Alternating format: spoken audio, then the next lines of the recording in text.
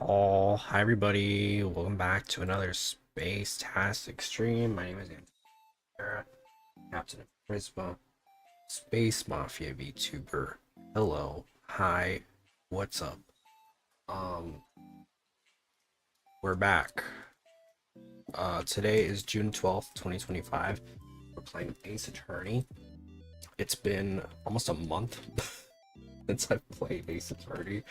Sorry, Ace Attorney stands. It's not that I'm not enjoying it. It just happened, I guess. It just happens to things just happen that way. So apologies. We're gonna keep it moving. What's up, Popo? So strap in. I'm almost considering restarting this chapter. We didn't get that far in it. I'm doing alright. How are you? So I think that's what we'll do, because it's been a minute and I don't really remember a lot. So I think we'll just start this chapter. I think we were like an hour in. So I'm chill to start it over because I don't remember anything about it. So yeah.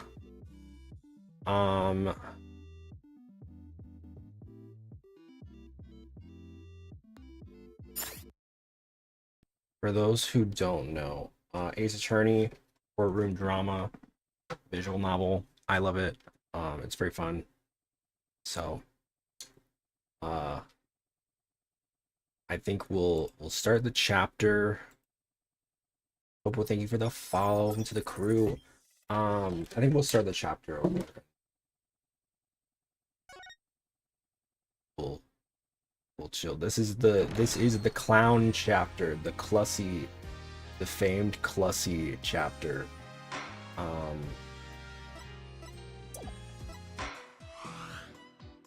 People around the world rejoice. Rejoice. It's Clussy time.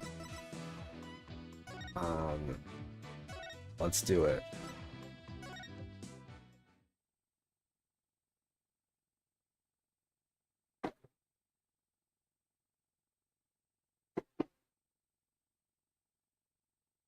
One of the case of all time. What's up, Knife King? Yeah, I don't remember anything about it. We got like an hour in like 3 weeks ago, and then stuff just came up, and stuff came up like coincidentally every time there was a Ace Attorney stream. So I don't want anybody to get the impression that it's like I'm not enjoying it. I just it's just really a coincidence. But I am very excited to get back into it. Shisho's dead? No. Do you think he did it? Oh no. If he did, then what do we do? Hey, pull yourself together. Don't worry, I have an idea. Damn, they got my man in the noodle bowl. That's messed up, man.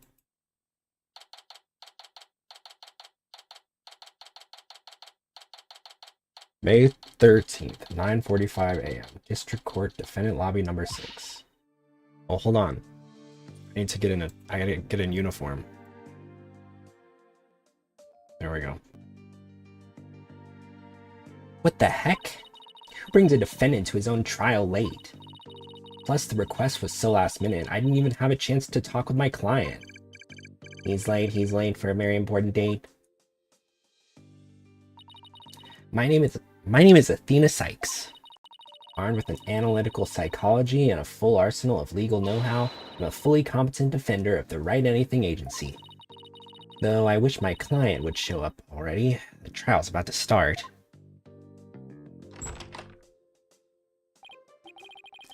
They gave Athena the filler case. Damn.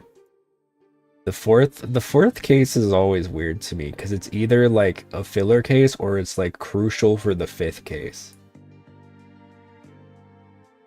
Oh But it's nice to see that she's like independent, not indie, independent to the third or fourth case. Yeah.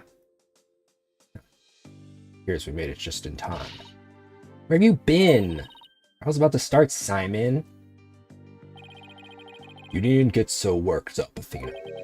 His baldness can wait. There's no way he'd wait for me. And besides, why would I want to start off on the wrong foot with him right out the gate? Dealing with such matters is part of being a lawyer. Mistaken. Yeah, well, covering it for your lateness is not. Still but a rank amateur, I see.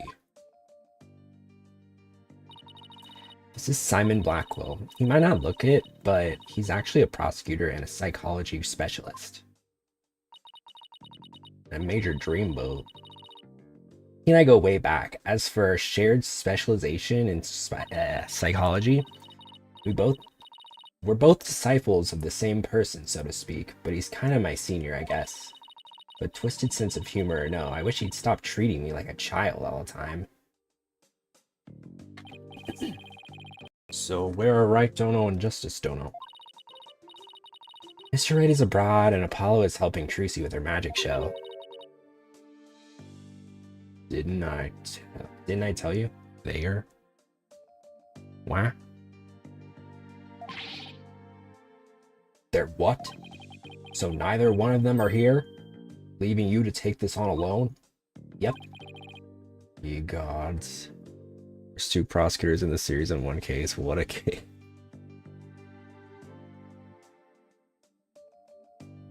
Simon Blackwell slander will not be tolerated. Even though I will say Ace Attorney 5 has been my least favorite one so far, unfortunately. All right, Dono back. Not too late. Oh no, not too late at all. He would only need to know how to teleport. Very well. Then I will settle for Justice Dono. Go grab him by the horns and drag him here. I was literally in the middle of a show, Simon. You may not want to admit it, but I've got what it takes to take on this case. Just leave this to me and go watch from the gallery. As your defense derails in spectacular fashion? No, as I win the heck out of this trial. I'll be okay, promise. So wipe that look off your face already, will you? Ace Attorney 5 without the case 5 would legitimately be unplayable. Yeah, I think when I got to the school one, I was just like, alright guys, wrap it up. Like, I was just so over it. But I'm enjoying this one so far. I feel like this one up to the ante a lot, and I think bringing Maya back and the whole like Karain twist is interesting. Anyway, I take it the guy behind you is... Yes, he's asleep again. Oi, Bucky, wake up. Yeah. Ow, what'd you do that for, Simon? Yeah. How am I? I'm doing well. How are you?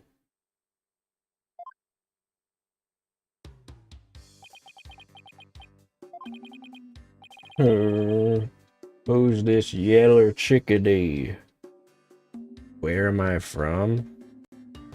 America.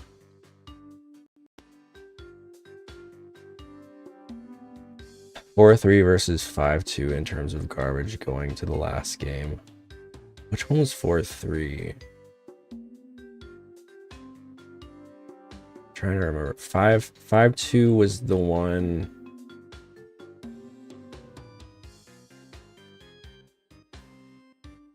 Where,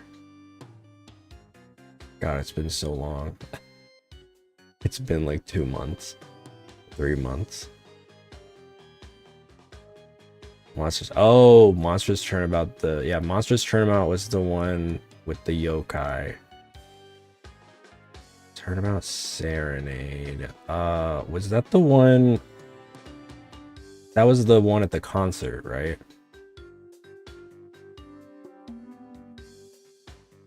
I didn't hate that one. that one wasn't too bad, in my opinion.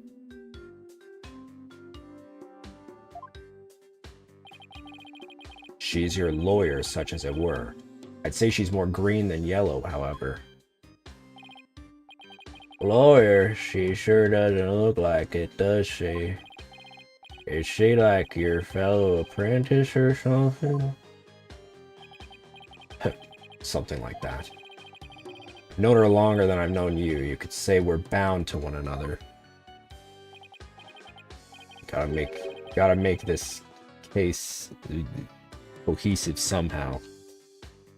Oh, okay. Well then, guess I better call her Ms. Chickadee then. So, I mean, this guy's not only rude, but he's 3 sheets to win at his own trial. Yep. I know we just met, but I'm about ready to give him a piece of my mind. Do as you will. Just save it for after the trial. Miss Chickadee. Don't call me that. How do you do? Sammy here's an old friend of mine. I'm the 4th generation head chef of Wet Soba. Wet Noodle number 4, Bucky Wet. Nice to meet you. It's nice to meet you too, Mr. Wet. So he can pull himself together when he wants to. Only the trial wasn't starting in a few minutes. Being been accused of a murder that only occurred yesterday. I gotta say, I always find it funny how the jury system works so fast in this universe. Like, usually it takes like a year for this kind of stuff to like run its course in at least the American legal system. Maybe it's not that way in other countries. I don't know. I'm afraid it's taken a toll on the poor boy. And you happen to be at the theater where it all happened too, right? They said they found a Rakugo storyteller murdered in his dressing room. Indeed. The victim, master storyteller Taifu Tornado, was a longtime patron of Wet Soba. 3 Turnabout Big Top, Turnabout Serenade, Monstrous, Turnabout Corner, Recipe for Turnabout. 6-6, won't say names since that's coming up, but it's all I can name.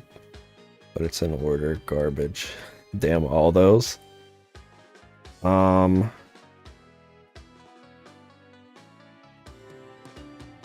remember Turnabout Big Top. I felt like I was not a big fan of them, like, pushing the perp to, like, the very end.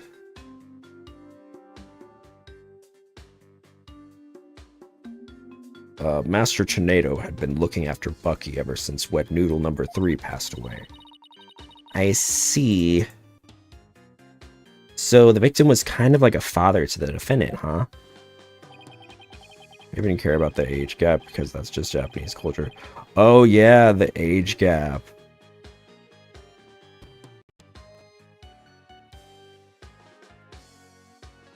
Yeah, I remember that being insane. That stupid old fart, like a father. No way, he was always dishing my soba. 31-year-old man asking a 16-year-old to marry him. Yeah, I know people defend that, saying it was the puppet, but it's like, okay. It like, the what is a puppet, if not without the person attached to it?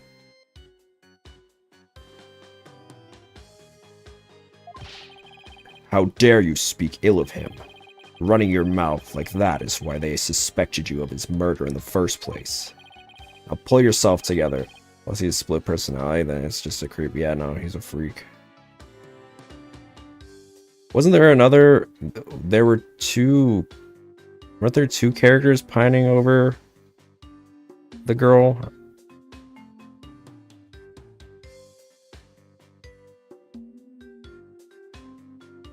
Now pull yourself together. Number 3 must be rolling in his grave. Sammy. The police, none of them believes me. They won't listen to me. Looks like he's still in shock from the whole ordeal. Don't worry, Mr. Wet. Everything's gonna be alright. I'm going to defend you with everything I've got. You're in good hands now. You mean you believe me, ma'am? Of course. No matter what, I'll believe in you to the very end. Gee whiz, Miss Chickadee. Now, come on. I need you to shape up, just like those al dente noodles of yours. Maximilian, Galactica, Ben, and Bat. I think there were 3. 3? Oh, shit. How young was she? 16, 19. Yeah, that's kind of, yeah. Don't love that age gap. If she was like 17, maybe. But 16 and 19 is kind of skeevy.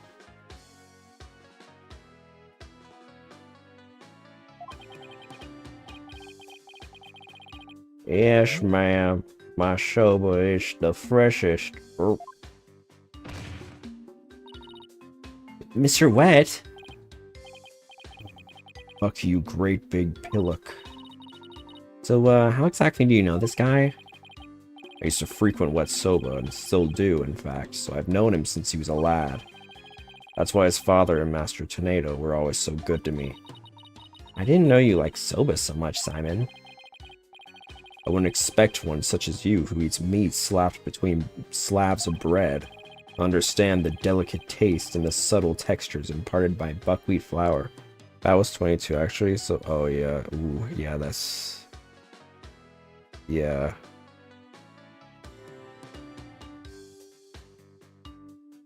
And if I can't place my finger on what case, but I know there's been at least 1 or 2 other cases where there's been, like, weird age gaps.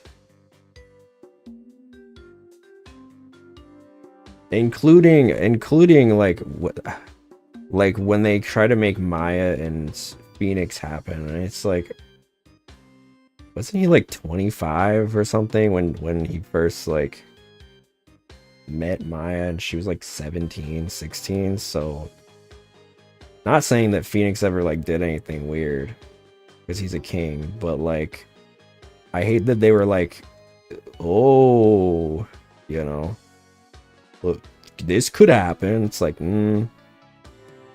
I disagree.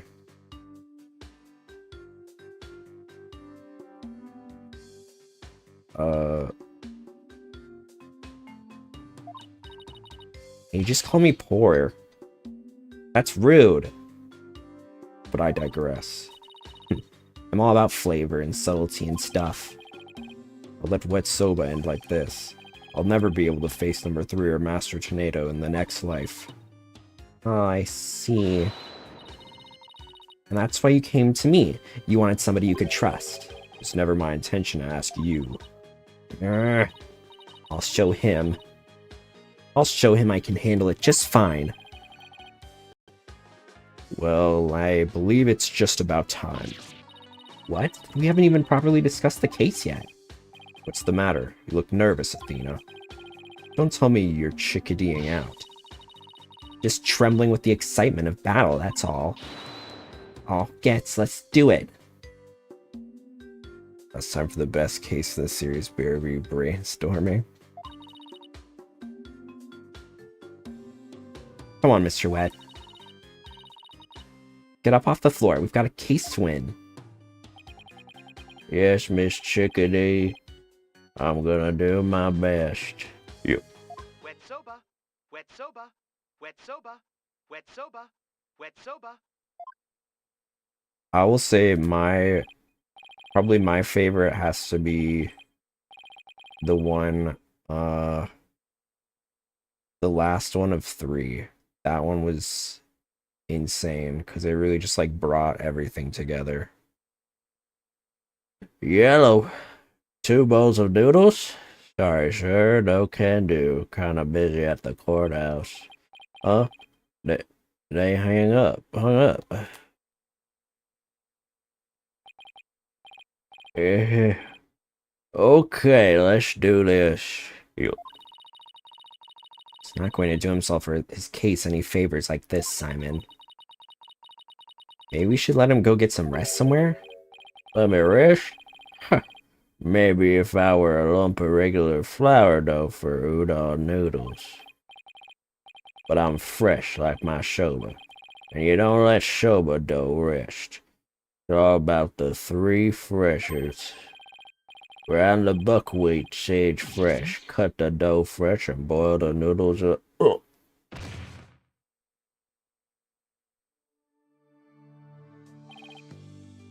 He's blacked out. Oh boy, I just knew something like this would happen. Simon, what are these 3 freshes of soba he was talking about? First, buckwheat seeds, or groats, are ground to make buckwheat flour. Then dough made with this flour is cut with a large rectangular knife into noodles. And finally, the buckwheat noodles are boiled. Each step is done immediately, one after the other, so that the soba is fresh when eaten. Oh, so that's what he meant. I wouldn't want him to make me any soba right now, though, that's for sure. But, this is no time for idle chatter. You need to get into the courtroom now. Just remember, as a prosecutor, I will be unable to lend you a hand. So don't expect any help from my quarter. There you go, treating me like I'm incompetent again. For your information, I wasn't planning on asking you for help anyway. Urgh, just you wait, Simon, I'll show you. Mr. Wright and Apollo may not be here. But that's alright. I can do this on my own.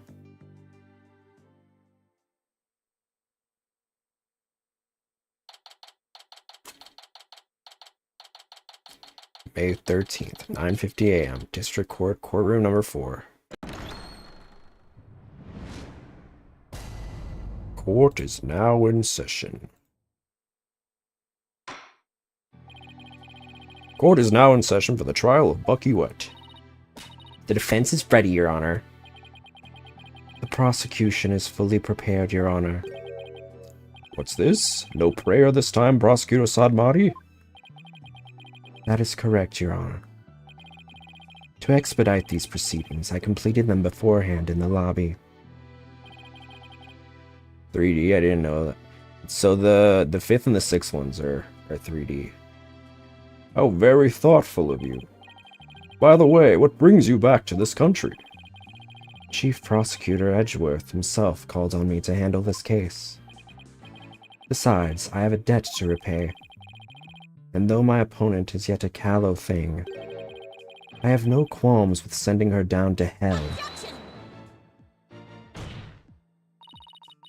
If you have a score to settle, it's with Apollo, not me. But more importantly, I am not a callow thing. I'm a qualified and capable attorney. Then what is that yellow attire if not proof for your immaturity, you small spring chick? Now cease your shrill chirping. Now, Prosecutor Sadmati. She's still only a teenager. Please go easy on her. Great, now even the judge is giving me the kid treatment. Is that true? Isn't she? She might be like 19, I guess. Very well. Shall we begin, Your Honor? Yes, I suppose we should. Now then, Prosecutor Sadmati, please give your opening statement.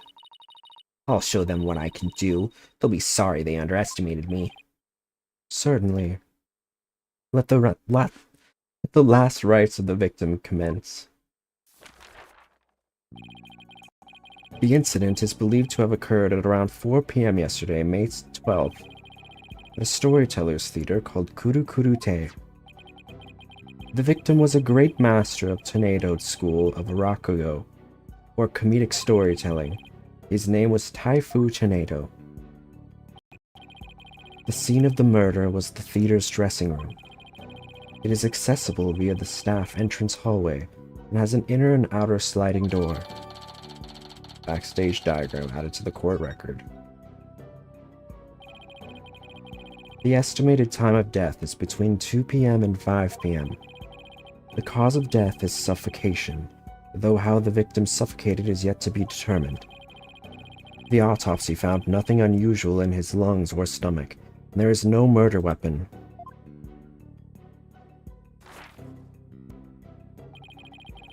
I will now submit the incident report to the court. Crime scene report added to the court record. Crime took place in the theater dressing room. Master Tornado was found with his face thrust in a large soba bowl. Kind of a sad way to go out. Food's autopsy report added to the court record. The time of death is between 2 p.m. and 5 p.m. The cause of death is suffocation. So was he suffocated? Either he was suffocated in the soba or in another way to frame it. Prosecutor Sadmani, how can you name Mr. Wet as the culprit when you don't know how the victim was killed, or even with what? While it is true that the weapon and precise method are as yet unknown, the accused is the only one who had the opportunity to commit the murder. I will explain this assertion in further detail as we continue. I guess this means he has some kind of evidence to present. Now, would the accused care to plead his case? Come to think of it, where is the defendant, Miss Sykes? Sorry, Your Honor. I'm afraid Mr. Wet isn't feeling very well and is resting in the infirmary. Surely it is the lack of a clear conscience that impedes him from facing this court. Great, starting off on the wrong foot already. Mr. Wet is the head chef of a soba shop frequented by the victim. On the day of the incident, Mr. Wet went to the theater at the victim's request. Taifu Tornado was a connoisseur of soba. As you can see in these photographs, he was apparently making soba himself in his dressing room that very day. The soba found at the scene is likely the soba he made himself there.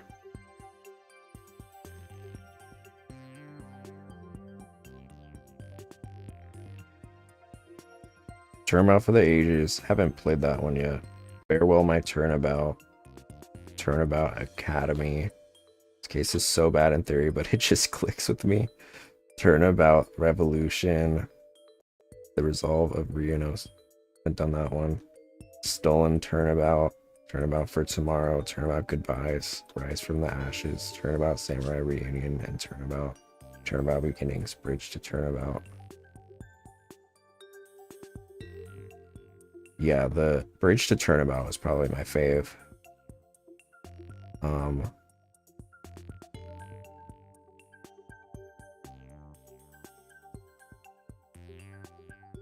Trying to remember all of 2-4 was good.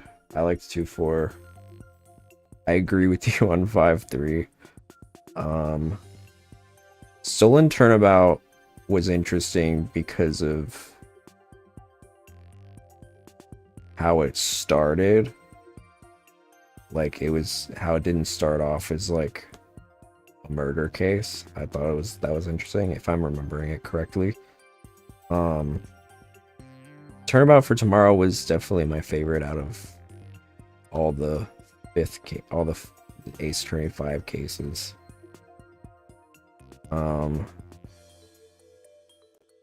Turnabout Goodbyes. That one was good, yeah. I loved 1-5 just because of like all the extra little stuff there was in it, and also just a really good case overall. Turnabout Samurai. Honestly, I loved all the first games. Cases were good to me.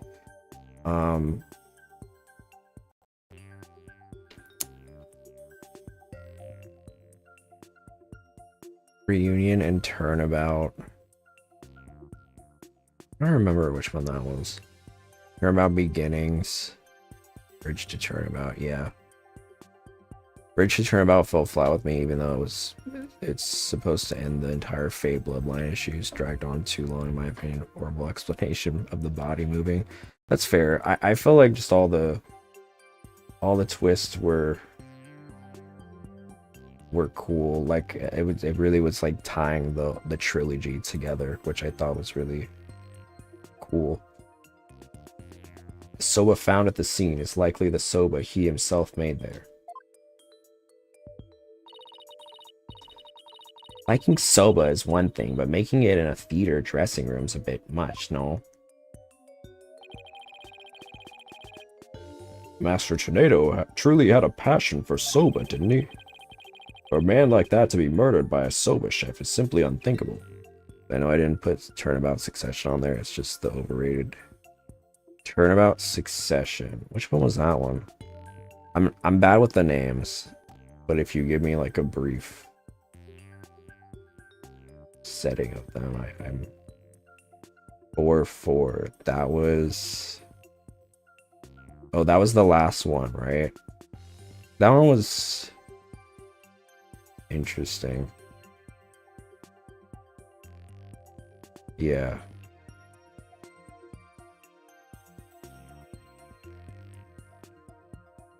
Now that I think about it, I did kind of like 5-5 because of the whole twist of the case of like who it was that did it. For a man like that to be murdered by a soba chef is simply unthinkable. And yet the accused had ample motive. For in the victim's safe, we discovered the deed to the accused's shop. Mr. Wet was to inherit Wet Soba when he lost his father recently. However, it's believed the victim stole the shop's deed during the transfer process. The prosecution believes the accused killed the victim in order to get the deed back.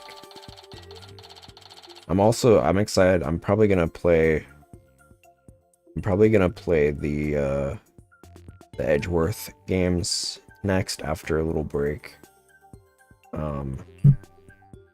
I've heard a lot of those are really good, so I'm excited for that. I'll probably play the Edgeworth games and then the Chronicles ones. Wet Soba deed found in the victim's possession. It's the deed for the soba shop. The deed holder is Bucky Wet. Okay, so maybe there was some quarrel over who owns the shop, maybe?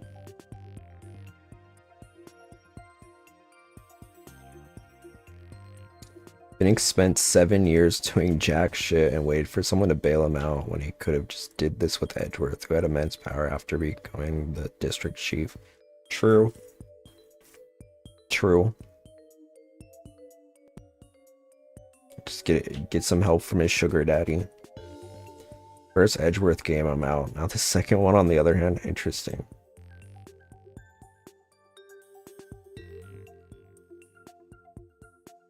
The difference is really that night and day?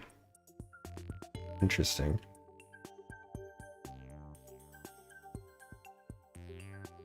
Wet Soba deed added to the court record. Okay. A murder over the deed to a shop. That does sound like a plausible motive. So that's what this case is about? I wish Simon had filled me in a little better. Could have contributed more than just 1,000 buckets of cold sweat if he had. Defense. From your demeanor, I gather you know very little about the details of this case. Well, you see... You are dishonoring the soul of the victim by appearing in the courtroom unprepared. You are an embarrassment to your profession, you putrid egg yolk. Eek! I'm sorry. Follows red pepper, and now I'm an egg yolk. First game is good, but it's like a coughing baby versus hydrogen bomb. Best set of games, TJ versus Miles games. Going to 6 games with Miles winning. That's fair.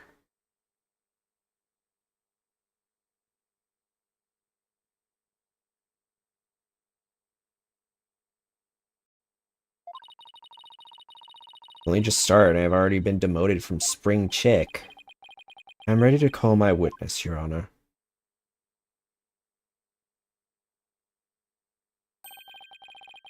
Let us listen to the words of the one who was present when the crime was discovered. Someone who was there when the victim's body was found? Very well. Witness, please take the stand.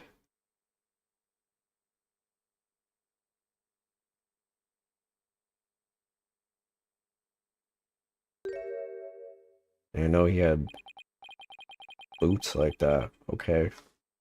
Whore. Witness, please state your name and occupation. Simon Blackwell. Prosecutor. Prosecutor Blackwell? You didn't tell me you were going to take the stand. There simply wasn't time.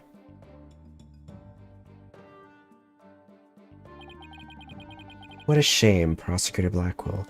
All this Ace Attorney cases, and I haven't said my favorite character, not that hard to guess who, with all the glazing I've already done. It's Miles, Shocker, then Ryunosuke, and then Phoenix. We do love Edgeworth. He's a cutie. I've seen pictures of Ryunosuke, and he's cute. Love my handsome law boys. I will always love Phoenix.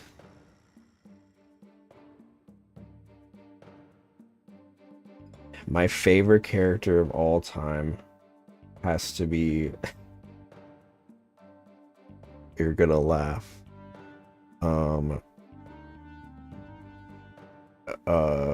Fuck, what's her name?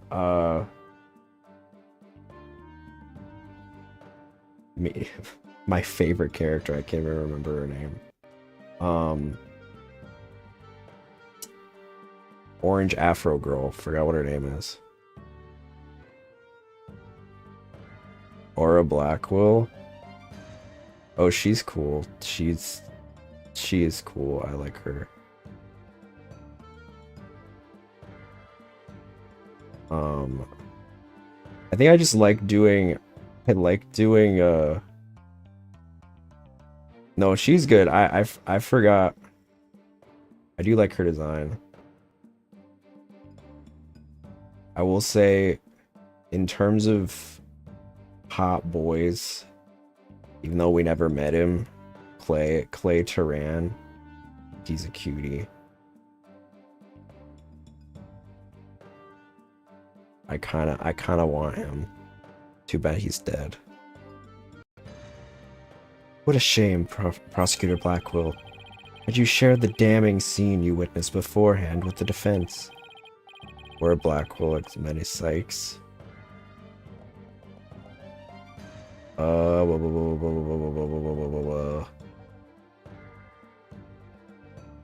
Yes.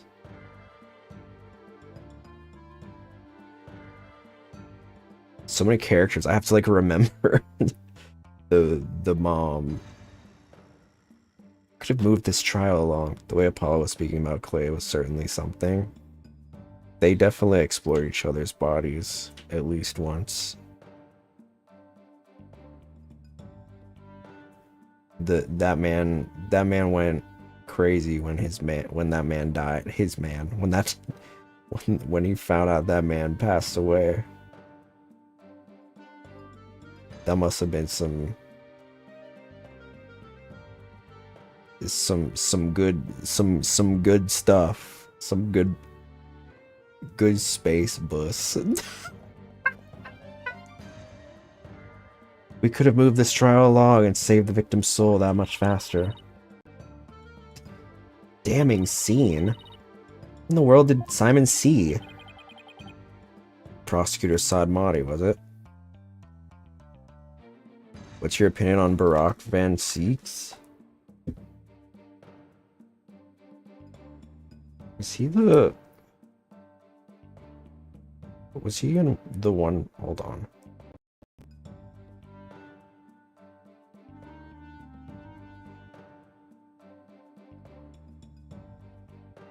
I haven't gotten that far yet. I haven't played those.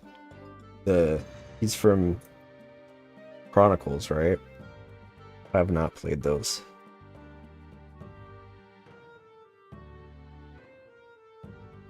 It's on my to-do.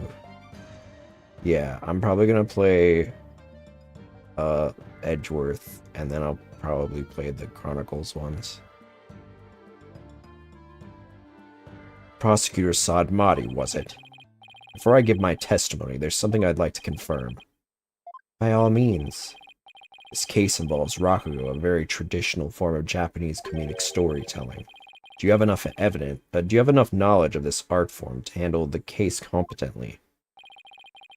Are you implying that I am not qualified for this case? Not yet. I'm simply trying to ascertain your familiarity with the topic for now. Edgeworth has a situationship in his games. Ooh. Ooh.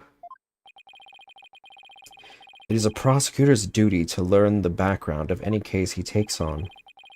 I did some research on Rakugo last night, and I've grasped the overall idea of it. Much could you possibly grasp in a single night? Prepare to lock in. Rakugo is a form of entertaining storytelling that originated in the land of Japan, and yet the storyteller sits alone on the stage with only a fan and a towel and the Rakugo artist tells long, whimsical stories, giving each character a distinct voice. That traditional art was originally invented by monks to make sermons more interesting. Are you satisfied? If not, I could explain the 12 types of endings to such stories. Or shall I perform the famous story of Jigemo instead? It appears you have put in a bit of study. Your acknowledgement is most welcome, Prosecutor Blackwell. I can see why you are known for being quite thorough in your research, Prosecutor. Now, I would love to see you perform that story you mentioned, if you don't mind. Is Emma's best shipping option, by the way? Yeah. I'd love to see Saad Mahdi and Simon, kiss a little. If that is your honor's request. Jigemu. Maybe Emma and Maya could kiss. I love you, YouTuber model. Thanks, bestie. I love you. Your Honor, could we please get back to the trial? Oh, right, of course. I nearly forgot. Seriously? Of all the things for you to forget. Now then, back to the case. Prosecutor Blackwell, please tell this court what you witnessed. That just feels sibling coded to me, even if they didn't meet until they're adults. I guess that's true.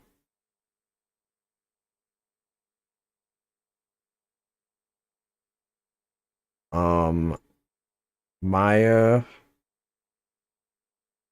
or Emma. Yeah, I can't think of anybody. Damn. What Simon saw. I went to the theater yesterday and arrived at approximately 4 p.m. My ex Francisca was always the method. I see the vision. I see the vision.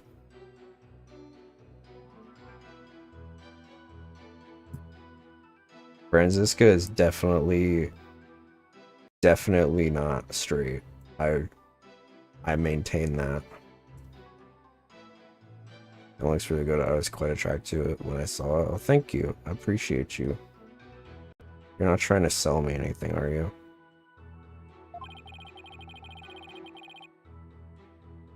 I went straight to Master Tornado's dressing room to say hello.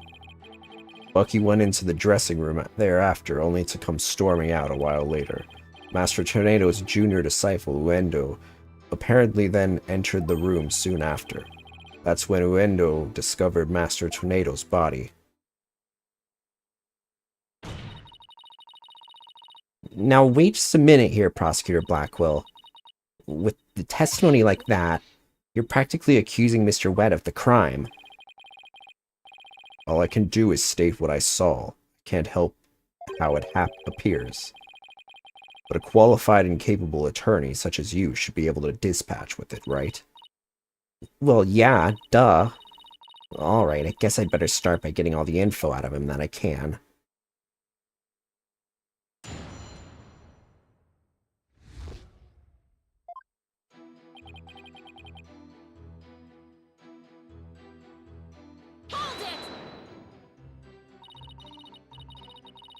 Oscar Blackwell, what did you go to the theater for in the first place? I heard the Minecraft movie was on sale. I went because I had received an invitation from Master Tornado.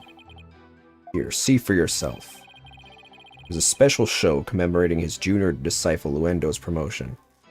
Blackwell got more minutes on screen in this game than Clavier got in Dual Destinies. Damn. They can have as many minutes as they want with me.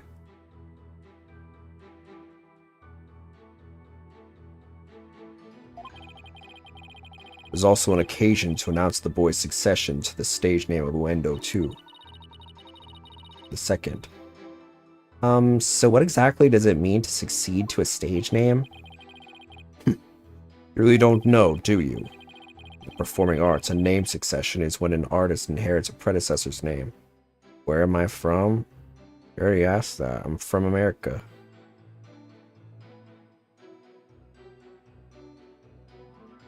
In performing arts, a name succession is when an artist inherits a predecessor's name. I see. So there was another Uendo Rakugo artist before, and this disciple succeeded him, huh? And what exactly did your invitation say?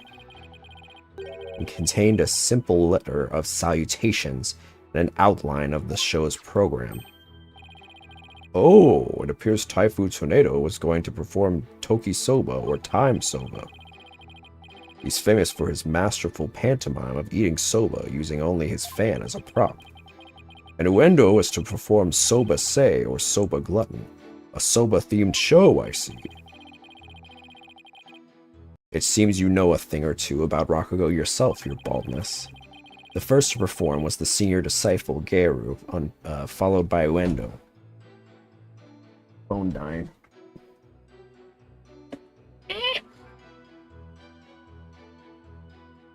Do you use Discord? I have a group Discord. Oh, where is it?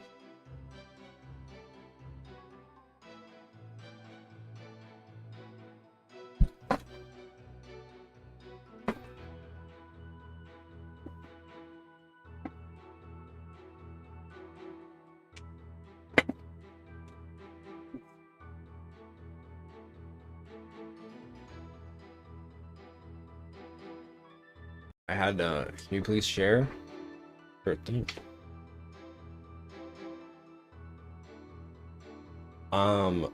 Sorry, I had like, the, my chargers have been like dying the last few days. I only have one left. That is working. I was getting around for a minute, like being able to like twist and contort them in weird ways.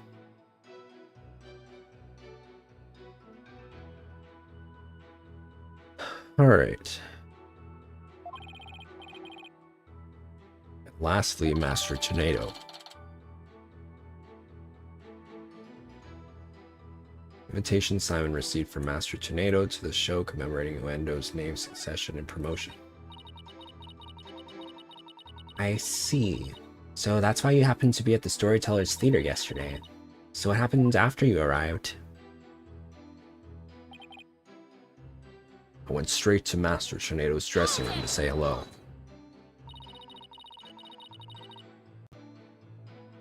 And how did Master Tornado appear when you said hello to him?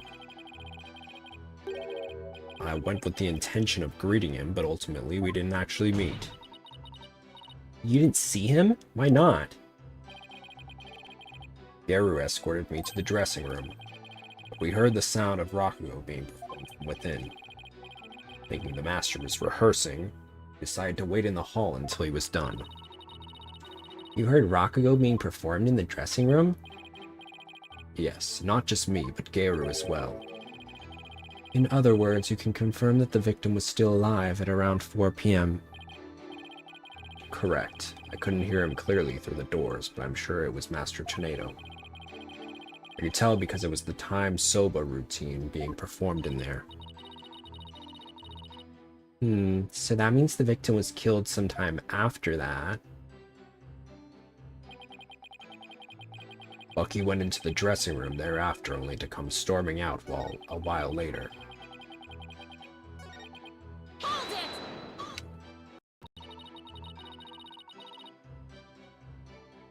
Please tell us in detail how Mr. Wet appeared at the time. Garu and I were training in the hallway for Master Tornado to finish practicing. Waiting. When Bucky appeared, I don't know why I'm like... My reading comprehension today is off.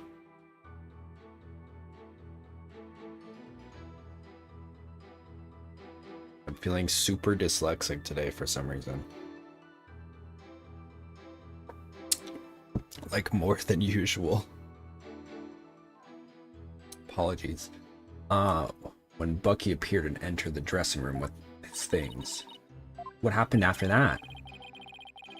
Because this case is garbage.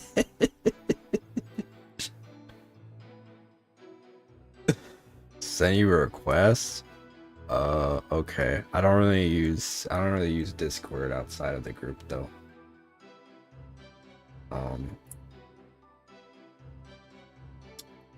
We heard what sounded like Bucky shouting inside the room. About 10 minutes later, Bucky came back out of the dressing room looking rather irate. Yeah, I really only use Discord because chat begged me to get a Discord what is it? Channel server? I don't know. This shows how much I know. I'm very Discord illiterate.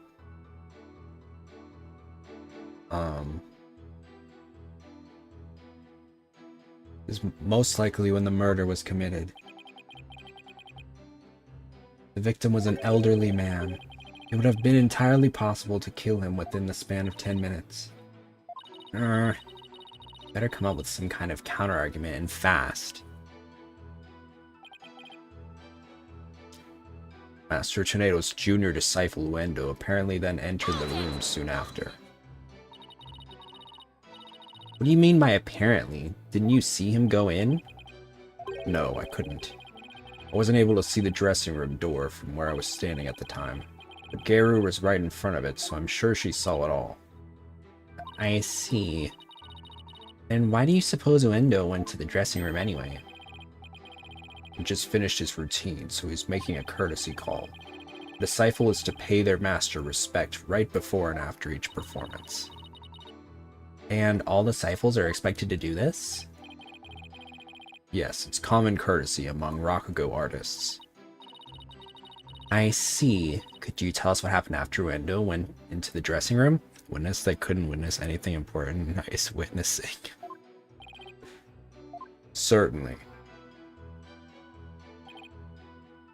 That's when Uendo discovered Master Tornado's body. Yeah, it is very much like, I heard this happen. It's like, okay, well... Did you see anything? As a witness? You know? Since a witness sees things?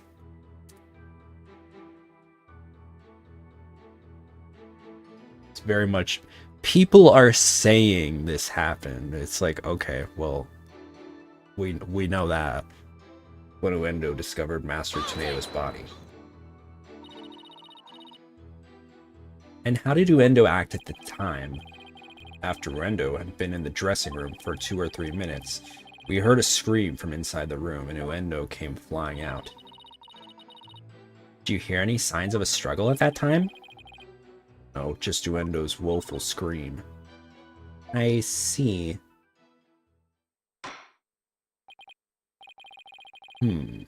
Well done, Prosecutor Blackwell. Your testimony has given us quite a glimpse into the sequence of events. Thank you, Prosecutor Blackwell. And now please allow me to summarize your testimony. While Prosecutor Blackwell and Geiru were in the hallway waiting for Master Tornado, the accused came along and entered the dressing room with some items in tow.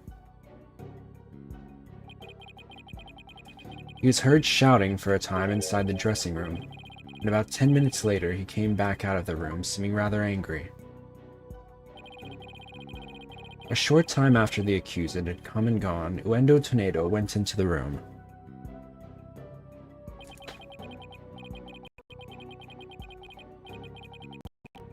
A few minutes later, after having discovered the victim's body, Uendo gave a scream and came running out into the hallway from within. Prosecutor Blackwell and Geiru then ran into the room and saw the body for themselves. I've King, thank you for the follow. Welcome to the crew. From the circumstances, it is quite clear that the accused had murdered the victim. This is crucial testimony indeed. Simon's statement added to the court record. Okay.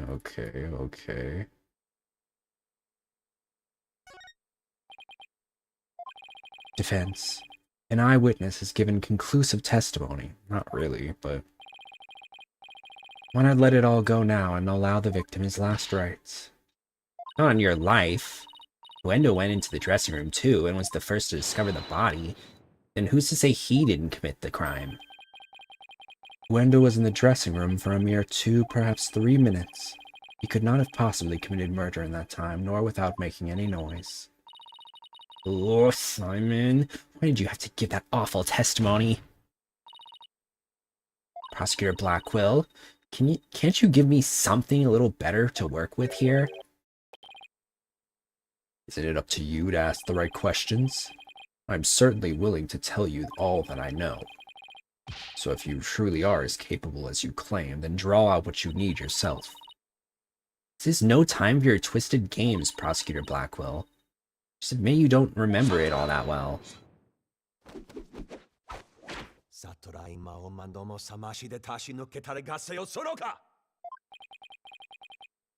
Prosecutor Blackwell, watching you collude with the defense like this, I see you are no prosecutor. Be gone, witness. You shall haunt this sacred hall no more.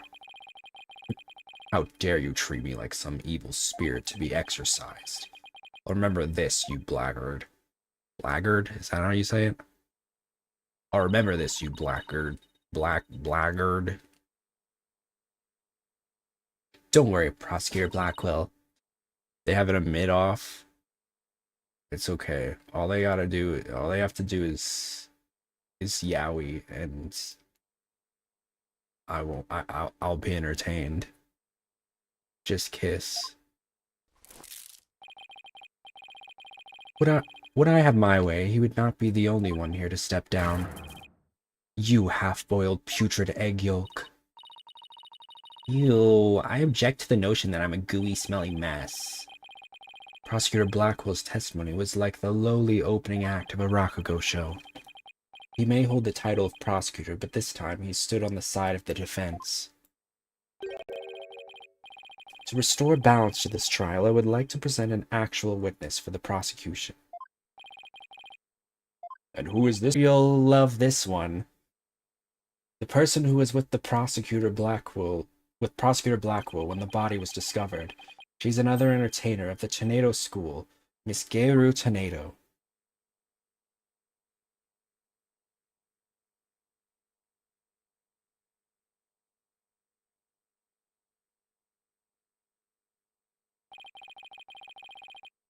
Please state your name and occupation, witness.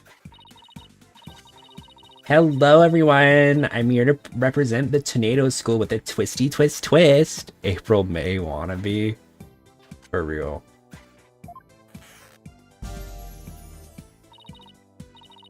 And balloon! There you have it, a stunning balloon hat. It's me, the balloon artist you all know and love, Garu Tornado. Just call me Garu, sweetie. 1, 2, balloon! What a way to capture your audience's attention. I dare say I can't take my eyes off those balloons.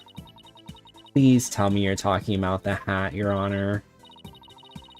Oh, Mr. Judgy, I'm so glad you liked my performance.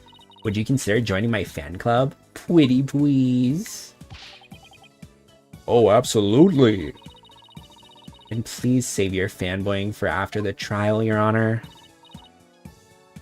Anyway, Garu, I can't help but notice you seem awfully cheerful for having just lost your master. Of course I'm sad, but Shisho would scold me if I didn't put on a big smile. Never show sadness, smile, smile, smile, with a twisty twist twist.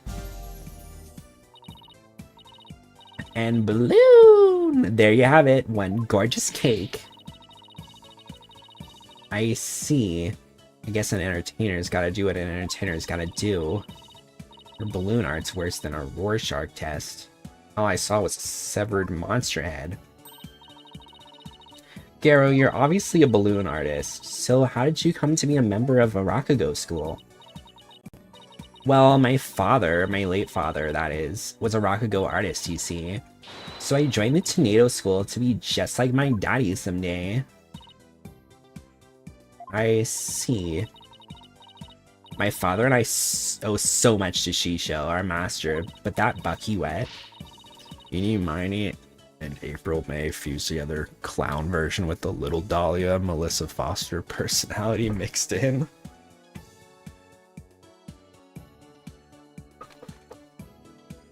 Yeah, she's definitely ditzy girl number 3. Oh, how could he? Group project. I want to see him pay for what he's done as quickly as possible.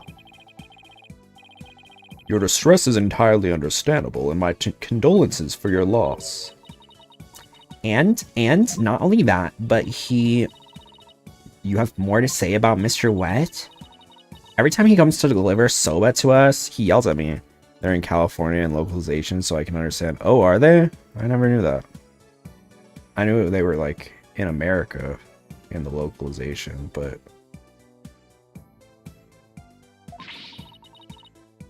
He always tells me to get away.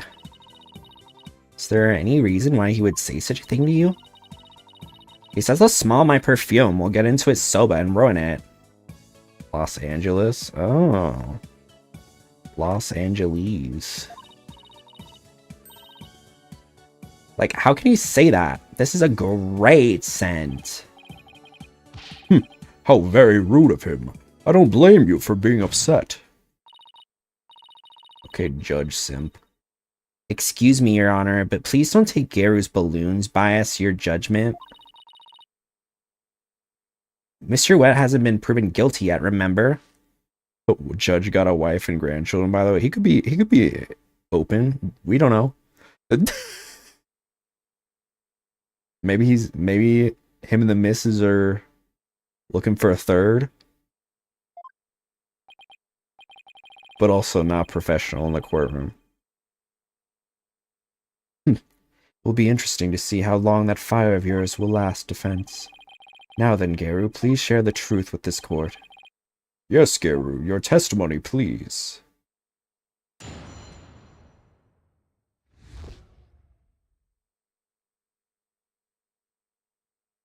Before the murder was discovered. From 4 p.m. to a little after 4:20, when Shisho's body was found, Sam and I were standing in the hallway in front of the dressing room. Before Endo discovered the body, the only person who had gone in there was Bucky. Come to think of it, a little while before Bucky showed up, Jugemu was barking like mad. Prosecutor Blackwell, do you have any objections to this witness's testimony? Why did Edgeworth ask for Nayuta to be the head prosecutor of this case? This case has no bearings on anything. Because it's convenient for the plot.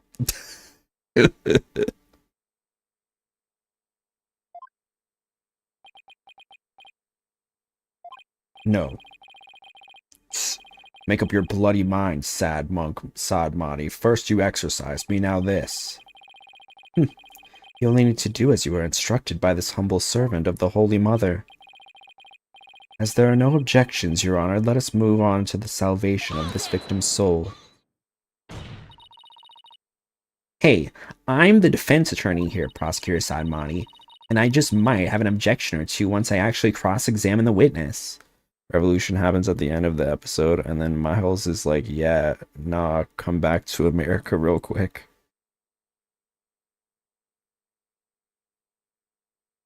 Maybe, Sadmati's, like, fearful.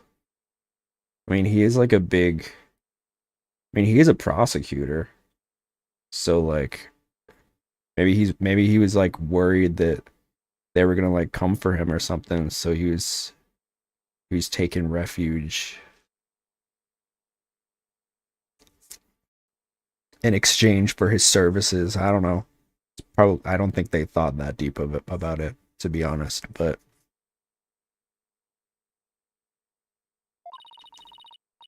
so what are you asking Prosecutor Blackwell for? I'm the one you should be checking with. There's a passage in the sacred scriptures of Koreanism.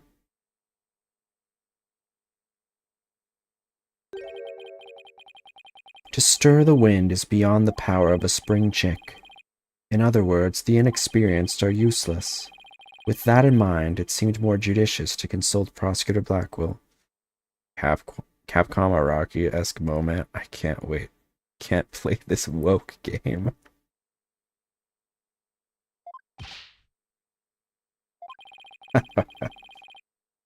He doesn't even see you as an adversary, Sykes Dono. Well, I won't let either one of you insult me. I'll show you I'm no inexperienced spring chick. Your Honor, I'm ready to cross-examine the witness. I hope you can make Prosecutor Sadmati see you as a worthy adversary, Miss Sykes. I'll allow your cross-examination, so you better strike while the iron is hot. Or the clown. Have I mentioned I'm very attracted to this clown? Yeah, I think we all got that, Your Honor. Just checking.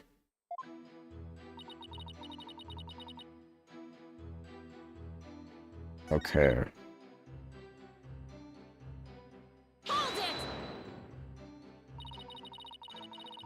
The fact that the two of you were there in front of the dressing room means you were able to see everyone who went in and out, right? Of course! Or are you insinuating she got really big balloons? I mean, me too, man. That I was daydreaming or sleeping while standing up or something? No, of course not. I saw everything, I tell you. Fine, so you say anyway. But did you really?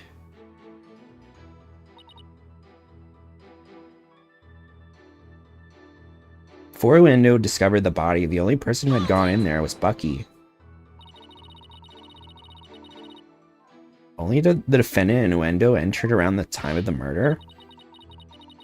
That's right. That's why it must have been Bucky who killed poor Shisho.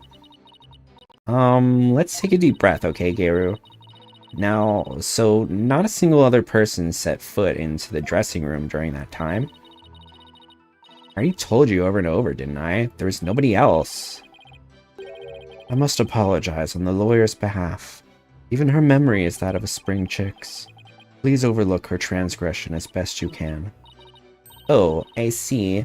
Poor thing. Hang in there, sweetie. Hey, who are you calling a bird brain, buddy? Come to think of it, a little while before Bucky showed up, Yugami was barking like mad. Jugemu? Is it Jugemu or Yugemu? That's my doggy. I keep him at the theater. Let's see. With a twisty twist. And balloon! There you have it, my cute little Jugemu. He's kind of creepy looking. Oh, but he's a really, really good boy. Can I be a good boy? Your Honor. And why was Jugemu barking? You think it's because he saw someone suspicious? If so, then we make a new suspect in this case. Now why was he barking again? Oh, I remember, because it was time for me to feed him. So I went into his yard and gave him some food. Couldn't somebody have slipped into the dressing room while you were doing that? Nope, the door out into the yard was wide open. Ruff, who's doing that? I would have seen if anybody went into the dressing room. Prosecutor Blackwell, come down to the stand for a sec, please. How many times must I do this? 7. You saw what Gary was talking about, right? So why didn't you mention it before?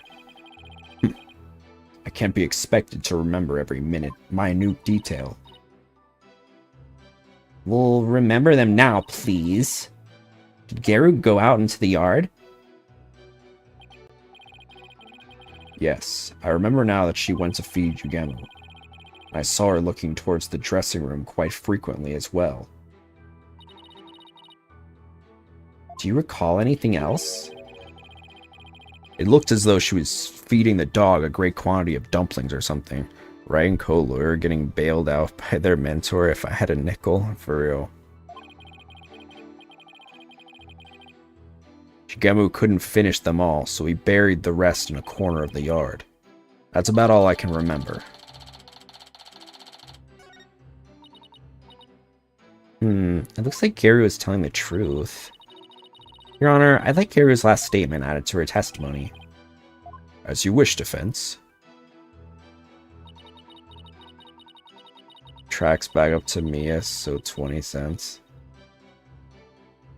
There were definitely...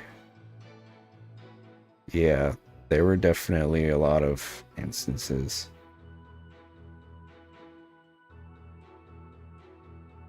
There was the one... There was Athena's first case. Was that 5-1?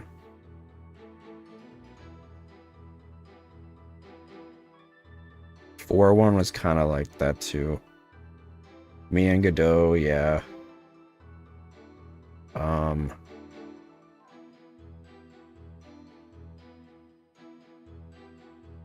feel like Mia and wasn't there one with Mia and the other guy? Bro, I'm streaming right now.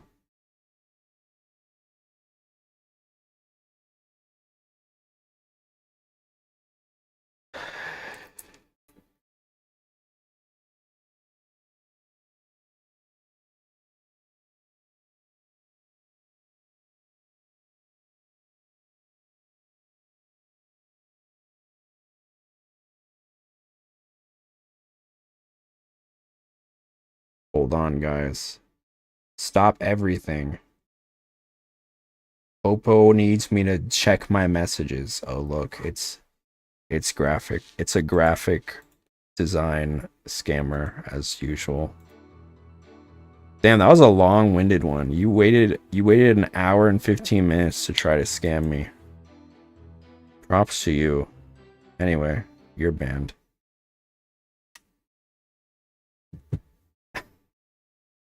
I love that. Stop everything. You must look at my DM. It's like, girl, nobody cares. I respect the hustle. Yeah, honestly, you know, the long, it didn't work, but I respect the long haul of it all. The slow burn. I was in the yard, but the door was wide open, so I could keep watch on the dressing room. Okay, no.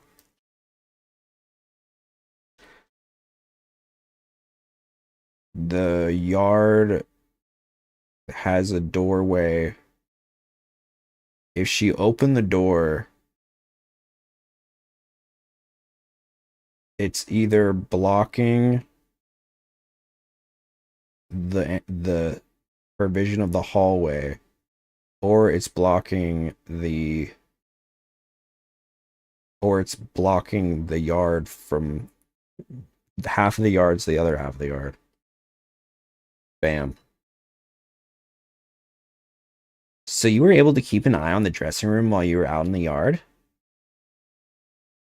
Is that correct? That's right. The door out into the yard was wide open. Sorry, but that makes zero sense. Take a look at this diagram of the backstage area. There's a clear contradiction between this diagram and the witness's testimony. Oh? I'm afraid I don't understand, Miss Sykes. As usual. I have a PhD. Please point out what contradicts the witness's testimony. The doorway? I don't know what you want me to... That? Gara was in the yard near the doghouse. Prosecutor Blackwell even saw her there. And while she was out there, the door to the yard had been left open. Oh, I see. Yes, if the door to the yard was wide open, as Garu said, it would have blocked her view, making it impossible for her to see the dressing room. What? No way! But even if there were admittedly a few moments Garu was not keeping watch, how much would that really affect this case? It would greatly affect the case. From the spot Prosecutor Blackwell stood, he couldn't see the dressing room door either. Anyone could have entered the dressing room during that time without being seen. Eek! Damn, you ain't gotta slam the table like that. Garu, why did you try to hide the fact that you weren't watching the dressing room? What? I... Hide the fact? You speak as though you think she had something to do with the murder. Rather than deliberate deception, it was more like a simple oversight. Right, witness? Well, I was so shocked by what happened, I was just confused, that's all. Even though she is trying to keep up a brave front as an entertainer. The truth is that she is being torn apart by grief. For her mind to be in turmoil is hardly unexpected. Yes, it must be very difficult indeed. To a disciple, one's master is akin to a real parent. Surely her shock is immense. The way this lawyer tries to pin the blame on this poor soul at the first opportunity. All I can say is defense attorneys are heartless creatures indeed.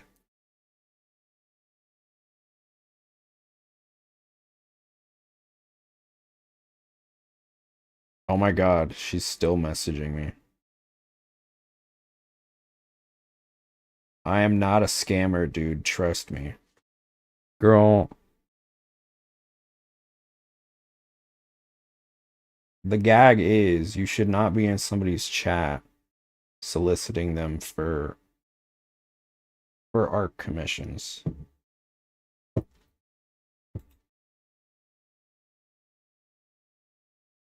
Or 4Case reference. But that wasn't what I was trying to do. Is it beyond your comprehension, defense? Your unskilled argument is scarring this witness even further. And if we ask the people of this courtroom, I am sure they would agree. What? The gallery doesn't get a say in this. Are you afraid to find out that they think ill of you? Or that perhaps you are in the wrong? Listen to them now with that keen sense of hearing you are so proud of. He's right, that was harsh. She didn't have to go that far. I feel kinda sorry for the witness, and why is the lawyer's outfit so yellow? Okay, that last one was not really relevant, but no, I was just trying to find the truth. Is this whole gallery siding with Prosecutor Sadmati? The people understand. They know what is right and what is wrong. That lawyer's still in training, isn't she? Why is she all by herself? Hear the voices of the gallery and hear the voices of their hearts. So intense. And I spent 1 year soaking up knowledge from the best lawyer of all time and the best young lawyer in the US and learned nothing. Generational ass. Truly, truly the Lola Young of uh of the law world.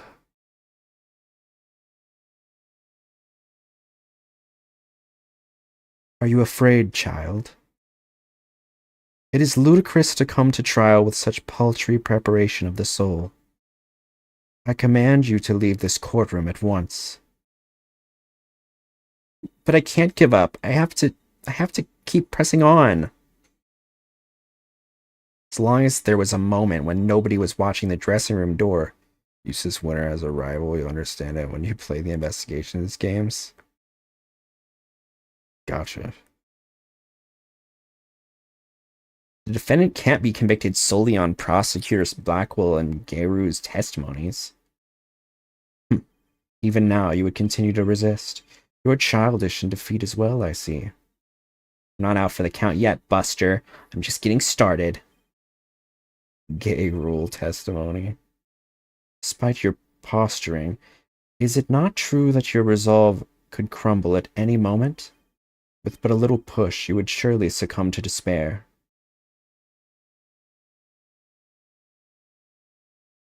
A little push, such as with this piece of conclusive evidence. Conclusive evidence, huh? That is correct. We found a critical piece of evidence at the scene of the crime. Danganronpa reference of despair. I'm probably gonna play that too. Said people have been asking me to play it.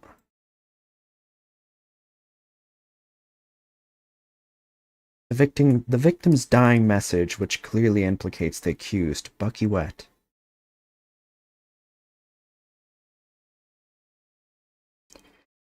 Look at these Japanese playing cards, known as karuta, lined up on the table.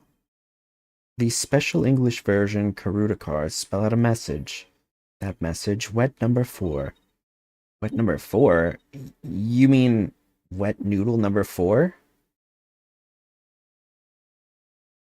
Yes, wet noodle number 4, as the fourth head chef of Wet Soba is also known. This message points to none other than the accused, Bucky Wet. No!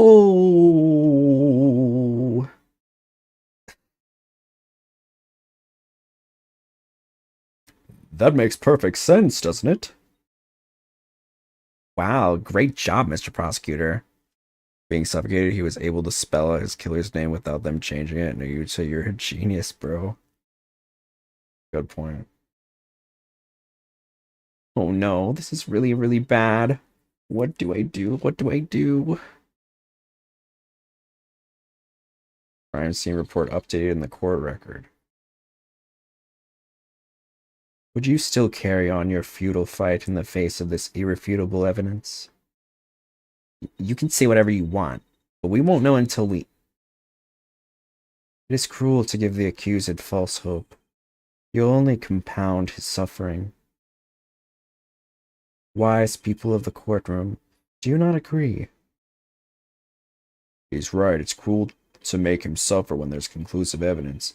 What an incompetent noob. I feel bad for him and the... something. Him and the defendant. What? He's turning the game inspired by a BL from someone who doesn't understand the law. Is that true?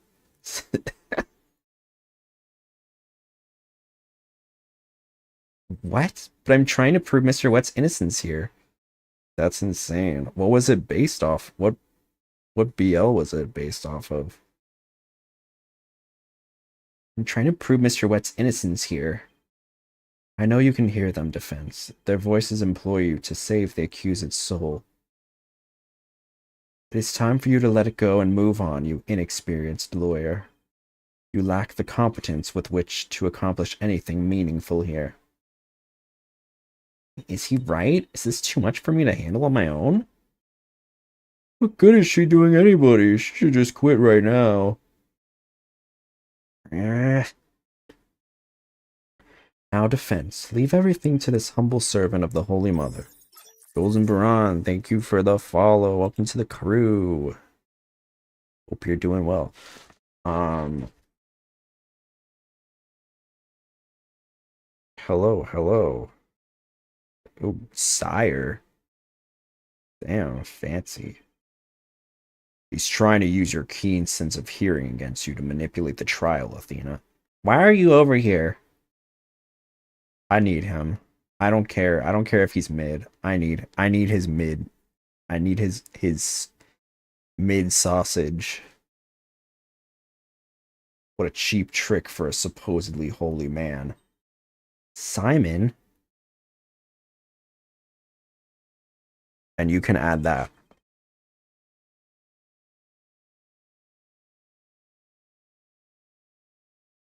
to the counter.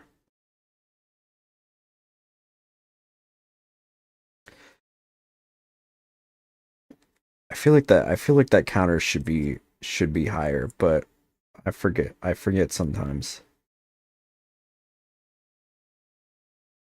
And you fop doodles in the gallery. Can't a man watch a trial in peace? Fop doodles? The hell is a fop doodle? Hey Siri, what is a fop doodle?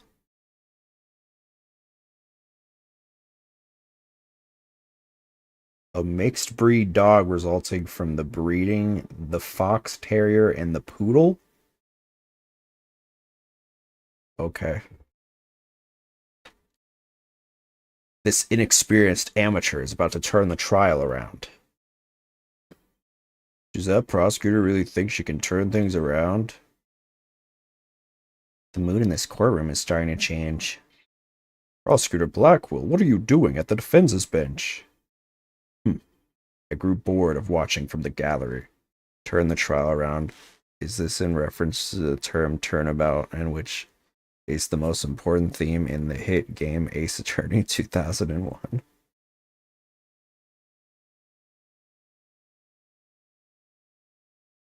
Blackwell could turn me around.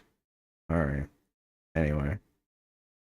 Besides, if I were to leave this trial to this spring chick and lose my favorite soba shop in the process, I will be quite cross. 11? I don't know if that counts because it's the same guy.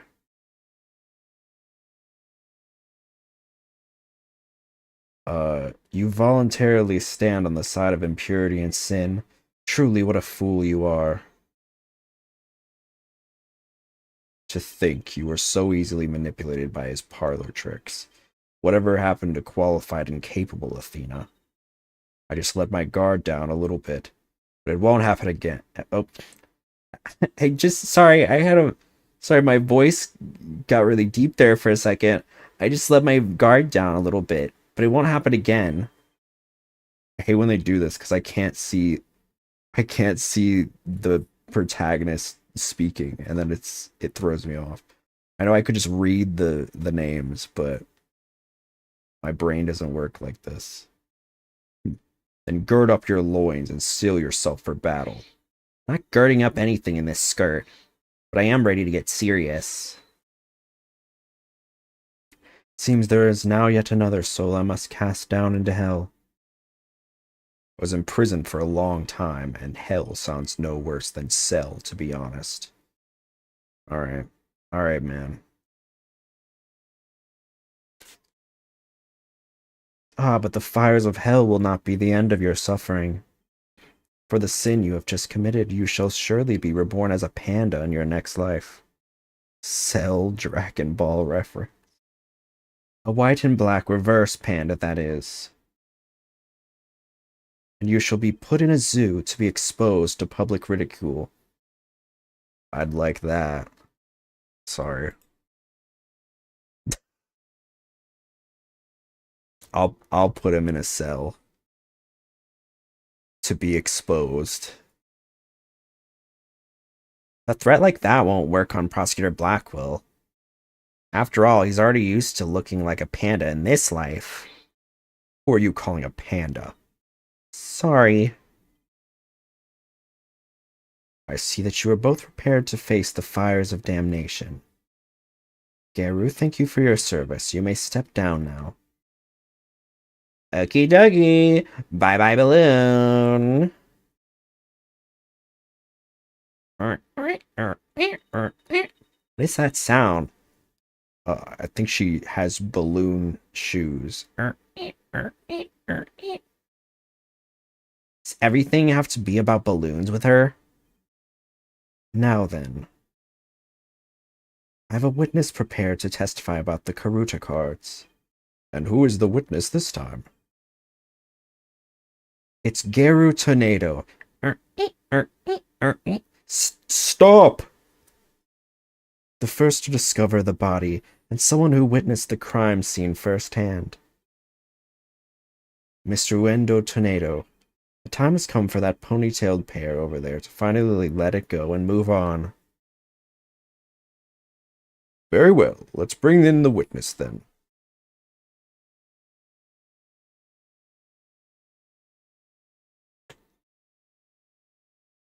Whoa. Witness, please state your name and occupation. I am the Rakugo storyteller, Uendo Tornado. Even if my performance isn't worth watching, I will certainly watch my words. I wouldn't want to say anything thoughtless and get arrested. Time for multiple. After all, that'd be a Raku no. Thank you, everybody. Good night.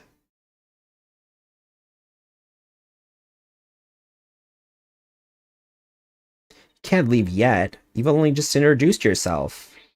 Oh, my. Are you a fan of mine, miss? Would you like my autograph? 1 minute. 1 moment.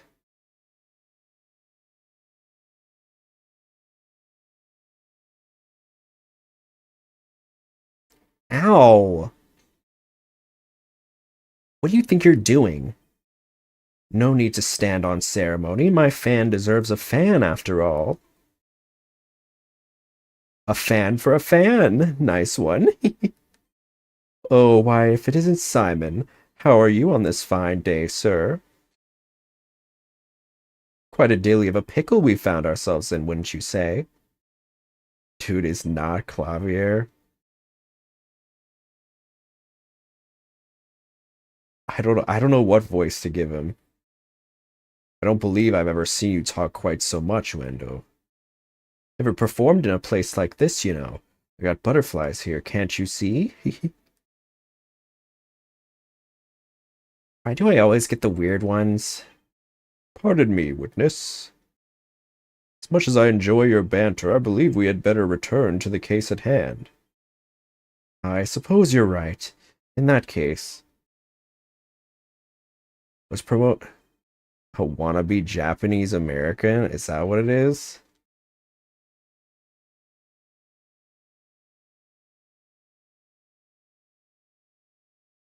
I'll find the voice for him.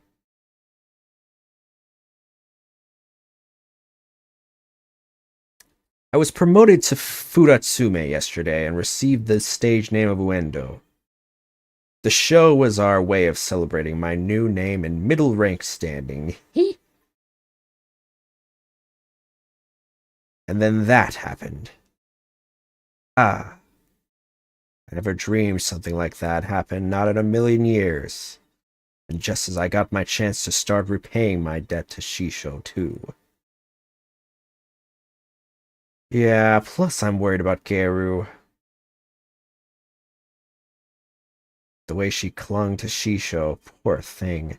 I told her to keep a stiff upper lip. Stiff like rigor mortis. Keep telling those lame jokes and Shisho will come scold you from the grave. I wouldn't mind getting yelled at, if it meant seeing him again. Window, please. As charming as your various characters are, this isn't a Rakugo stage. Let us hear your testimony now, witness. Kyuta is Matt Mercer. Is he really?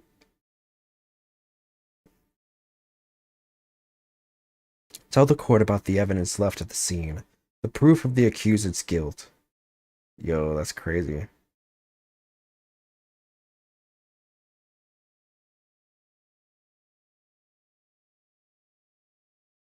With his, like, 3 spoken lines. I noticed Shisho's dying message right away. The stiff cards were right there next to the stiff, you see. Hey now, enough with the silly puns already. Anyway, I got the meaning right away. I knew it must have been talking about Bucky. That was the Master's final message left as he was drowning in soba broth. It's so like Shisho not to write Bucky's name outright. Plain and simple wasn't his style. Well, that was certainly a more entertaining testimony than usual. The variety of characters performed by the witness was absolutely splendid. He shouldn't be performing any characters in the first place, Your Honor. Innuendo. The murder weapon hasn't been determined yet. So how can you say that the victim was drowned in soba broth? It's obvious. All you have to do is look at the crime scene. He was found with his face shoved in a bowl. It's only natural to assume he was drowned in the broth for the noodles. Except we're not here to assume things, Wendo, so please stick to just the facts. My, it's so like a soba chef to kill someone this way, wouldn't you say? And with the Karuta message he left behind, it's clear Bucky Wet did it. Setting aside the issue of the murder weapon for now, that dying message certainly does seem to be irrefutable evidence. Indeed, it proves the absolute guilt of the accused. Even I've got to admit that I can't see how that message could mean anything else. Bucky used soba for the deed, all to get back the soba shop deed. I said deed twice. Deed. Indeed. This testimony makes Mr. Wet look super guilty. I have to do something. That's his conclusive evidence. Indeed.com. Hashtag not an ad. What a farce. What do you mean, Simon? I mean, he's full of shit. But I'm saying it in a lawyerly way. What's this? I thought you said you weren't planning on asking me for help. I did, and I won't, thank you very much. But also, you're standing right next to me and muttering things to yourself, so it's a little distracting. Someone must have found an inconsistency in the testimony. Better listen carefully and try to see what he found.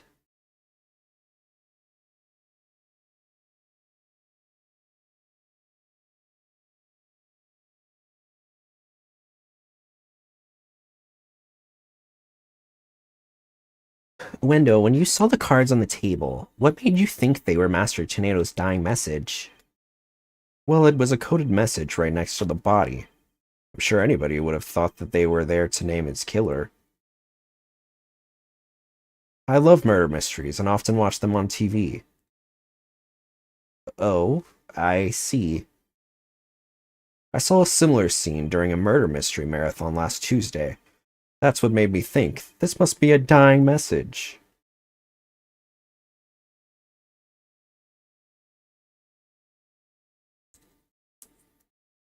The cards were on the table your master's body was slumped over, right?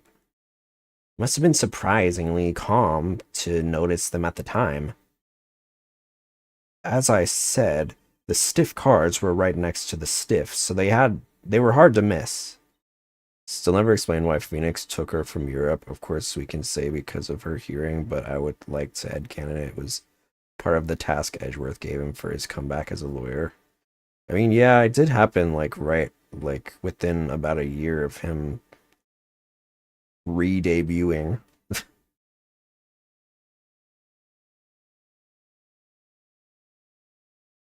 Wouldn't it have been more natural to notice the victim rather than the cards? The message just caught my eye because the stiff cards were right there next to the stiff. Yes, but the fact hardly seems significant enough to make a person take note of them. Stiff cards next to the stiff. I really love that word. So basically, there was no reason for them to catch your eye, was there? Ah.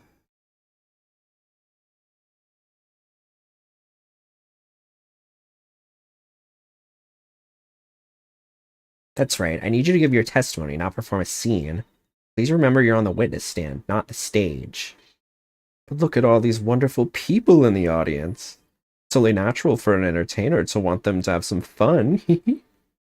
I guess we can let a few jokes slide, right? The inevitable bleeding of your work into other areas of your life. I know how that is. I find myself being unwittingly judgmental in my personal life, too. I love YouTube drama channels. Big fan of Spittle Sesh. Right. That's exactly what I'm talking about. Well done, Your Honor. Guess you can't judge a book, judge by its cover. Ho ho ho! I advise the defense not to be so critical of the witness. Yes, Your Honor. Much obliged. Anyway, I got the meaning right away. I knew it must have been talking about Bucky. The cards do spell out wet number 4, which could be interpreted as wet noodle number 4, I guess. What, do you have an alternate explanation for it? Suppose you took this to mean Bucky wet? There's only one wet noodle around here, and you've seen the giant 4 on his back. It's the only interpretation that makes sense. Yeah, I guess so. But wait a minute. What is it? What if there's another wet noodle in the area?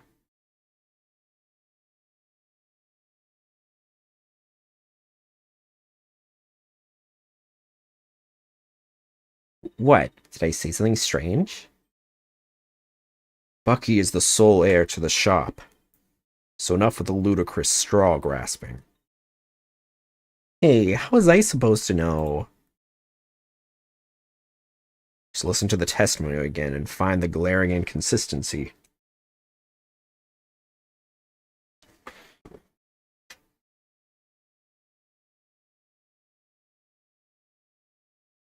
So the victim lined up those cards in his final moments? How can you be so certain that's how it went down? I know Shisho. He would never let someone get the last word on him, even in death. With his face in the soba broth and his consciousness fading away, he left a message that pointed towards Bucky as he left this world. It's the only way it could have happened. Wait, the only way? Now you're just speculating. Look, dying message is something you leave as you're dying, right? I saw a message like that in a detective show. Wendo, we have a saying in my country, silence is more precious than diamonds. Please do not speak any more than is necessary. But talking is my livelihood, you know. I talk all the time, this and that, truths and untruths. I can't stop myself from talking. Hopefully I'll stick to the truths without any of those untruths. It's so like Shisho not to write Bucky's name outright. Plain and simple wasn't his style. Don't you think it's strange? Could a dying person really leave such a convoluted message?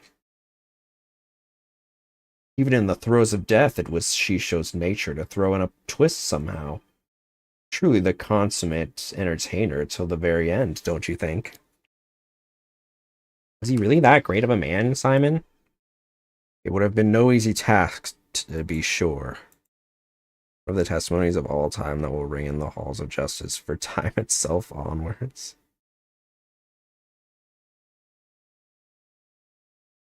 Who knows? He wasn't an entertainer for 55 years for nothing. If I ever bite the big one like that, I want to leave a message as good as she shows. Well, let's hope it never comes to that. Simon, are all Rakugo artists like this? It's hard to say. Could simply be the eccentricity of an entertainer, or perhaps he's hiding something. He doesn't have to entertain people in a court of law. If he is trying to hide something, maybe it'll show up as a contradiction or something.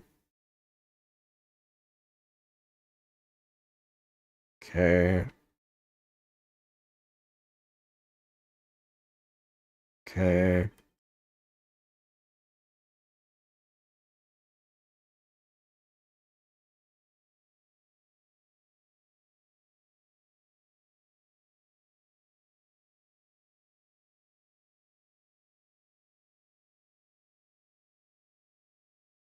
Ooh, okay.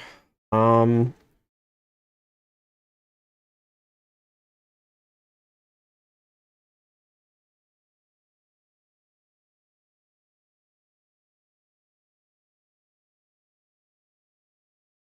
so what am I looking at here?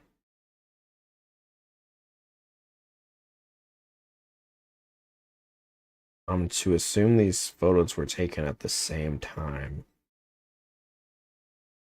I'm just gonna like start because I'm drawing a blank here. Um,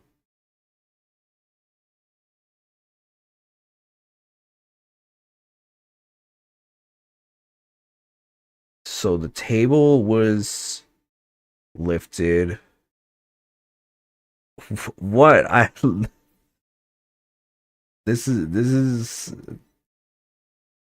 it may be easy.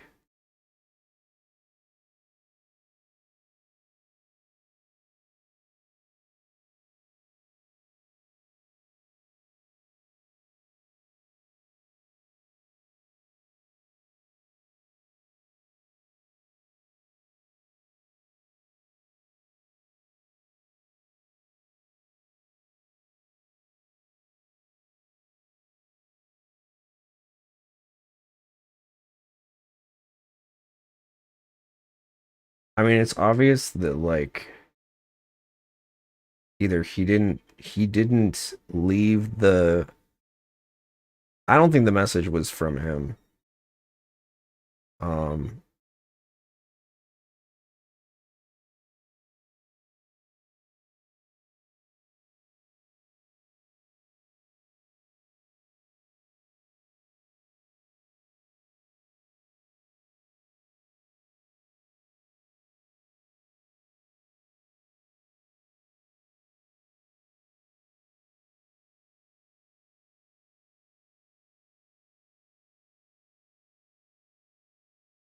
Master Tornado was confirmed alive at 4 p.m. Bucky Wet entered the room at 4:10 p.m. and left 4:20 p.m.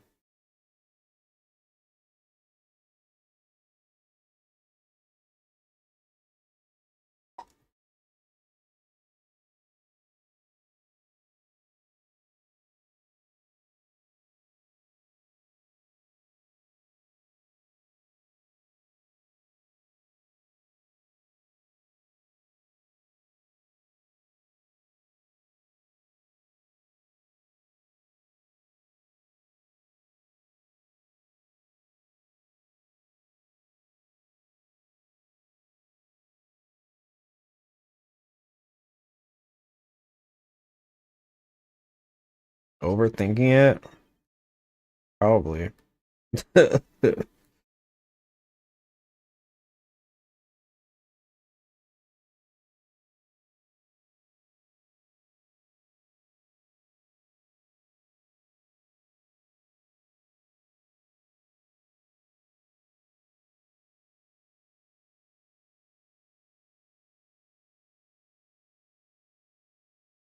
he was suffocating,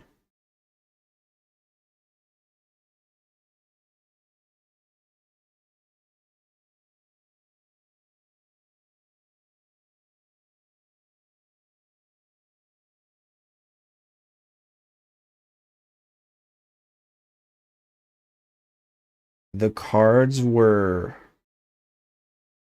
the cards must have been placed beforehand because they're soaked in a weird way, I believe.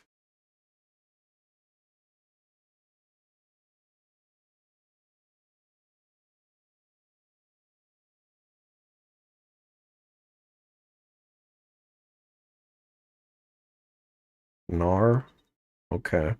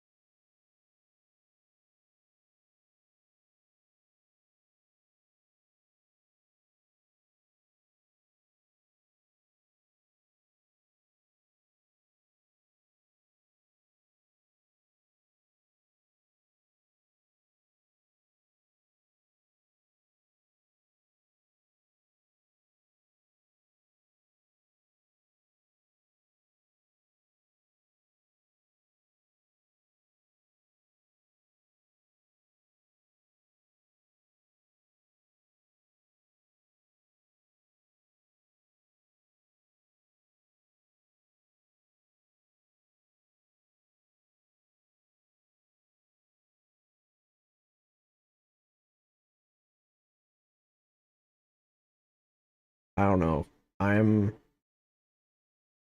I must be stupid. I or maybe I'm just not as invested in this case as I would be. Don't dot dot dot.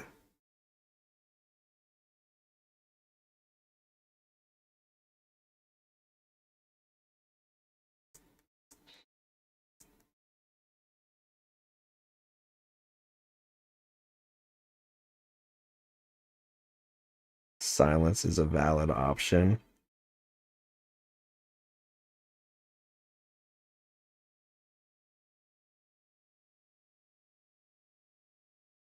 What's the matter, Athena? Have you been busted by Prosecutor Sad Monk already? Of course not. I just don't have any idea what to do.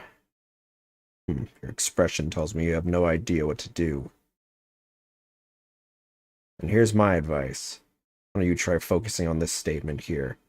Though what it contradicts with, well, I'll leave that to you to puzzle out. Why can't you just stop with the mind games and just tell me which piece to present anyway? Anyway, I'd better try comparing the evidence with the statement he showed me.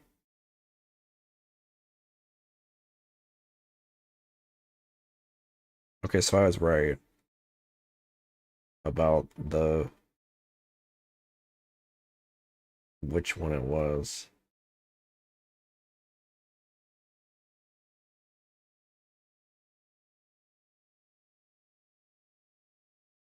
Cause of death. I'm guessing if he was, yeah, if he was drowning, either he's drowning and he did he didn't do it, or he wasn't drowning and he did write the message. Or a secret third option, he wrote a message before he was drowning. It's a contradiction in Innuendo's testimony. Would you care to explain where, Miss Sykes? Broth would have got in his stomach. Right. Okay, you're right. I was overthinking it.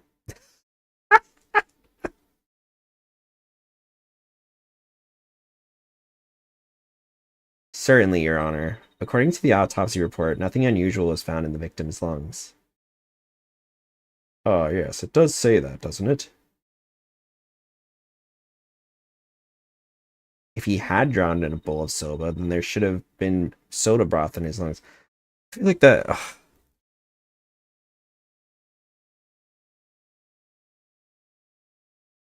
Okay, I guess that's fair.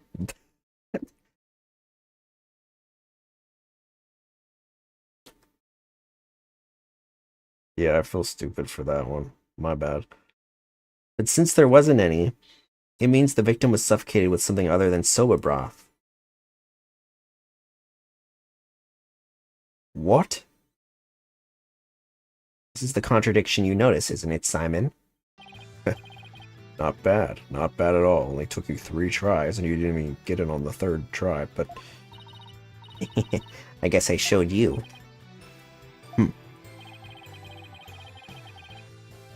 But if drowning in the soba broth wasn't the cause of death... Owen is a better lawyer than Phoenix. Was he originally a prosecutor? Or no, that was Godot. Or not a defense attorney. I think that was Godot.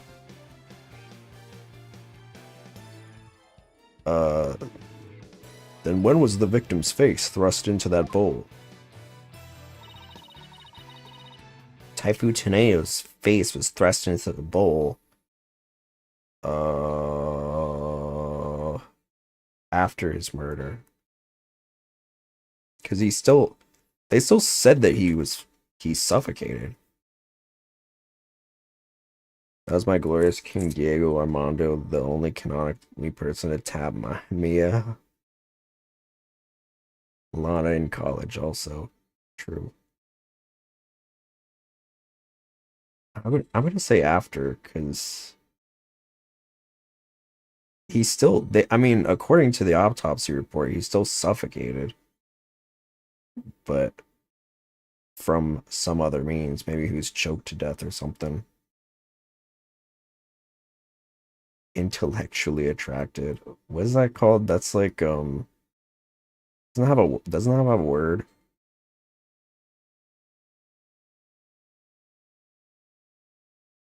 Because no soba broth was discovered in the victim's lungs.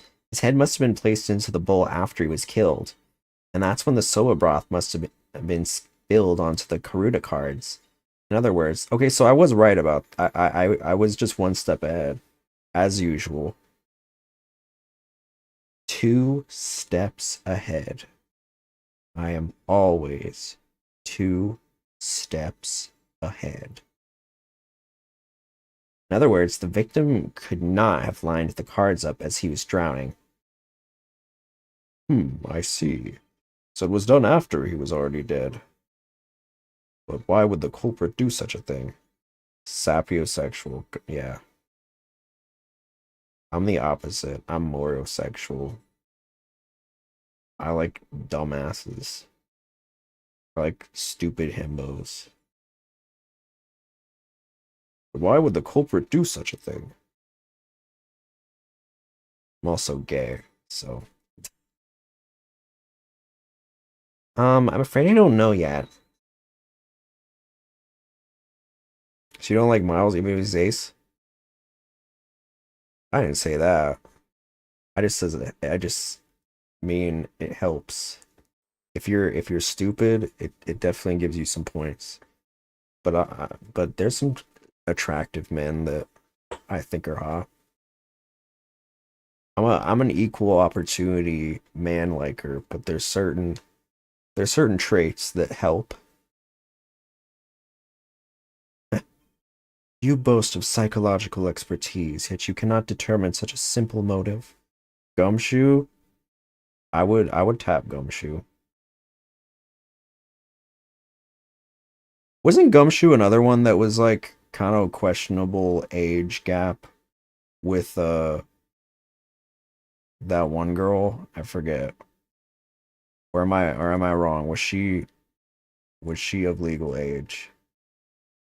The like police girl. I think she was the defendant in 2-1. If I'm not mistaken. Maggie Bird, she was 21. Oh, okay.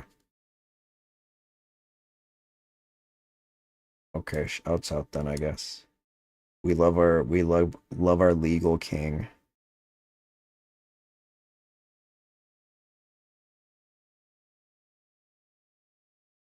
My sides are liable to split at the absurdity. What? And I suppose you know why? Of course, desecrating the body in that manner. indicates a strong sense of enmity on the part of the perpetrator. What about Larry if he wasn't a weirdo? Um, yeah, I'd tap Larry. I'd tap Larry, but I feel like he couldn't handle me. He wouldn't know what to do with all this.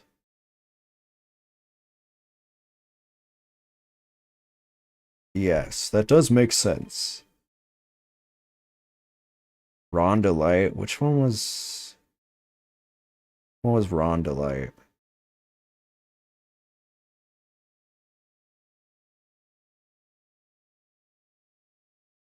It certainly paints a clear picture of the culprit's intense feelings towards the victim. Mask to mask? Um, I feel like I remember him being kind of a cutie,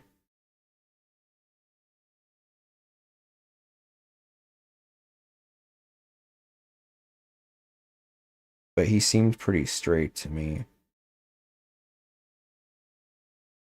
considering well, I mean, I guess you could have a wife and be bi. That's a thing.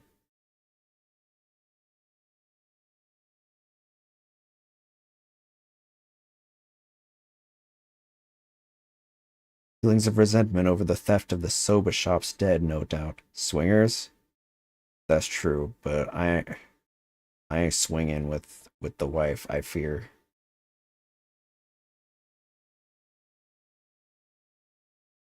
Just great. Well, the judge has even more unfavorable an impression of Bucky. Must you come undone at every juncture? If the culprit had time enough to set up Master Tornado's body, do you think they would have honestly failed to notice the dying message? Good point. The cards were right in front of his body after all. Rationally speaking, there's no way the culprit could have missed that, huh?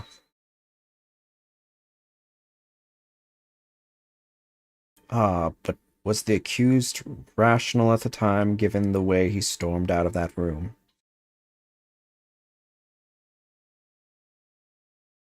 Never mind that. I have something more important to ask Uendo. Me? You saw the Karuta cards firsthand, did you not? Would you care to tell us about them in a bit more detail? Those tiny crime scene photos show us precious little of what I wish to know. Well, those cards are from Shisho's special Soba Scenes of Tokyo Past set. Each card is related in some way to Soba. What about Will Powers? Um, hmm, that's a good one. I don't know. I don't know about him. He might be too bar for me. Spare me the history lesson. Just tell me how the cards look at the scene and no more. I guess Gumshoe is pretty bar too, though.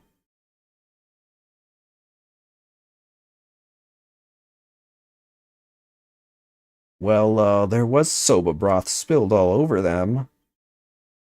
That's not much help, I'm afraid. Prosecutor Sadmati, do you have a photo that shows the cards more clearly? I do. Please accept this meager offering, Your Honor.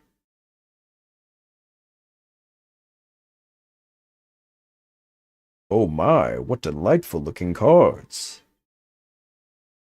Well, well. Tearing Prosecutor Sadmonk's conclusive evidence apart should be a breeze with this. Huh? Don't tell me you haven't noticed. Don't be silly, of course I have. They're mixed up. Don't worry, of course I have.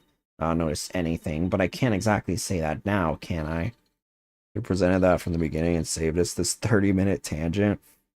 Well, it's Ace Attorney, you know. Alright, let me get a better look at this.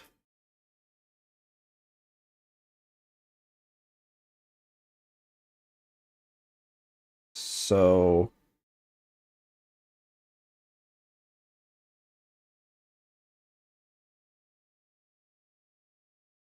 it looks like most of them are misplaced.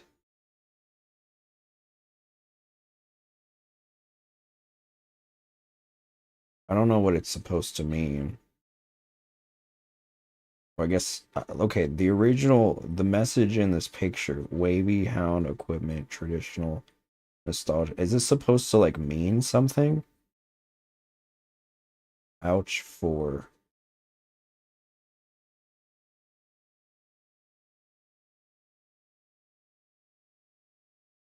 spell out something?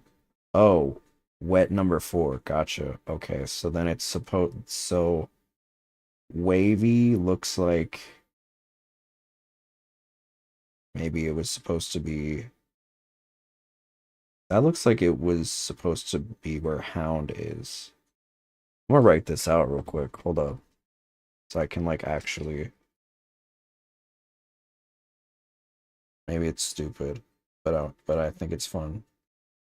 So it's supposed to say wet number 4.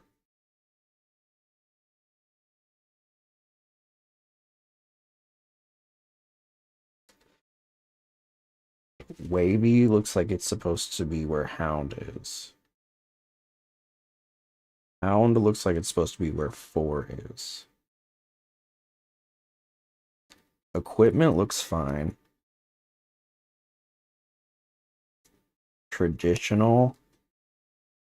That looks like it's supposed to be where O is.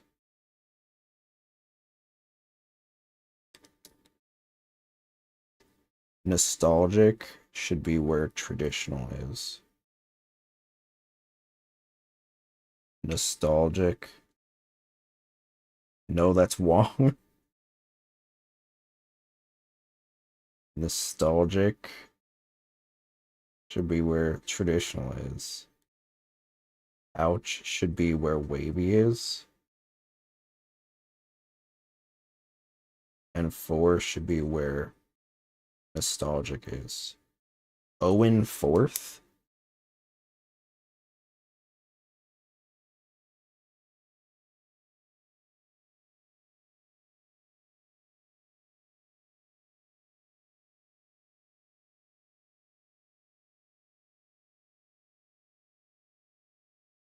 Now do the minigame? Oh, do I have... Oh. Oh.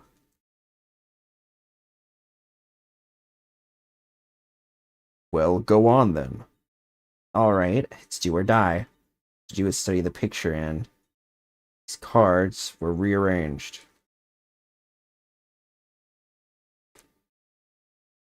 You're now 10 minutes ahead, as usual. These cards were rearranged. But how can you tell?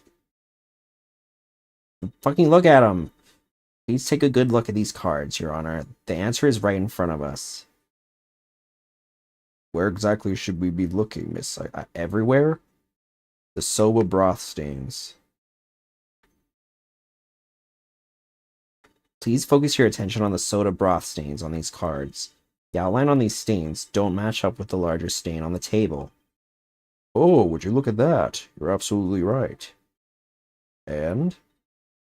Please recall that the soba broth was spilled and got on the cards after the murder, when the victim's face was placed in the bowl.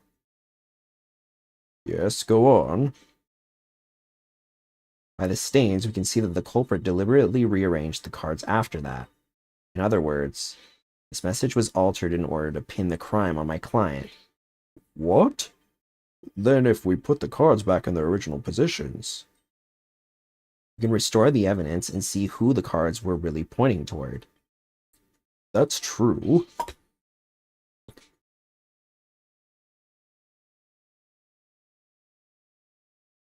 Oh, cool. Then what are we waiting for? Let's do this. All I have to do is rearrange the cards so that the stains match up. Let's see, where was the W card originally? W. Oh, wait, sorry, wait. That's where it was after. My bad, my bad, my bad. Found out and already forgot. Well, okay, it was there. It was there in the first one. That's why I was like, wait. Okay, the H was in 7. The E was in 3.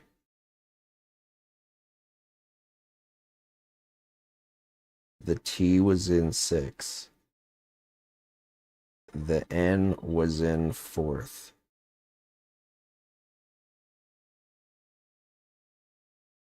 The O was 1st.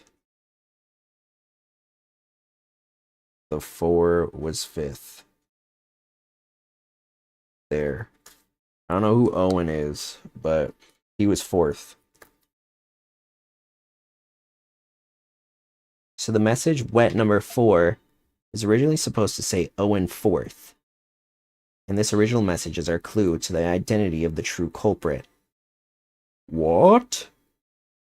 An indignant look on Prosecutor Sadmonk's face is positively priceless.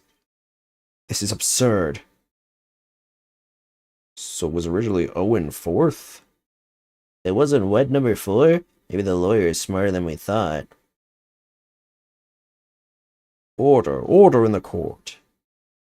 Well, I never would have imagined there was more to these cards than meets the eye. Bermuda cards updated in the court record. So now that it's settled, what does this Owen 4th mean? Wait, am I... Who else do you suppose is to provide an explanation? Of course it's you. But I hadn't thought that far yet. Change the cards around all you'd like, but if you cannot explain what the message means, then it is as worthless as you are, defense. No!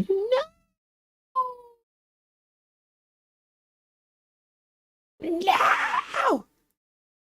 That's not how the law works, but okay. And so the spring chick that fancies itself a graceful swan is brought back down to earth. Have to do something, but what? Still your thoughts for a second. There's a perfectly good witness to question over there. Oh, right. It's a good idea. Come on, Athena, get a hold of yourself. Window, does the phrase Owen 4th mean anything to you?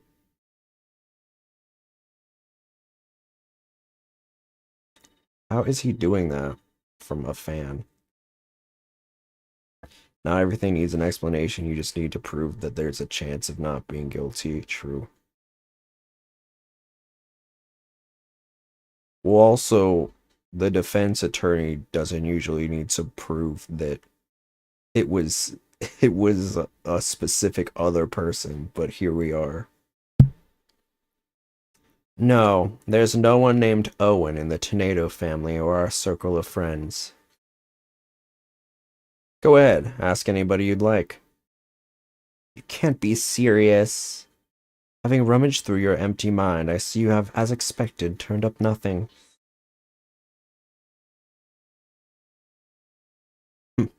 Afraid I have no idea who the devil this Owen 4th is either. But the fact remains that the cards were rearranged to pin the blame on Mr. Wet. That in itself proves that the defendant isn't the real culprit. The prosecutor, Attorney Sykes, please stop smacking the desk. That is real walnut wood. Prosecutor Blackwell is right. Besides, the important question here is not who does the message point to, but rather, who rearranged the cards? Athena took hormones.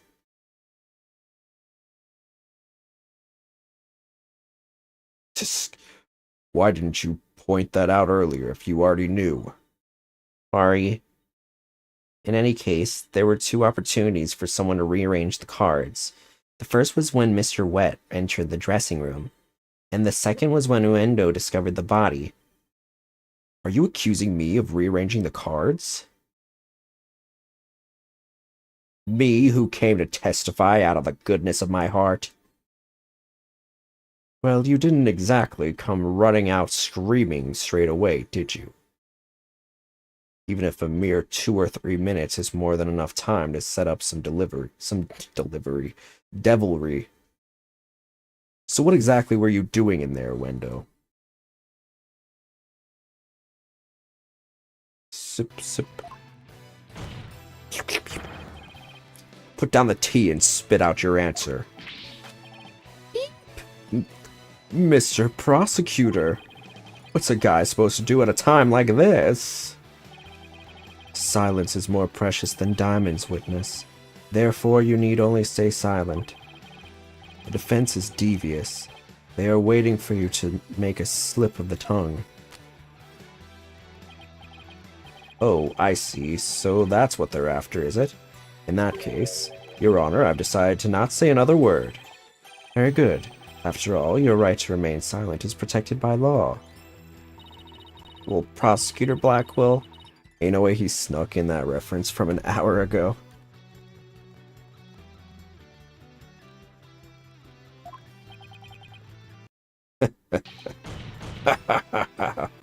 Can you people please stop smacking my tables? Did you hear that, Sykes Dono? A Rakugo artist who's afraid to speak. Who's ever heard of such a thing? Are you trying to taunt him into talking? Such a petty trick will never work. That's right, I'm not going to fall for it. I'm only asking to hear your story. Power of suggestion. Besides, is it not your job to tell your tales if there is an audience to listen? Even so, I have the right to refuse to answer.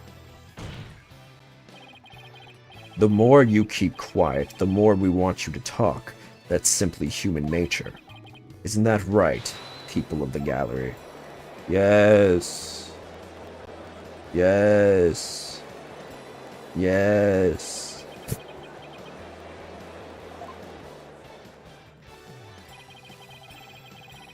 Even with this wonderful audience in front of you, you still refuse to talk?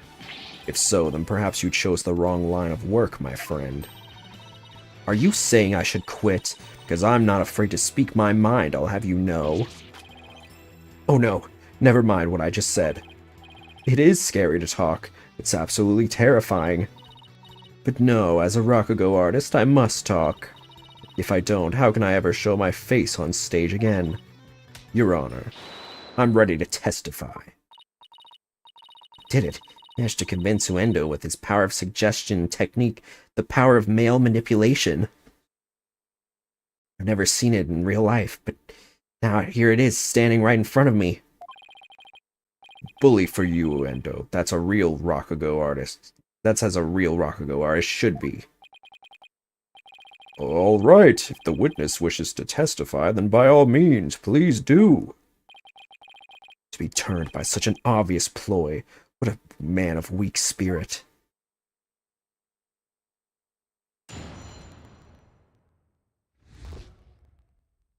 In the dressing room. After my performance, I went to visit Shisho. I called to him from outside the room, but he didn't reply. When I entered the dressing room, I saw Shisho slumped over the table, motionless. From what I can tell, there do not appear to be any inconsistencies in the testimony. Of course there aren't any, because I'm not trying to hide anything. Prosecutor Sanmani's right, I don't see anything inconsistent either. But I did pick up on some faint discord in Uendo's heart. Exclamation point discord in the chat. Ugh. Ponder all you would like, defense, but it is pointless. Your Honor, I believe there is no need for further deliberation. I disagree, Your Honor. I detected discord, exclamation point discord in the chat, in the voice of the witness's heart. Therapy session, yup. It's a clear indication that Uendo is facing some sort of inner turmoil. Are you saying what I think you're saying, Miss Sykes? Drosera doesn't have to think that hard for this cross-examination. He can just look at which emotion feels kind of off. Yes, Your Honor. The defense would like to conduct a quick therapy session on this witness. Wendell, there is no need for you to submit to this so-called therapy. It's fine by me. I have nothing to hide. Bring it on. Impetuous fool. Why will you not listen to the guidance of this humble servant of the Holy Mother? If the witness wishes to proceed, I see no problem, prosecutor. After all, for some reason, this is a perfectly viable sense of evidence in this universe. In one ear and out the other. Seems this performer has no need for your so-called guidance, prosecutor Sad Monk. Just know this, Uendo, your folly will surely earn you divine retribution. Thanks, Simon. I'm gonna make the most of this opportunity you created for me. Just keep your wits about you. I will. Uendo, could you tell us again about what happened in the dressing room?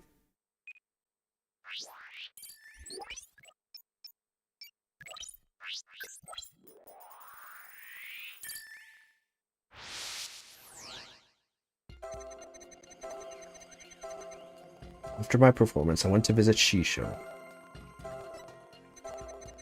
I called to him from outside the room, but he didn't reply. When I entered the dressing room, I saw Shisho slumped over the table, motionless.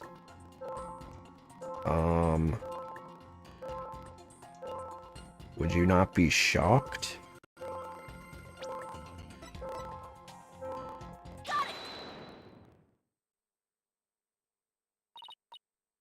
Window, I'm noticing something strange with these emotions. Something stranger with cheesy toast skin, you say? No, something strange with these emotions. Something of a genius. How could you have heard something stranger with cheesy toast skin? I don't know, maybe it's me who's got some cheese in my ears. He willed the floor to open up and swallow his cushions out of shame for that bad joke. The point I'm trying to make is that I noticed something unexpected in your emotions. Now stop hiding and come out where we can see you. Bachelor's in psychology, by the way.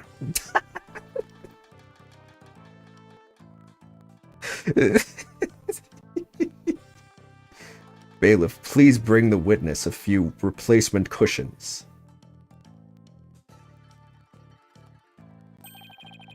So what was this unexpected thing you noticed?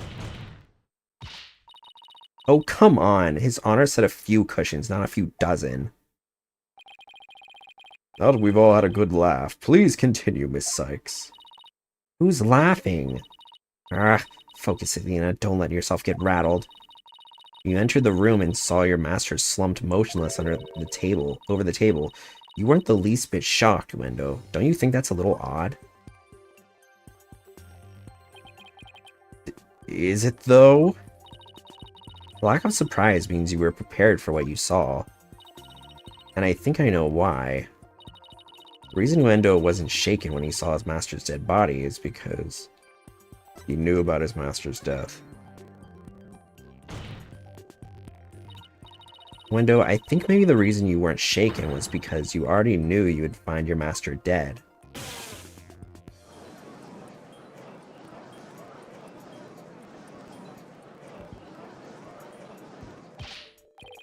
What? What kind of a thing is that to say? You got it all wrong. Oh, right, I just remembered something. I thought Shisho was just sleeping when I first saw him. Why would you be sad then? You thought he was sleeping? Sounds plausible, but... what made you think he was asleep? Well, he had his head and arms up on the table as if he was taking a nap. Oh, and one other thing. There was that note, too. A note? What note? He must be talking about this. Appears to have been written by the victim. Who takes a nap like that? Me circa high school?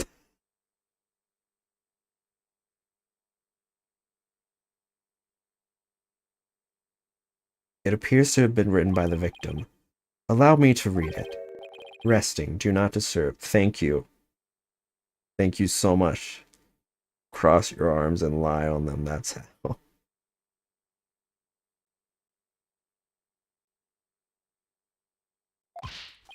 Yes, that's the note I saw. After reading that, who wouldn't think Shisha was napping? Okay, what? It looks torn off, though. That's a pretty reasonable assumption. You gotta be kidding me.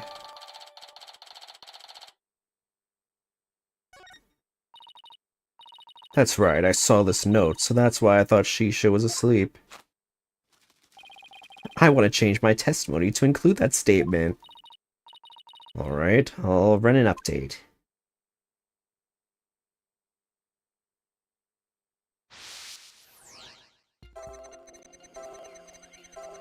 My performance, I went to visit Shisho. Called to him from outside the room. Oop. But he didn't reply.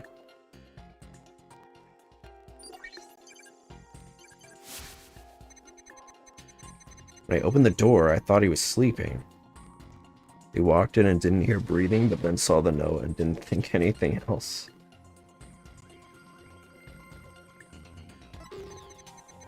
Something seemed off, so I rushed over to him. Are you mad? I was shocked to find him dead. I couldn't believe my eyes. Oops. One emotion that seemed out of place. Okay.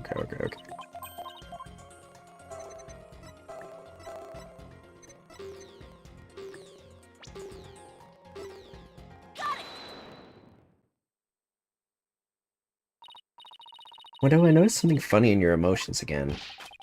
Funny, you say? Dude is pissed. Why are you in here? I guess an entertainer of my caliber can make people laugh even with my emotions. I didn't mean that kind of funny, quite the opposite actually. When you entered the dressing room, I see that you suddenly felt anger. What I want to know is, what made you feel angry all of a sudden? What? Let's see. Oh yeah, now I remember. As I was going in, I whacked my little piggy on something. I was annoyed at my own clumsiness. Wait, you mean you stubbed your pinky toe? Just a little bump on my little piggy, no big deal. It's embarrassing, really. Sounds more like he's hiding something. I better dig a bit deeper. No need to be embarrassed, Wendo, but I'm afraid it's something we need to look into. I couldn't really see anything you could have stubbed your toe on. The area around the dressing room door in this picture. I will say, I don't think it's... I was gonna say earlier, I find it interesting how the table...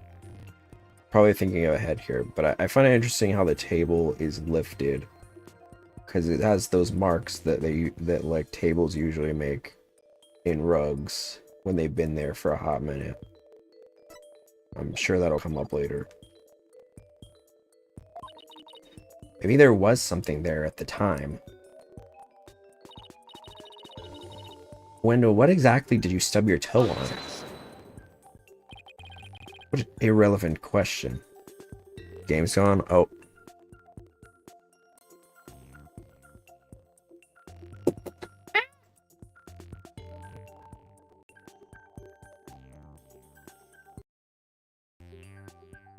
So back.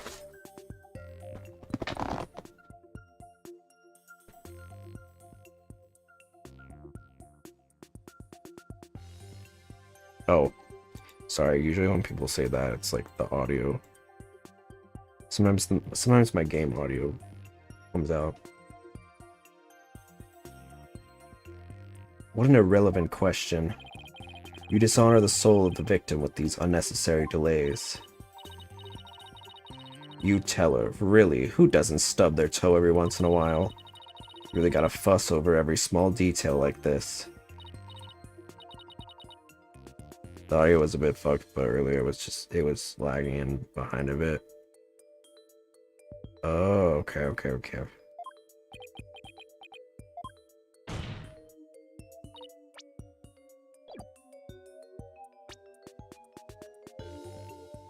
Well, the thing is, even the most subtle of fluctuations in a person's psyche can clue us in on the truth.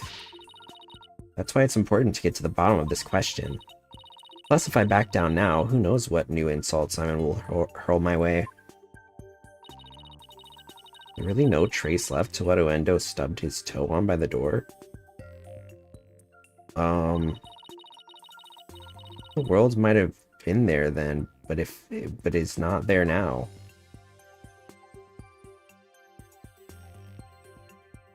Could be many things.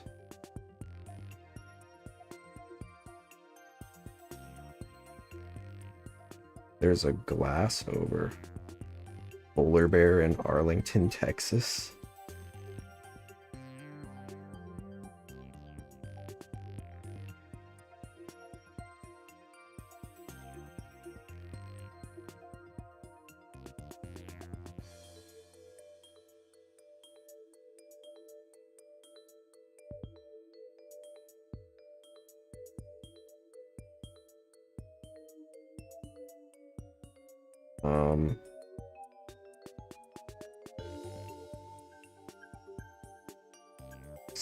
Is it the table?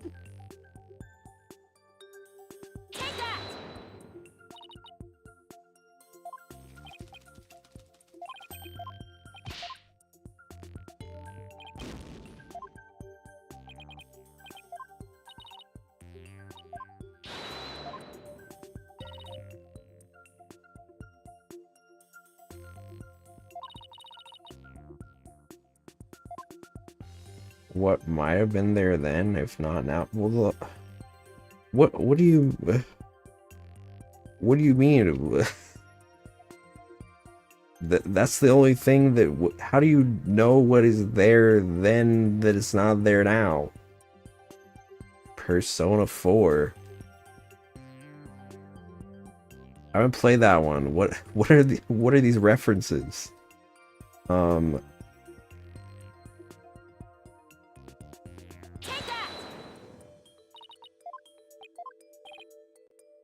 Okay, so I was right. Maybe. It's the best hit. I've only played 3 and 5.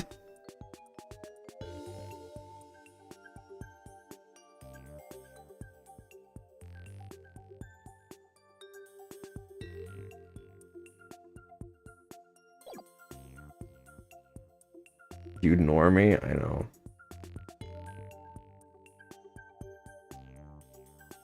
At least I played some Persona games. Jeez. Well, it does appear. Wait, hold on. Wendo, did you stub your toe on the table? Wait a minute. Well, it does appear that something hit the table and moved it. Wendo said he stubbed his toe as he was entering the dressing room. Yeah, and that table looks pretty far from the door. Ready to play the Persona 4 remake in 2026? I'm so ready. I still need to play the answer. But I'm excited.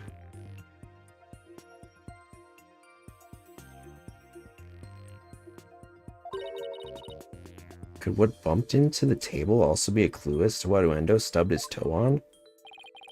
Careless answers will only hurt us here. Think carefully before you speak again. Right. There really no trace left of what Uendo stubbed his toe on by the door?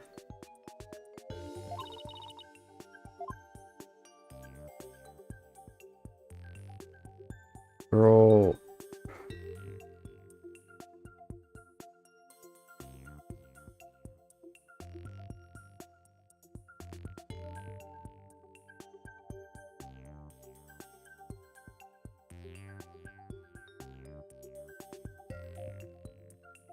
Was it the drinks? Trying to find pop reference without just saying it. I appreciate it.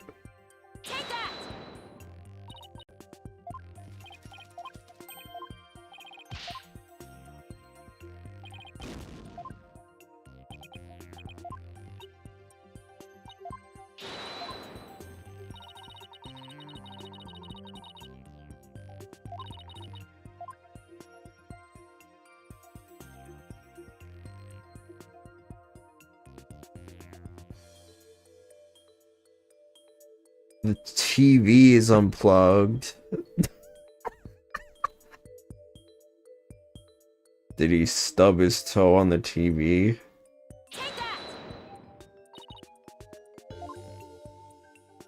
Oh, Persona 4 because it's TV Persona. I do know that. Okay. Now that I see, my eyes have been opened. My retina's fixated on the television. Do you see it?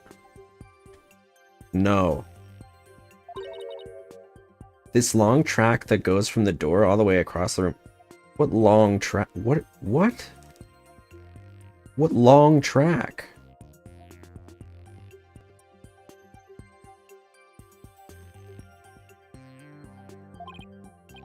Now that you mention it, I do see traces of something getting dragged. Where?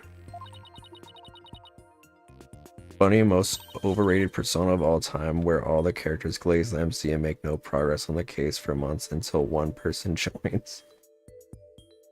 Oh, it's the crack. The flower. I see.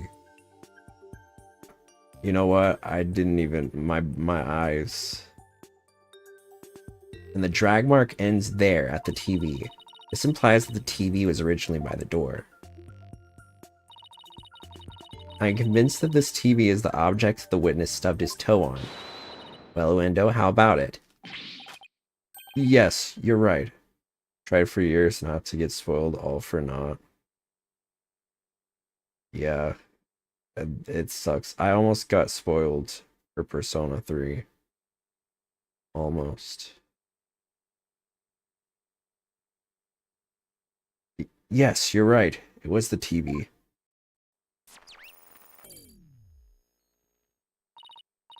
There, the noise level dropped again. Yes, I stubbed my pinky toe on the TV. But what of it? Why is this so important to you? So the noise went down, but it hasn't completely disappeared yet. Which means he's still hiding something. Okay, then let's try this tactic instead. Wendo, why was the TV moved there? Shisho must have moved it so he could have matched so he could watch my routine. What a place to put it, right in the middle of the doorway like that. I didn't want to bump into it again, so I put it back where it belonged.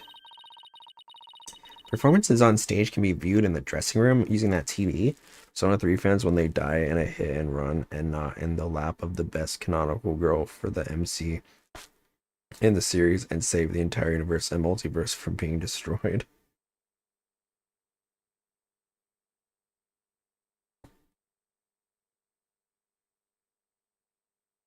Ooh. That's right, it's a closed circuit monitor that shows the stage. Crime scene report updated in the court record. I see. Now what? I can't find anything out of place. I still haven't gotten the noise level down to 0 yet. Simon, I'm still getting noise here, but I don't see anything else fishy. Sorry, just putting on some chapstick.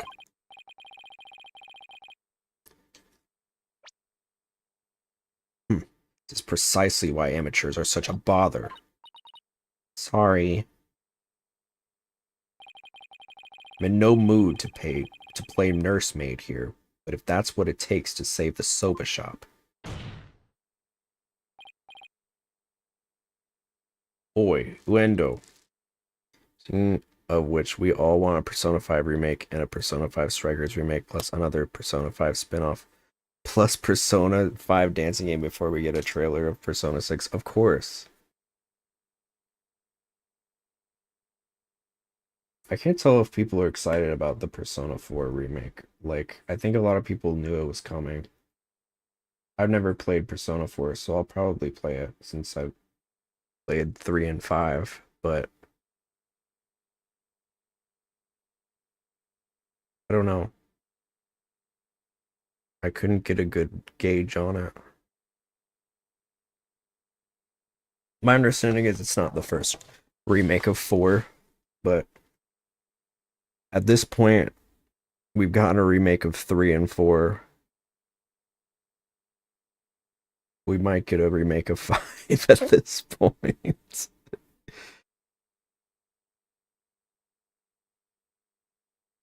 Persona 6 as Joker MC will feed generations, and yes, us Persona fans will date more high schoolers. Yes, Atlas won't put it in college. And we won't be able to date men.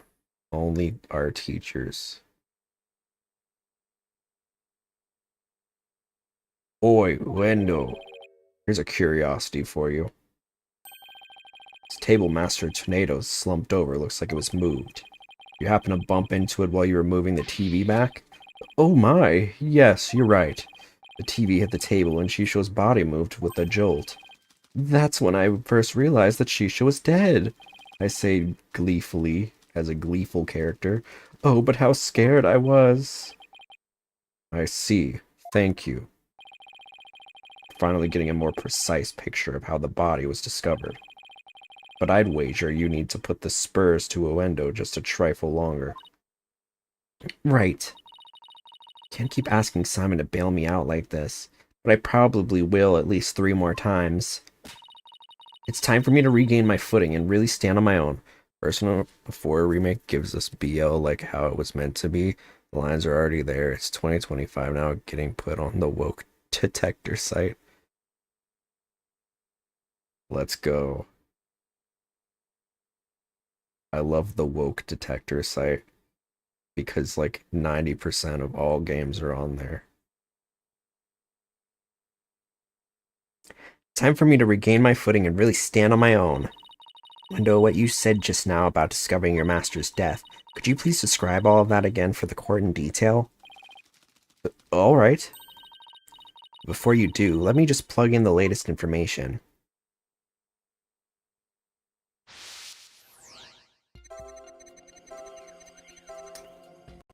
After my performance, I went to visit Shisho. Called to him from outside the room. He didn't reply.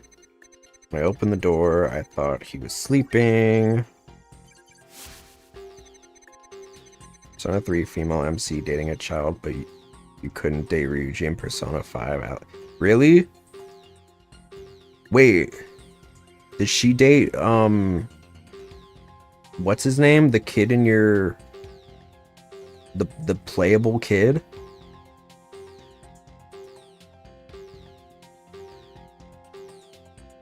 Oh. That's, oh. Isn't he like a... He's like a baby. Girl, get out of here.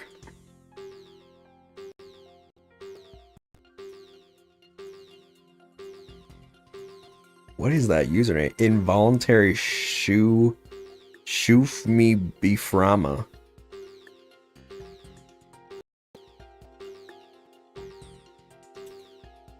That's gross.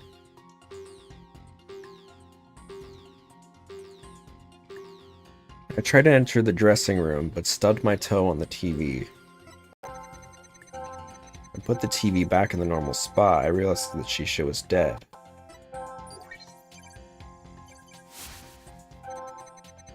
Seeing him slumped over that cluttered table. Sniff, oh Shisho.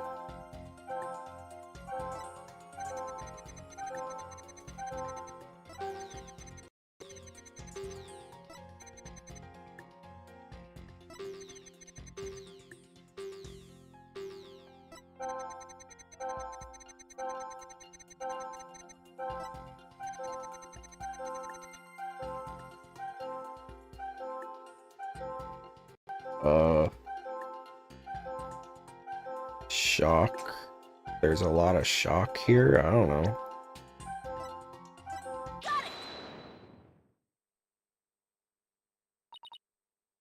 That's odd. After the initial shock of finding the victim dead, you reacted with surprise again. I mean, he could have been like, damn, bitch, you lived like, you lived like this. What was it? What was it that surprised you, Endo, besides your master's death? What do you mean?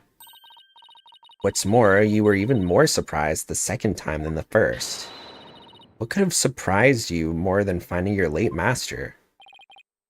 Search me. Your little thingy must have made a mistake. Silence. The girl is as sharp as a trout, to be sure. But her ability to hear people's emotions is absolute. Now get to remembering, Uendo. What was it that surprised you? That was a compliment, right? Well,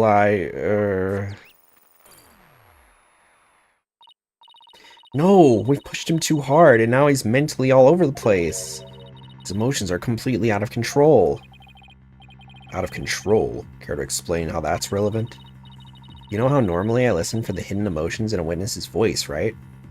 No. Let me take a guess on Persona 6. The MC is quiet. First person you meet is a loud boy. You have a talking animal companion. The detective is the killer. You can date a teacher or an adult, but no BL. And yes, there will be more than 2 hot spring scenes. Of course there will be. There will also be a beach cuckoldry scene. Don't forget that. That's a staple. If you don't have that, you don't have a Persona game.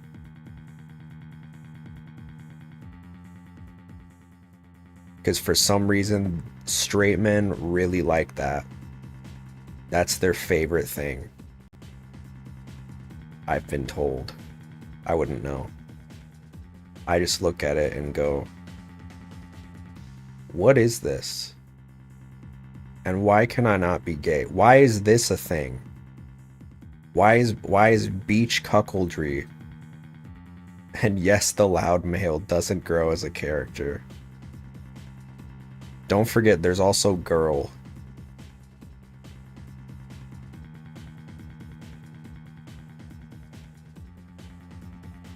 Just girl. From there, I look for inconsistencies between their testimony and those emotions. But sometimes a person's feelings can run too high, making it hard to get proper readings. So that's how your Matrix program works. Fascinating. Ordinarily, it's just one emotion that runs out of control. Junpei literally pulled a baddie and then days after he flirted with another girl on the beach. I know, like, what?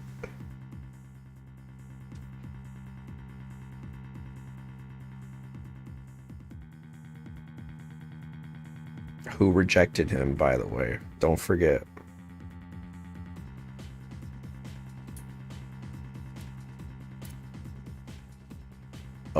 A rent-a-girlfriend moment, if you will. That's topical. Ordinarily, it's just one emotion that's run out of control. But it seems there's nothing ordinary about this time. I...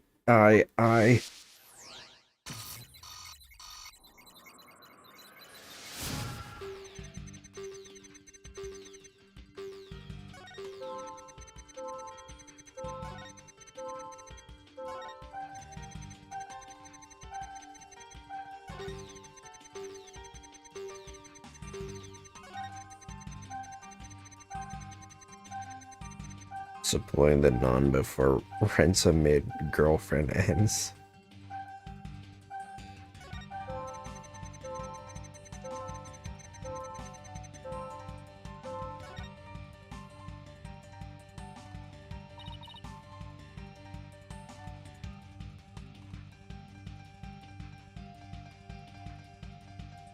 Insane ending to a manga though, I gotta say.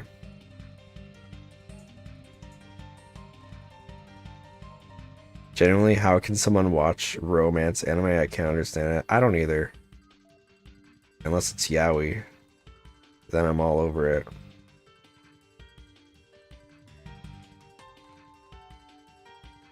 So maybe I'm a hypocrite. But then again, most yaoi are pretty bad. Most yaoi are either really poorly written or have like a really like problematic dynamic that's hard to get around.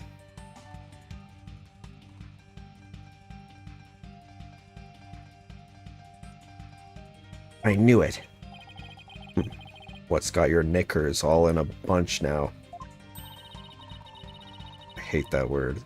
Girls are better smut writers. It's true. Window has multiple emotions running out of control at the same time. Never seen anything like this ever. So how does one bring a situation like this back under control?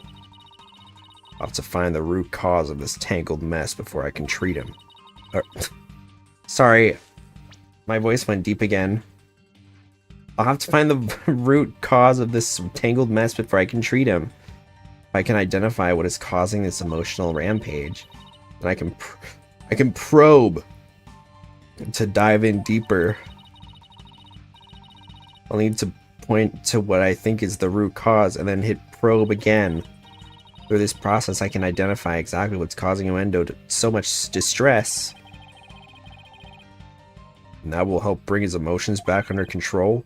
In that case, let's get started, shall we? Alright, I can't guarantee success, but it's definitely worth a shot. Probe into his mind harder. Time to look for the root cause of Uendo's rampaging emotions.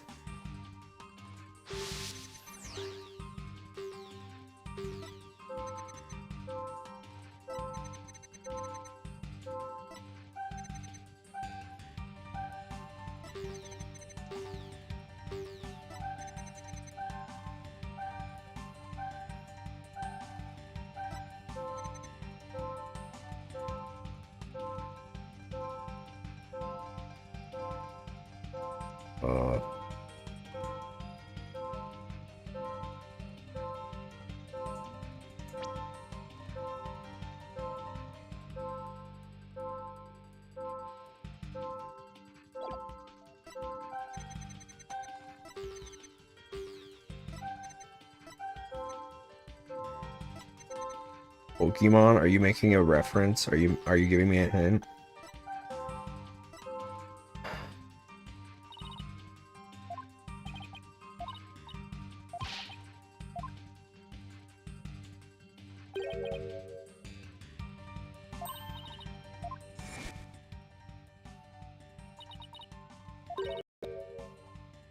That's odd. After the initial shock of finding the victim dead, you reacted with surprise again.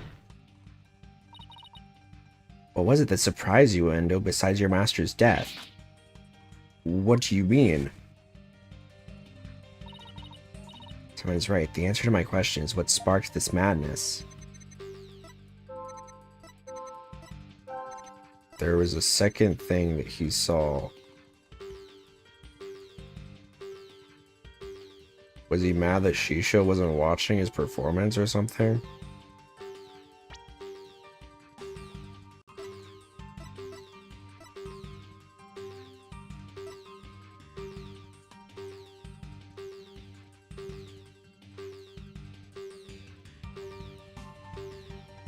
The show commemorating Uendo's name, succession, and promotion.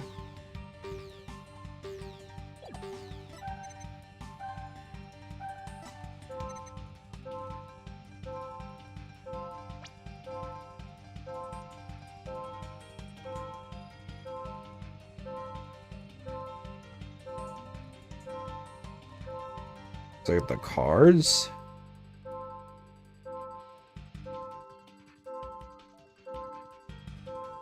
No, because the cards were... It looks like the cards were in the right place.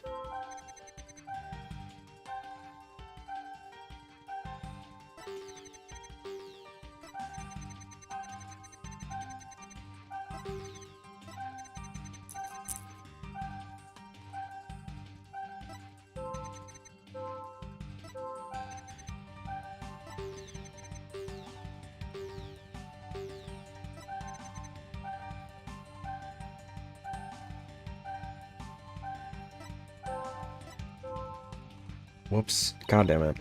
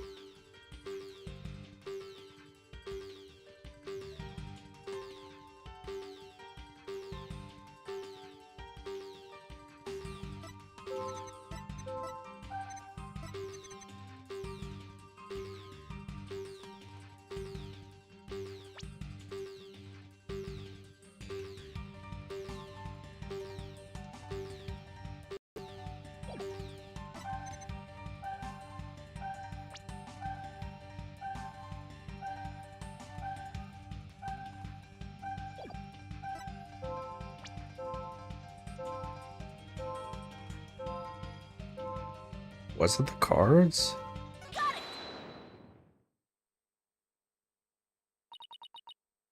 I get it now. The cards were the root of it all.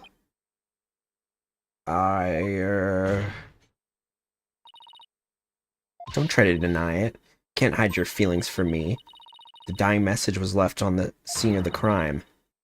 Is what was causing your distress. And if the dying message was the cause of all those feelings, then that means the phrase Owen Forth must mean something to you. One cards, that's as solid as a perfect Owen. No, I got it. It didn't click. I kept thinking. My first thought was catch, like gotta catch them all.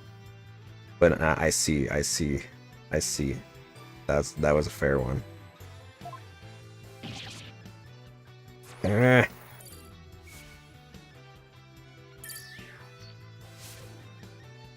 Bye. There, noise level 0, finally. The dying message consists of 2 words, Owen and Forth. But neither of these 2 words have anything to do with this witness.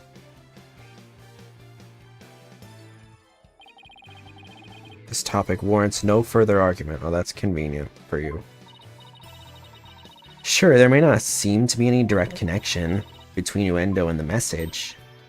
For now. Why don't you wait and decide what's necessary after you hear my theory? I trust you've hit upon something, Athena. Yep, if my theory is right, you can finally solve the case of Uendo and the mysterious Owen Forth. Well, go on then. I can already tell this promises to be interesting. Now please share your theory with the court, Miss Sykes.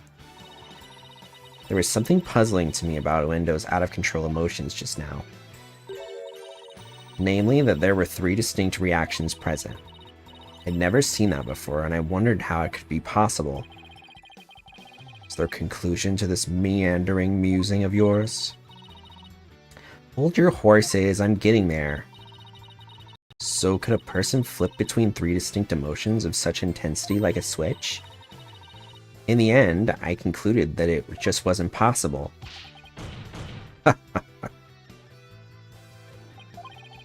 So that's it, is it?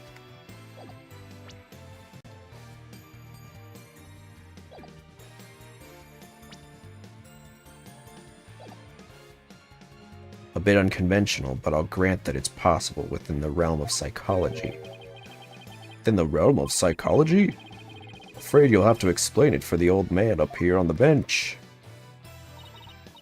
Your Honor, my theory is that Uendo has multiple personalities. So many distinct personas.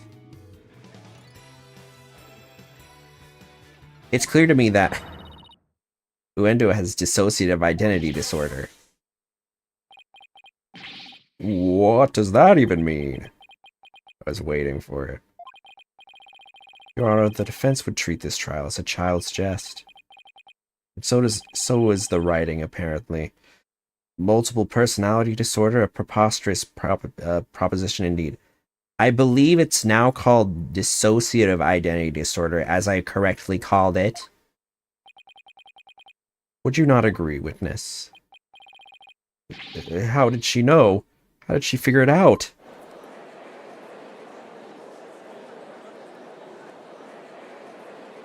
Disturbing the peace. Oh, Kunka. I can't believe it. I mean, I can't believe it. I did it. I did it, Simon. Read papers on it before. To think I'd see a case of it myself. Blimey. Rakugo artists tell stories as different characters, but as different personalities. Are the myriad's truth. Hey you, lawyer girl. You got a problem with us, huh? No, no problem at all.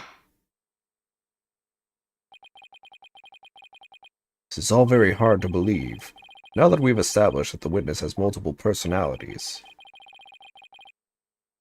could each of them please introduce themselves to this court? Uendo Tornado. I'm a Rakugo storyteller, as you know. Hello everyone, Patches, the friendly jester here. Kisagawa, courtesan. And is that all of you? Yes, that's all of us. So there are 3 personalities in total, Uendo, Patches, and Kisagawa, huh?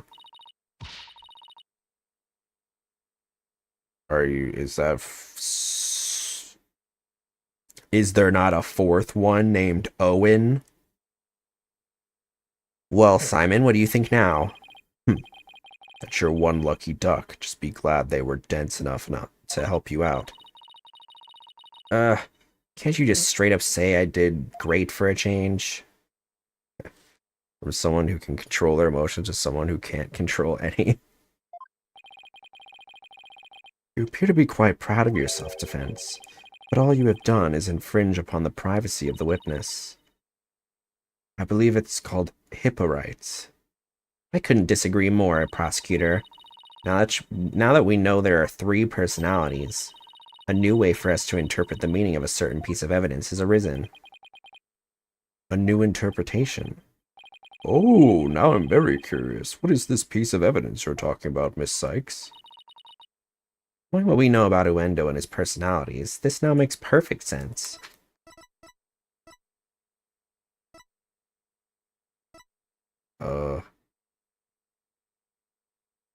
I don't know.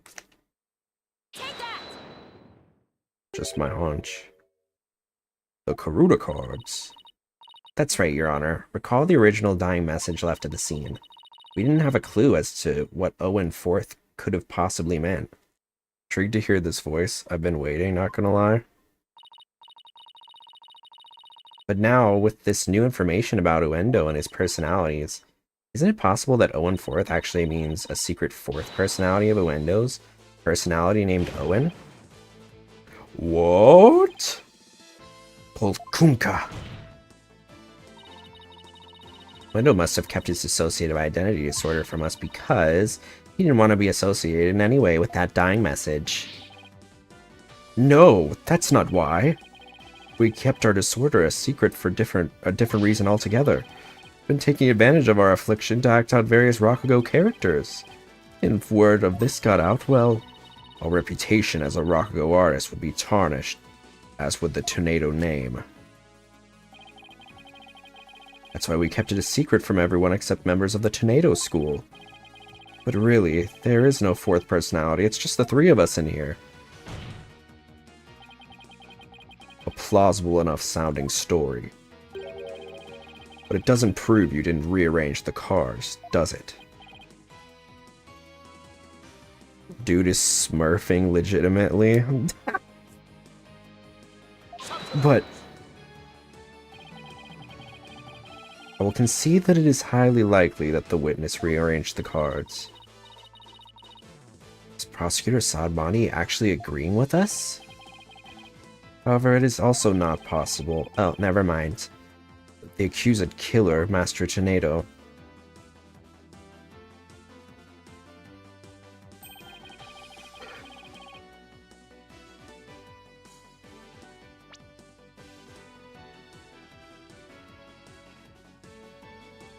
What?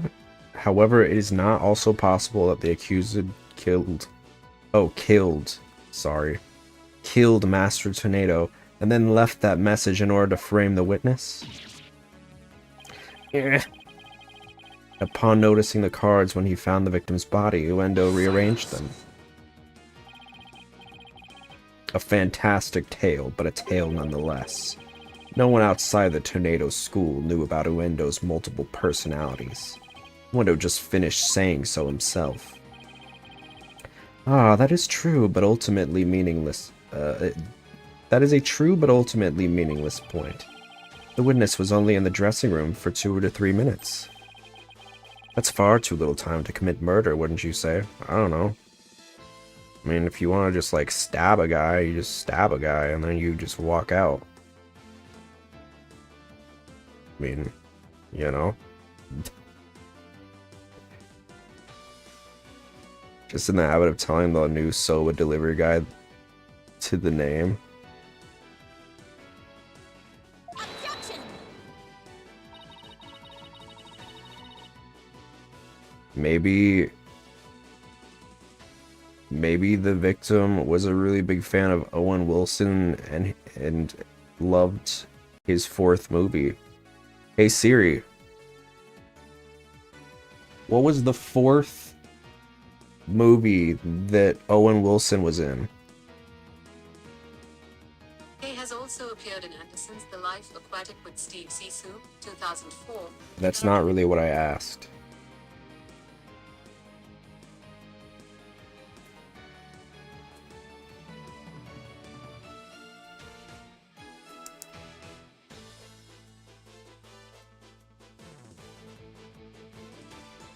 Apparently it's called Runner. So he's a big fan of the movie Runner.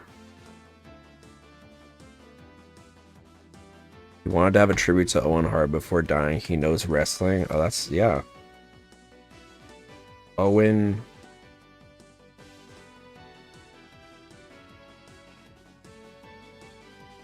I don't know any other Owens.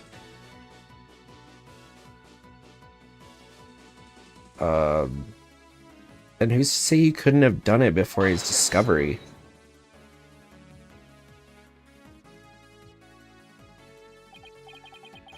Oh, that spring chick memory of yours. You already forgotten Prosecutor Blackwell's testimony. Simon's testimony? Oh. Garu escorted me to the dressing room.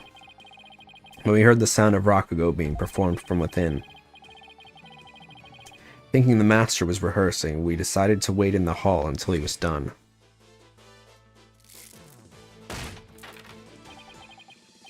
That's right. Until just a few moments before Uendo entered the dressing room, Taifu Tornado was confirmed to still be alive. No! Not only that, but Uendo was on stage until just before he discovered the body. A bulletproof alibi that I have already confirmed with several audience members. Oh no! I also heard that his Rakugo performance that day was a steaming pile of... Well, you get the picture. Yes, I'm afraid so. Really stuck up the stage, I did. And yet I have a perfect alibi. Indeed, when I'd land the coup de grace on the defense by describing your alibi witness. Okie dokie smoky.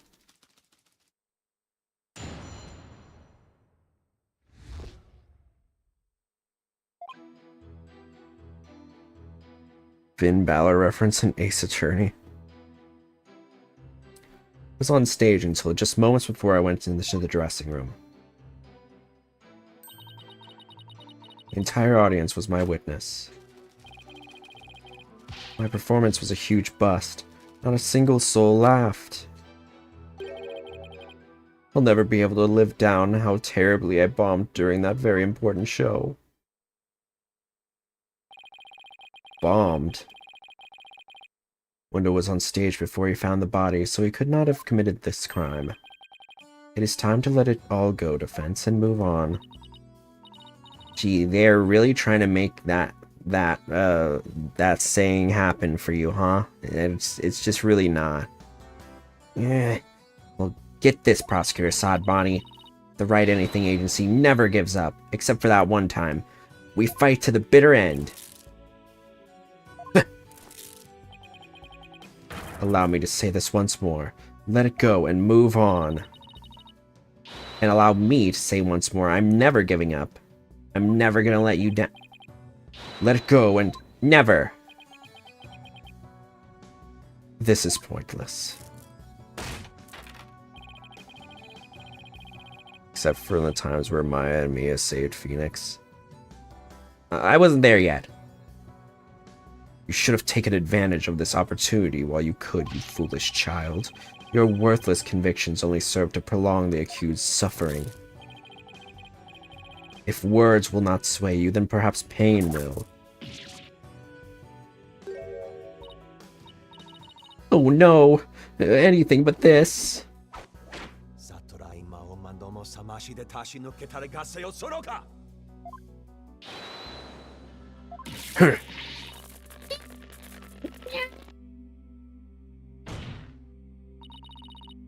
What's the big idea, Prosecutor Sadmati? Hey, to Black, the defendant is. Hold it! Hey, I got something for you right here. Gumshoe? That was but a small dose of punishment for your misguided convictions. Are you now a bit more inclined to give up as instructed? As if. In that case, you must require another dose. Not bloody likely. Yeah. I don't give two flips about your beliefs. Franziska storming in with gumshoe jacket with evidence. If Sykes-Dono were to submit to you here, won't be able to eat good soba anymore. That's right. What? For Mr. Wet's future and Prosecutor Blackwell's stomach, I will never give up. One of those things is more important than the other. You will rule those words, defense. Of that I can assure you.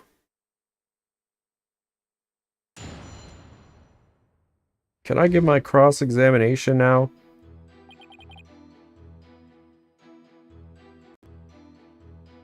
Dude is a fake demon.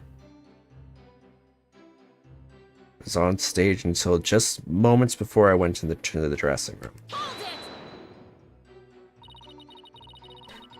How can we be sure it was you who's on that stage? Are you asking whether it could have been some imposter? I guess so. Like a big arena, a Rakugo theater is a cozy little place. It would be hard to fool an audience in such an intimate setting, don't you think? Yeah, I guess you're right. Good. I'm glad we could clear that up, because I guess you could say the entire audience was my witness.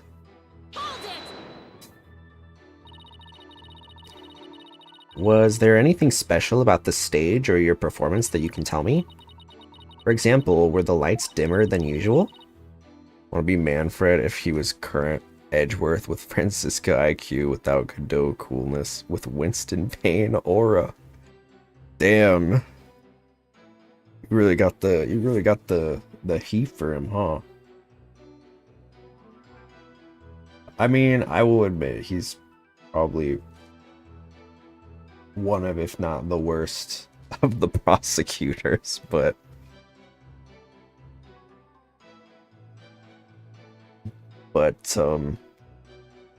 he's hot.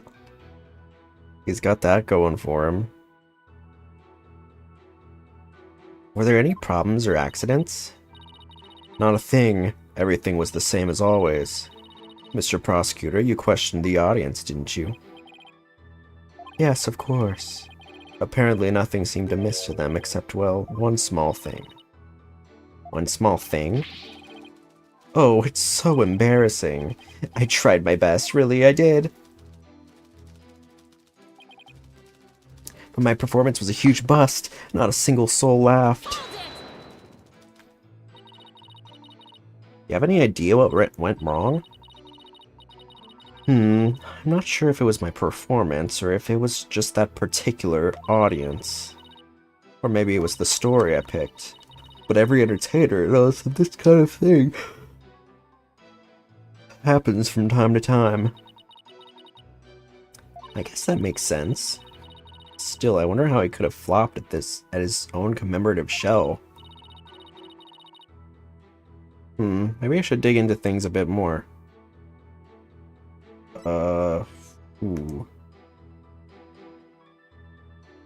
Made a joke and got canceled 2025, am I right? What he performed? Tell me which Rakugo story you performed? I could, but I'm not sure if it would mean anything to the uninitiated. Well, even if I might not get it, can't you at least try me? Alright, if you insist. The story I performed is called Toki Soba, otherwise known as Time Soba. Time Soba, huh? Maybe Uendo's right. He's only said the name of the routine and I'm already lost. Even though it was brought up like 3 hours ago. Ah, so you performed Time Soba, did you? What? You know it, Prosecutor Sadmati? In the course of my studies last night, I became familiar with a number of stories. I must say, Defense, you would do well to prepare better for your next trial. Eh. Simon, what's Time Soba? It's time. Fuck. Simon, what's Time Soba about? Look it up for yourself. Allow me to give an overview.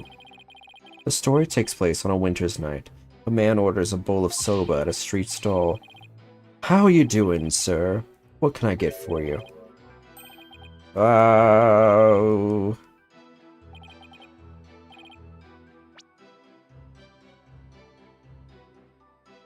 I see you've got seaweed-topped hanamaki soba and mixed topping shippoku soba. I'll have a bowl of shippoku, my good man. It sure is cold tonight, isn't it? But there's nothing like a hot bowl of noodles and soup to warm the soul. You know it, sir. One shippoku coming right up. So how's business? Not great, sir. Is that so? Well, that's great, because things can only get better from here, right? Wow, prosecutor. The customer talks on and on like this. Finally, when he's done eating, he goes to pay for his soba. So how much do I owe you? That'll be 16 mon, sir. I see. Sorry, I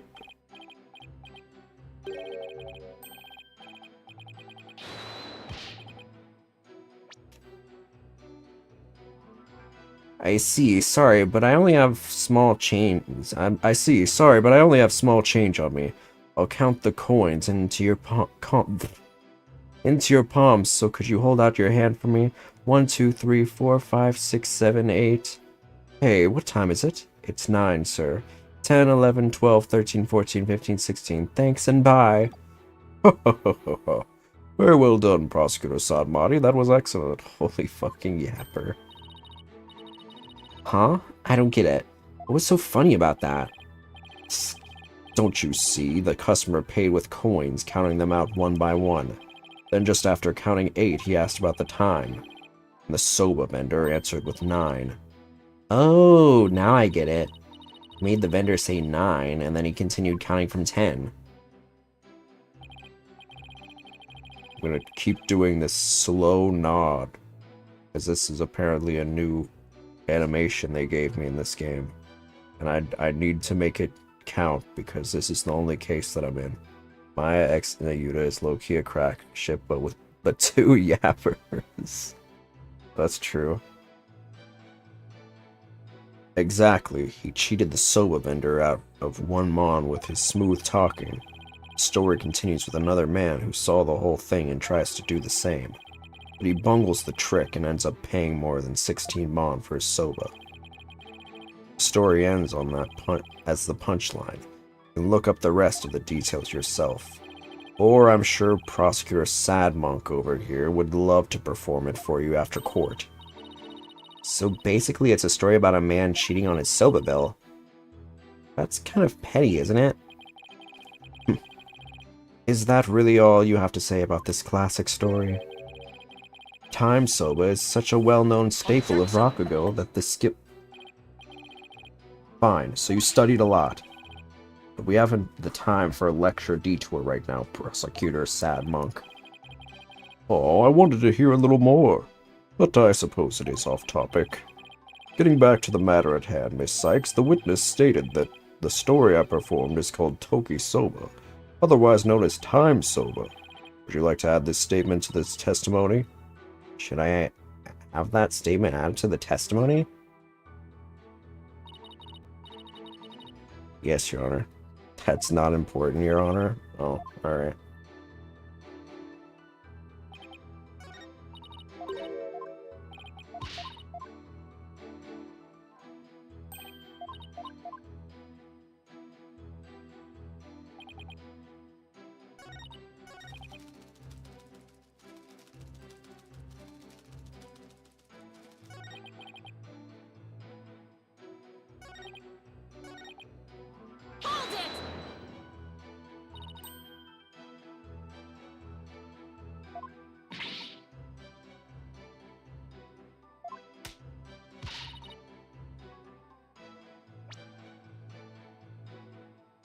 Excuse me for asking this, but do you bomb like that on a regular basis? Well, aren't you a regular rude daisy?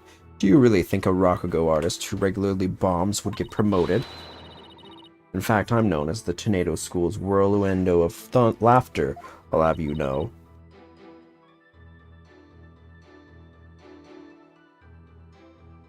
Screwdriver Gant requested Edgeworth to acquire Rise from the Ashes.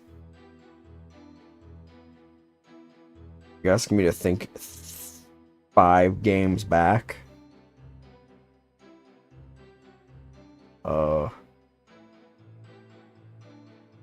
it the... I don't remember. It was... I just remember there was a trophy with Edgeworth, and he was like hissy about it. Is that true, Simon? That nickname is a bit of a travesty if you ask me, but its Rokugo is solid and well received, yes. I see. But yeah, Whirlwindo of Laughter is a big ol' stink bomb of a name, isn't it? Whew, what a relief. I thought it was just me. I mean, Whirlwindo of Laughter is great. Funny stuff. I'm glad you like it.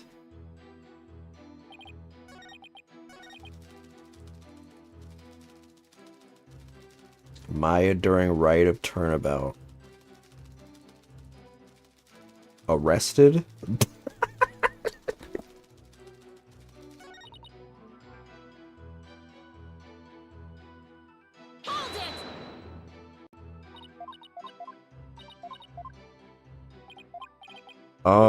The number is important because there weren't actually any. Oh wait, can I not go back? I'm trying, I know, and I appreciate it. Wait, did I did choose the right one?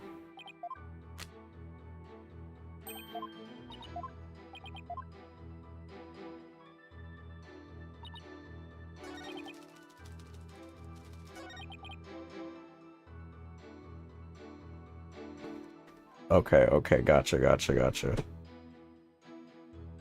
Threw me off. Alright.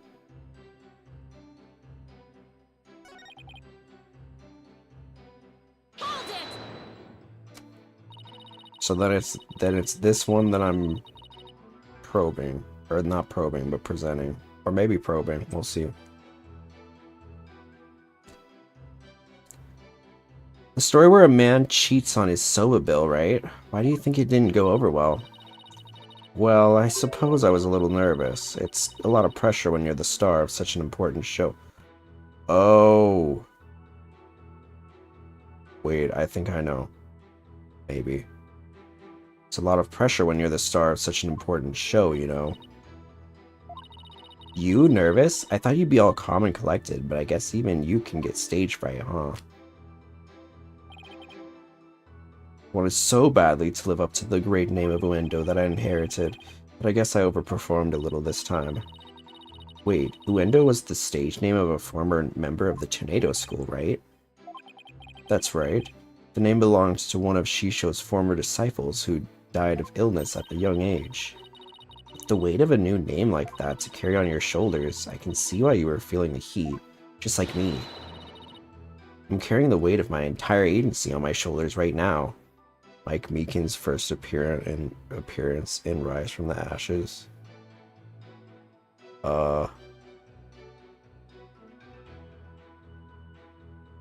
Sudden.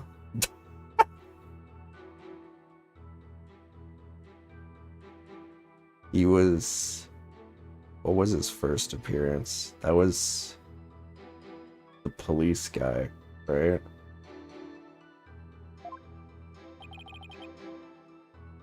In that case, can I counter your sympathy and have you go a little easier on me?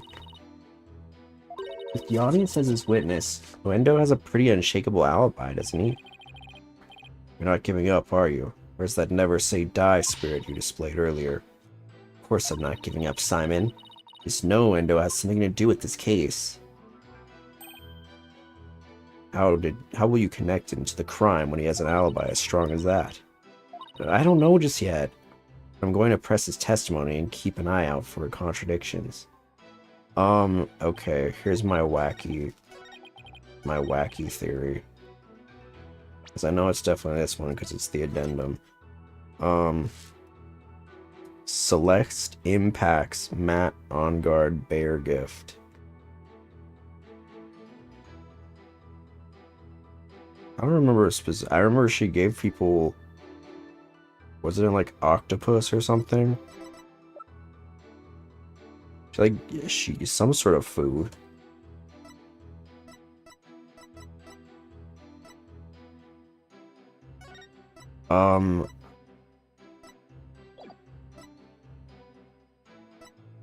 The time was 4 p.m.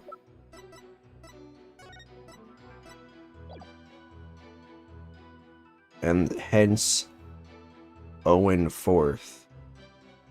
Because he was doing the time thing. Okay, I guess I'll just jump off a cliff.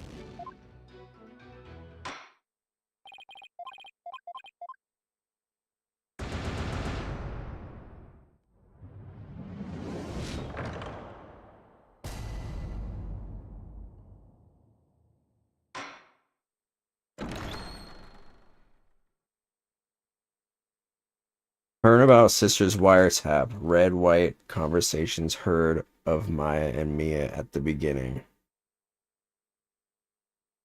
Turnabout Sisters was the statue of the thinker. A red herring? Not a red herring. It was the time.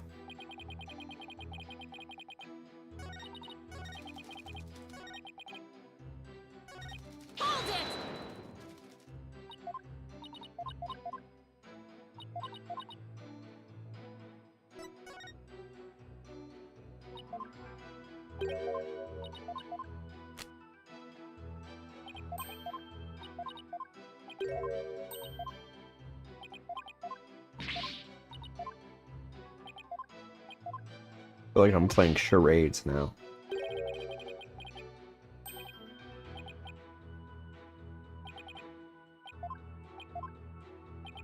Hit me.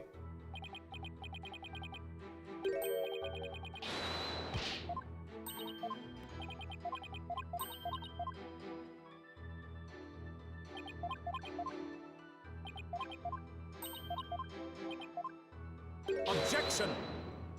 Kristoff Gavin gift to Trucy to frame Phoenix to get back at Zach.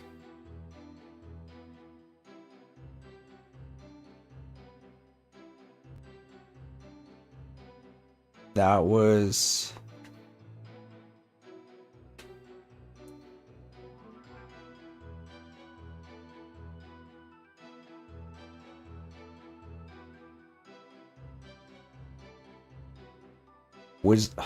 fuck. I know what you're talking about.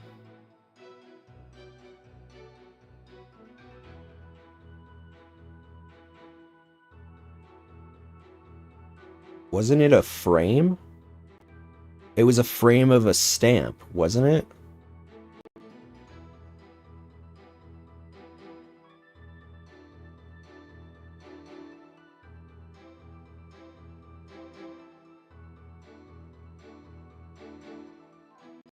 Wait, that's the wrong case. Wrong case, wrong case.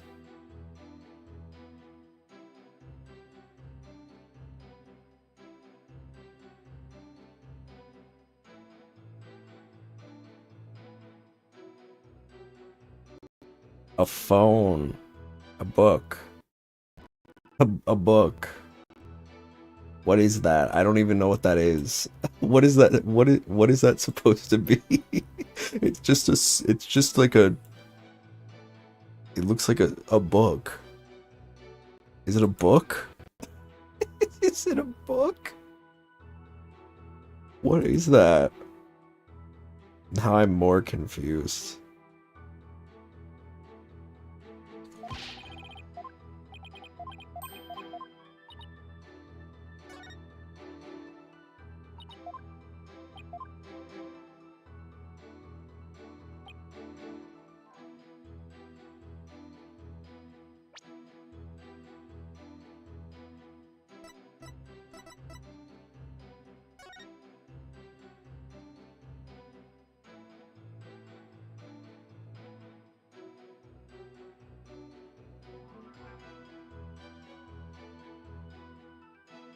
Window was to do his soba glutton routine.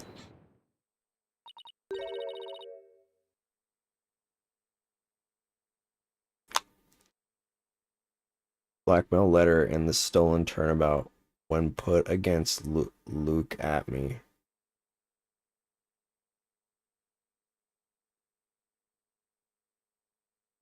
See, I don't remember the names. Luke at me. The blackmail letter. Was that 3-5?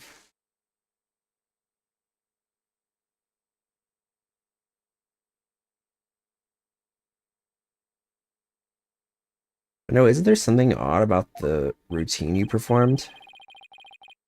Odd? No, I don't think there's anything odd about it. Real killer of stolen turnabout. He was being blackmailed with blackmailing. It's the oh, that was the was that the one with the maid cafe or whatever?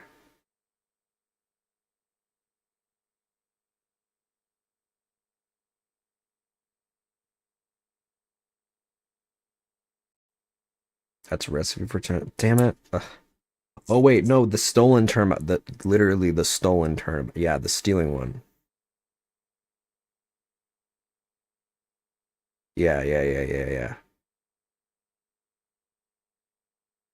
That's exactly what I find odd. The fact that you don't think it's odd. We're discussing the witness's alibi at the moment, defense. This show's program is completely irrelevant. That's where you're wrong, Prosecutor Sadmati. The reason being, it contradicts the statement the witness just made. Wendo, do you know what this is? No. What is it? This is an invitation to the show sent from Master Tornado to Prosecutor Blackwell. Included in the invitation is a rundown of the show's program, which clearly states that Time Soba was to be performed by Master Tornado himself. Earth and Phoenix, two separate pieces of paper when put together from what Emma drew 2 years ago because Gant didn't want to give the full evidence list.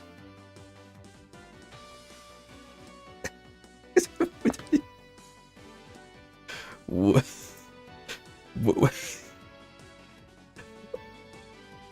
feel like you're just giving plot synopses for parts of cases now. It was just a useless paper that finally means something. Oh. I see. No.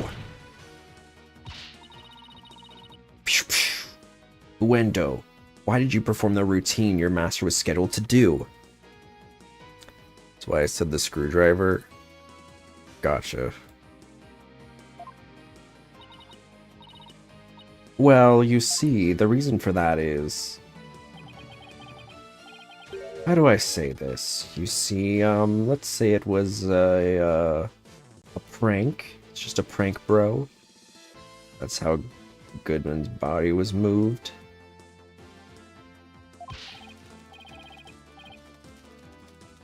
Can't get over how this OST sounds like the Fall Guys OST. That's right. It was just a little joke, you see. He's trying to surprise Shisho by performing his routine before he did. I don't know if I buy that. Is doing the victim's routine really just for laughs, or... Hey, didn't Simon happen to hear Time Soba coming from the dressing room during Uendo's performance on stage?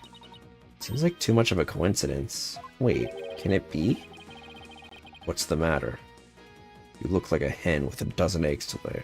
And Kristoff gave a forged piece of evidence from Vera Misham to Phoenix to prove Zack guilty. Right.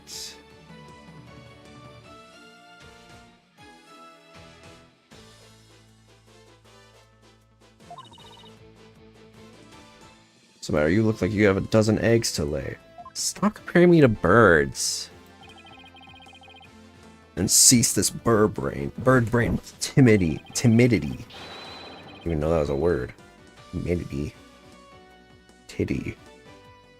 Titty timidity. If something has occurred to you, then lay it out for us already. Don't breed resentment in those watching your performance. Okay. I don't have a ton of confidence in this theory, but here goes. Looks like Uendo's alibi checks out, Your Honor, but even though he was on stage at the time, he may not have been trying to obfuscate a crucial detail about this case. Are you referring to the sober bill the man tried to skimp on in the witness's story? I'm not talking about the Rakago story, Your Honor. Oh, I'm sorry, but then what are you talking about, Miss Sykes? What Uendo may have been trying to deceive us about was...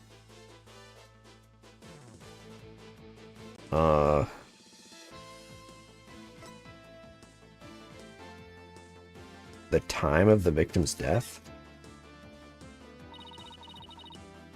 Javier somehow didn't think it was odd that he knew that Phoenix was going to present forged evidence and then didn't have the case not happen enough. Though he already knew. Uendo tried to deceive us about the time of the victim's death. What?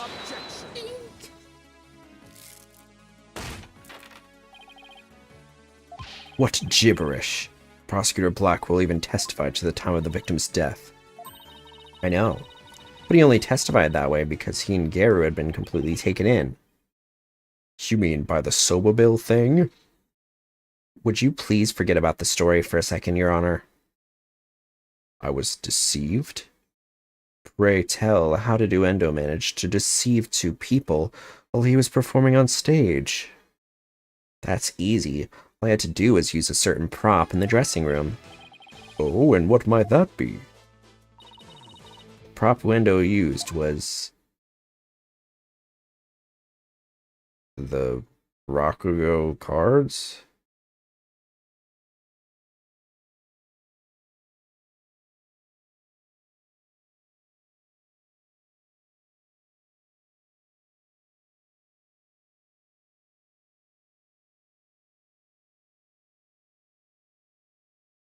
Persona again. Oh.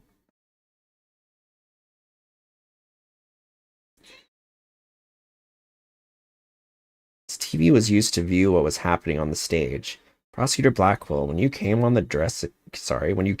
the dressing room, I mean, not that I'd be complaining if that happened, to the dressing room, what was Uendo doing? He was performing Time Soba. Blast, could it be? Sorry, the mind thinks what it wants to sometimes. Yes, it could, and it was. What you and Garu heard was not Master Tornado practicing his routine. It was Uendo's performance as heard through this monitor's TV speakers.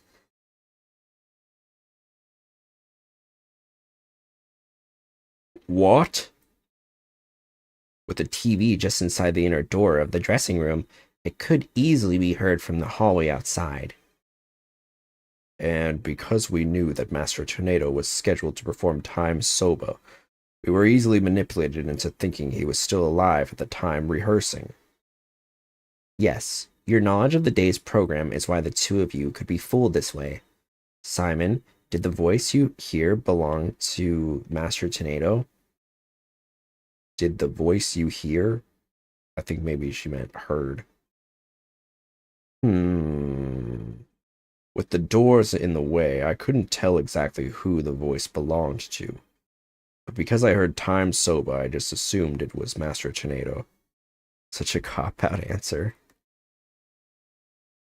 Can't believe I was taken in by such a simple mind game. All of that is mere conjecture. Where is your proof, defense? Ueno moved the TV back when he discovered the body. After all, he couldn't very well leave it by the door, because then someone might figure out the trick he'd been playing. There's one more thing about Uendo's actions that's suspicious. That is? The fact that he flopped so badly on such an important occasion. What's so suspicious about that? Even pros slip up once in a while, you know. I believe that this time it was intentional. Kazuendo knew it'd be strange to hear laughter coming from the dressing room. Oh my. Yipes. It's all just a bit too perfect to be sheer coincidence. All this time, bro is still acting that Owen doesn't exist. Plus, if the voice Prosecutor Blackwell and Geiru heard was due to Uendo's scheming, then the victim's time of death could have been earlier than 4 p.m. In other words, Uendo could have killed Master Tornado himself. Got you by the stones now, Uendo, so you'd better confess everything. Urgh. Well, witness, what do you have to say for yourself? We demand an explanation. Uendo? Yeah. I confess. I tampered with the crime scene.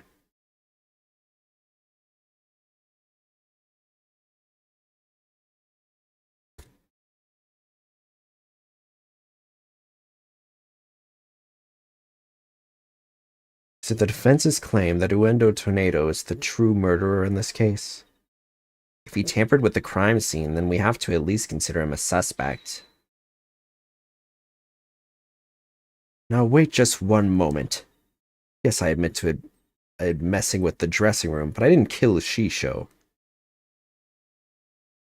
And why did you tamper with the crime scene? I refuse to answer that question. What? You suspect this, witness, then I have a question for you. What could it be this time? Wendo had absolutely no reason to murder Taifu Tornado. After all, why would Uendo kill the man who recognized his skills and promoted him? Oh, Well, his motive was, can't think of a single thing. Appears you are also not aware of one other fact. and that is? That the accused visited the dressing room before 4 p.m. as well.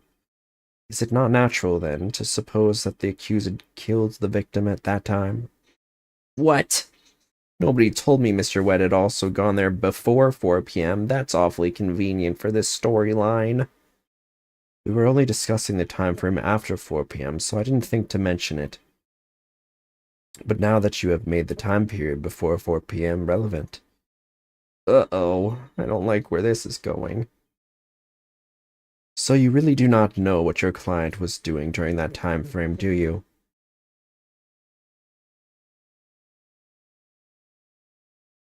Well, it was all very sudden, and, why did you wait until the very last second to contact me, Simon? Don't you give me that look. And just so you know, Bucky never told me he had visited the master before 4 p.m. either. It's been so long I forgot what the defendant was even a person. I know. This sort of thing is exactly what the prosecutor keeps calling us unprepared. The defense will stop squabbling this instant. Sorry, Your Honor. Prosecutor Sadmati, please continue. Thank you, Your Honor. Defense, you know of this soba-making implements in the dressing room, correct? Is he talking about the equipment for making soba noodles? You speak of the large bowl that is used to mix buckwheat flour and water. The long rolling pin and the special knife that is used to cut the dough into noodles. I don't love that they're right on the ground like that, but anyway. It was a little unsanitary. Precisely, these tools all came from the accused's soba shop. I mean, they didn't belong to Master Tornado? Mr. Wett had visited the dressing room to give the victim a soba-making lesson, and that visit was before 4 p.m.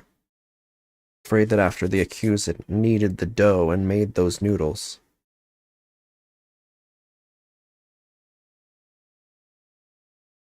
He committed the act of murder. But wait, that doesn't add up. If Mr. Wet killed the victim before 4 p.m., why would he return to that room at a later time?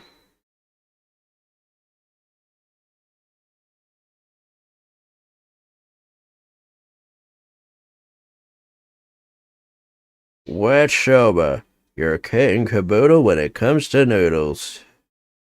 Oh my. Hi, Miss Chickadee. Hey, Asami.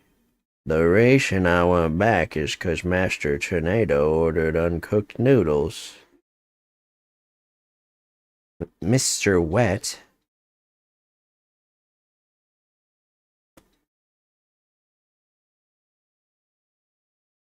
Yesterday, I brought noodle making tools to the dressing room at around 2 p.m. That's when Master Tornado ordered uncooked soba noodles to stock up on. Uncooked noodles to stock up on? Yes, ma'am. Master Tornado kept a supply of soba noodles from my shop in his fridge.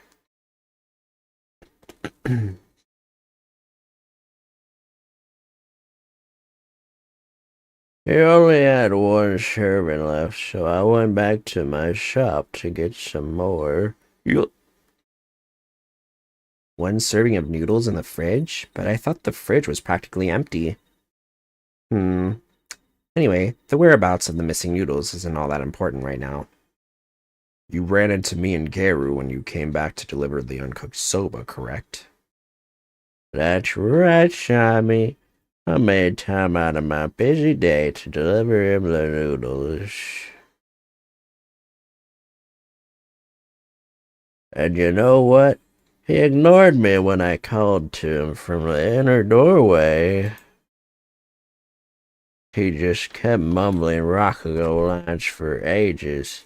So I got mad and went back to my soba shop. Ah, so that's why you got mad. If what he's saying is true, then there's no way he could be the murderer. I swear I'm telling the truth, Miss Chica. Oh. Bailiff, quick, get this man to the infirmary. Well, I dare say he's quite the handful. Your Honor, please accept the statements Mr. Wet made now, just now into evidence.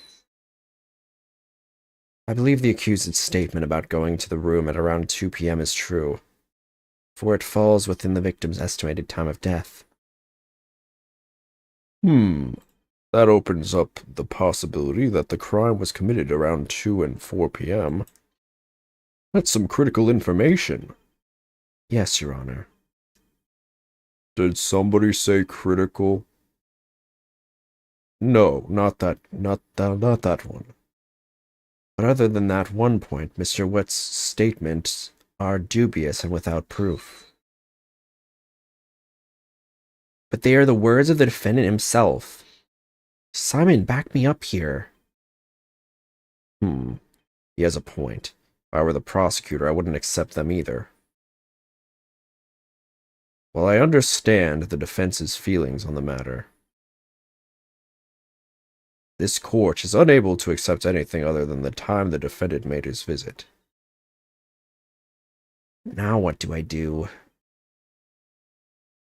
Trust you have no further objections, defense. At last, the time has come to send the soul of the victim onward to the Twilight Realm. Why are you dotting?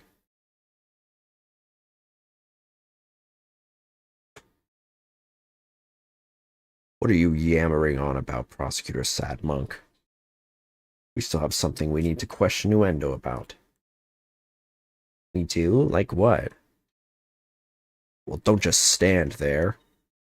We don't have any evidence left to present. You've forgotten already? Isn't there still a hidden witness you have yet to question? Hidden witness? That was the worst sense of logic from a character in the series. Yeah, I will admit the writing on this one is not great. I'm a little lost.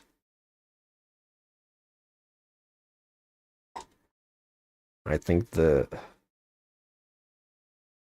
the ones with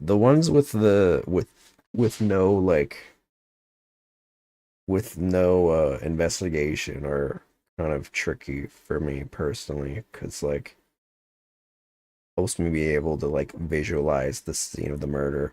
Your Honor, please accept everything the defendant just said as evidence. Hidden witness? Oh, that's right. Your Honor, there's still one more issue we haven't finished discussing yet. Oh? And what is this bit of unfinished business? I haven't finished discussing this issue related to Endo. Owen. So we'll have to discuss the possibility of a fourth personality, the one named Owen. Are you suggesting that this fourth personality of Owendo's might be the true culprit? Jeez, not that again. Told you we don't know anything about this Owen. Look, Uendo, I know you don't have any motive to kill your master, but 4 hours in and Owen's fourth hasn't been seen yet. Is he real? It's like YouTube thumbnail.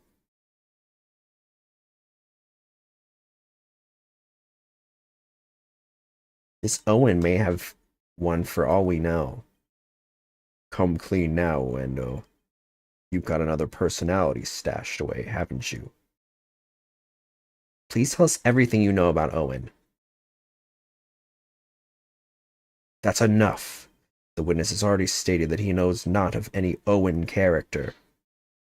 Bravo, you tell him, Mr. Prosecutor. Hey, Patches.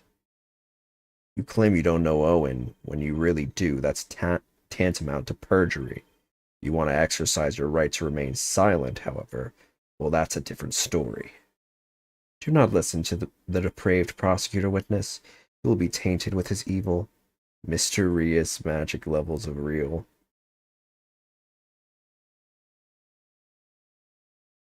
Have any idea how dark and cold a prison cell is? I exercise my right to remain silent. What's this now? Changing horses in midstream, are you? Shut up. We'll remain silent, and that's it. Patches, you fool. You stay out of this. Carmen Winstead levels of real. Patches is not the brightest bulb in that box you call a noggin, is he? The fact that he switched from I don't know any Owen to I will remain silent is proof that he does know about Owen. There it is again. Simon's formidable psychological manipulation tactic. I'm sure glad he's on my side today.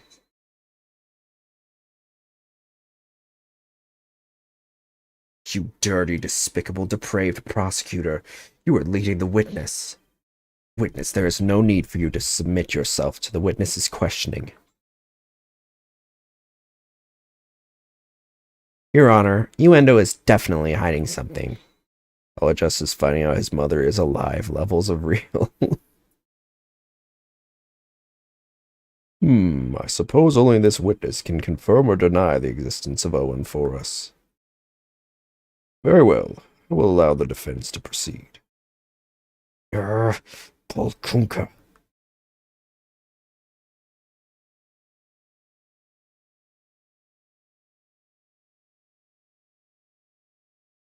I've never met any personality named Owen. That's it. That's the cross-examination. Patches was just blurting out nonsense in a panic. We're always aware, so we'd definitely notice if a personality like that showed up. How dare you treat me like a criminal based on mere conjecture? Wow. How am I supposed to deal with the testimony of 3 personalities? Unless you can prove the existence of Owen here, it's all over. You best screw your courage to the sticking place and attack their testimony head on. Always aware, you say? Alright, I will. Just stop piling the pressure on me. I have to draw some info, anything to drag Owen out in the open. Owen in the open.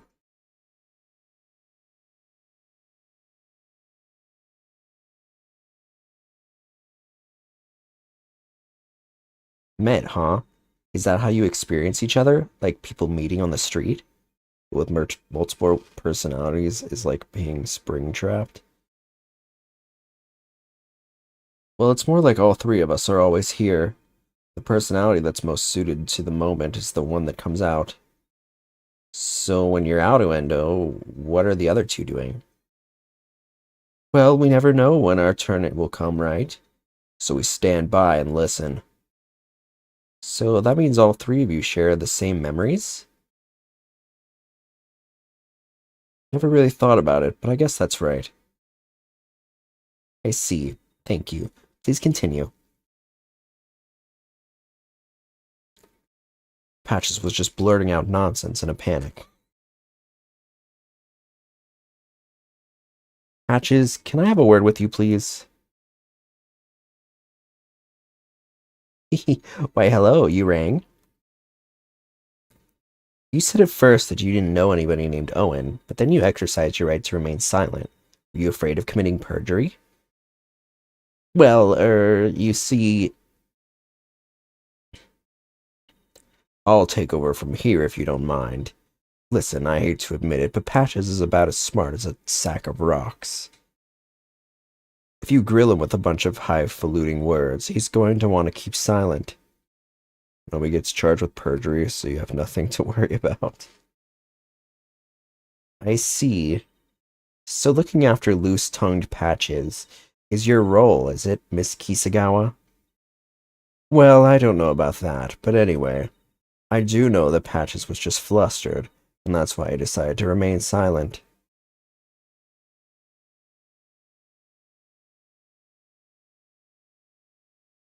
We're always aware, so we definitely notice if a personality like that showed up. But what if for some reason you three were unconscious at the time of the incident? If the three of you weren't aware and fuck, alert and aware, what would happen? What would happen? I'm not even sure what you mean. I mean, you three share the same memories, right? But what if Owen is different? What if he has memories separate from yours? Maybe Owen emerges when the three of you are unaware or unconscious. Ugh. Instead of speaking as if this fourth personality is a foregone conclusion, I suggest you prove his existence first. We've already seen three personalities. How's that work once the main personality goes to sleep? Yeah, I don't know.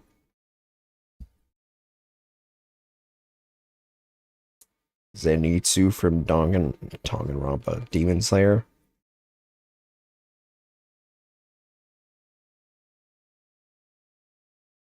A fourth wouldn't be a stretch.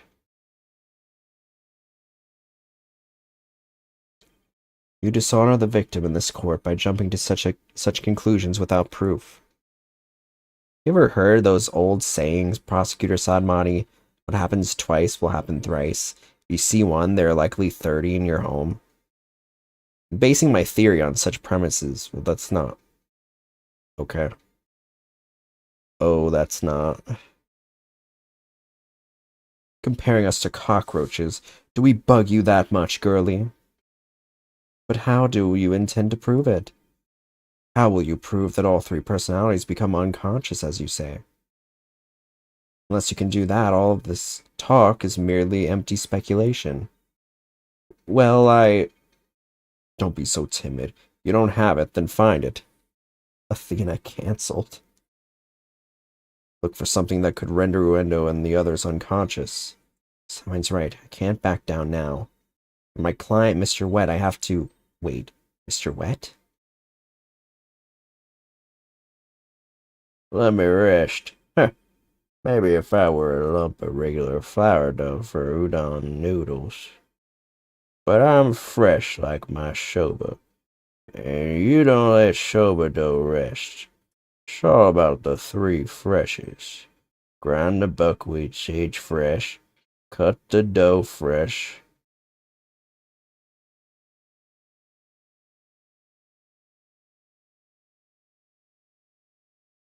And boil the noodles fresh. He's blacked out. Mr. Wet, falling unconscious. Wait a second. I think I've got it. What, are his noodles just that bad?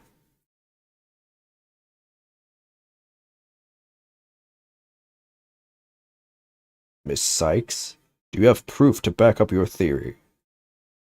Yes. Yes, Your Honor, I do. The proof is right here in this crime photo. It is. In that case, please point out what supports your theory. A little bit of that bubbly. Oh. The drink he drank. I was wondering about the cup. This is probably what made Uendo lose consciousness. Yes, the sake. The sake. And isn't it just like Master Tornado to pick a fine brand like Camel? Isn't that a cigarette brand? Anyway, sake. Oh, you mean rice wine? Oh, please, don't call it rice wine. That's so unsophisticated. It's not even wine. Silly girl. Must agree. You need to become more cultured, Athena. Tomato, tomato. It's made of rice, and people get drunk from drinking it, right? No, shut the fuck up. It's called sake, end of story. Fine, sake it is then. Ay caramba, everyone's so touchy about these things. God, when did everybody get so sensitive these days? The liberal media.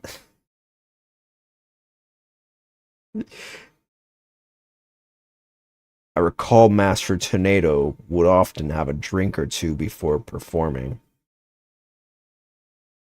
He said it made him more eloquent. Drinking too much of this. By the way, don't align myself with that. Just joking. Hypothetically speaking. Drinking too much of the stuff can make one lose consciousness, though, of course.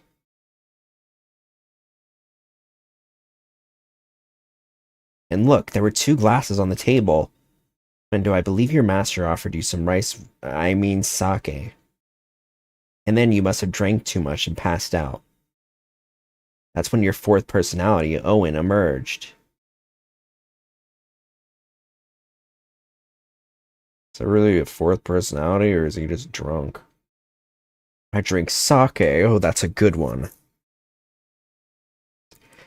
We have a real sweet tooth, you see, so yes, we did accept a sugary red bean bun.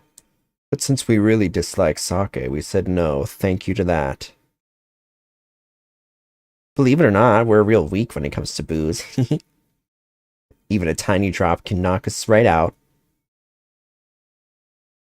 So you see, I had a sweet manju bun, but I didn't drink any sake. What? That can't be right. Defense demands that the glasses be examined right away. You amateur. Do you really think I had not already done so? Your foolishness is beyond the pale. Don't tell me. There's no trace of the witness having touched either of the glasses, naturally. Right, of course.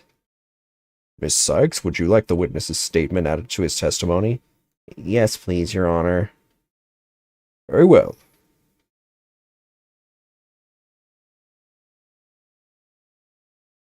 But I didn't drink any sake. So where did it all go? And correction, you only had half of a manju bun. Okay, never mind.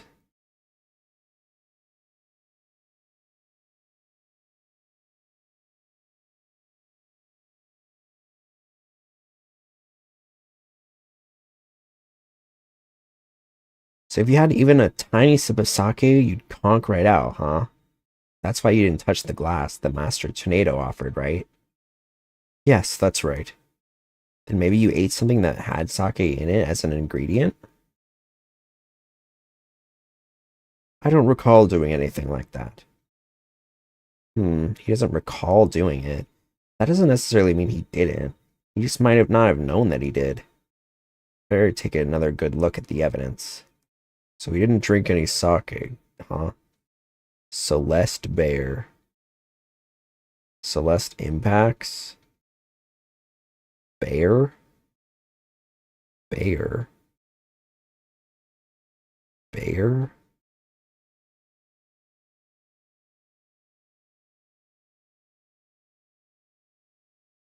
Bear. Ronaldo current team location.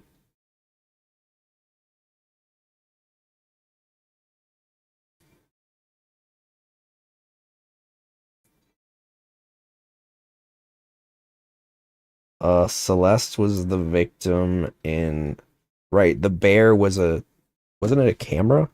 Or it was wired?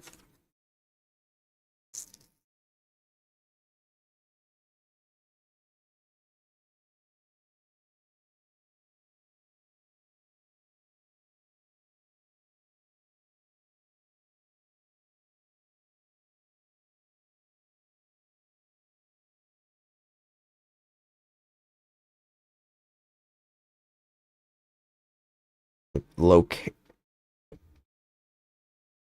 sleep you Portugal?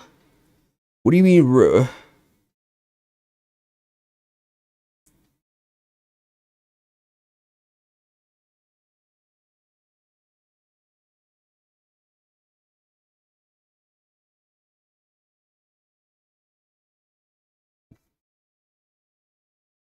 no, his team, not his national what? His team. Wait, what do you mean his team?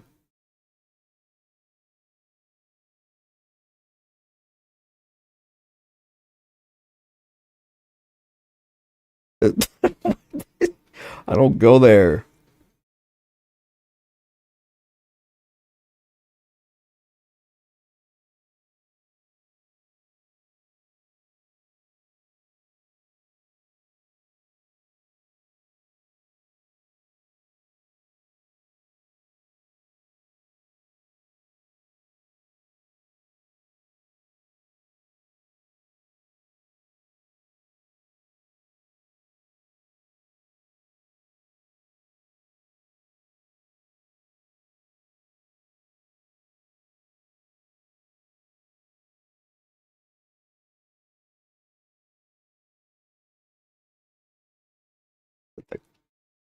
Camel.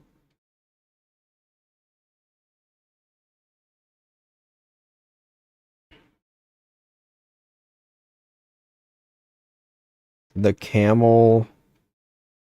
Okay, wait. The camel wrapping paper had camels on it. What does this mean? Is this unrelated?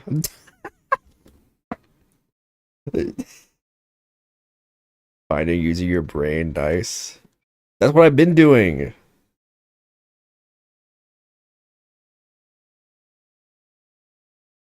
Whenever you give me the references, I'm like,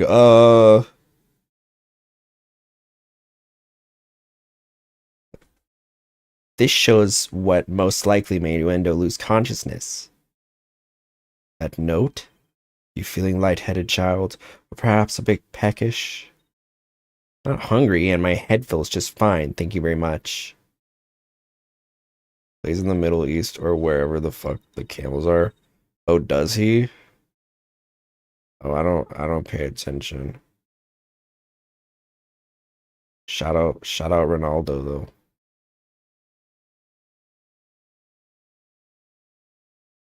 Look at the paper this note is written on. Isn't there something familiar about it? What exactly is your point, Defense? This faint design here reminds me of the paper from CM Punk Most Hated Country. Yup, it's a piece of the wrapping paper on the box of manju buns by the victim on the floor. But what did you mean by the bear? The bear was... That was wired, wasn't it? A note. Oh, there was a note in it. You're right. You're right. You're right.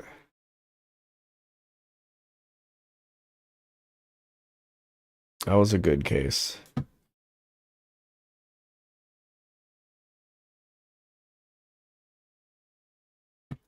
a piece of the wrapping paper on the box of manju buns by the victim on the floor. Wendo, you may not have drunk any sake, but you did eat a sweet red bean bun, right? Well, yes, that's right. I don't know if you were aware of it or not, Wendo, but I believe the manju you ate caused you to fall unconscious. The red bean bun? But how?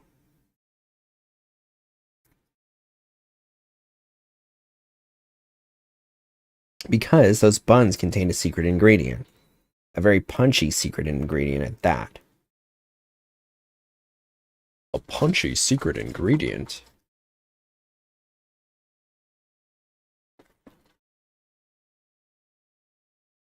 Yes. Sorry, I was clear my nose out. Who's pushing somebody finding out alcohol can be an ingredient? Yeah. Wait, it can? I'm just kidding. The design on the wrapping paper matches that of something else in the room. It does? The design on this object matches that of the manju box's wrapping paper. Okay.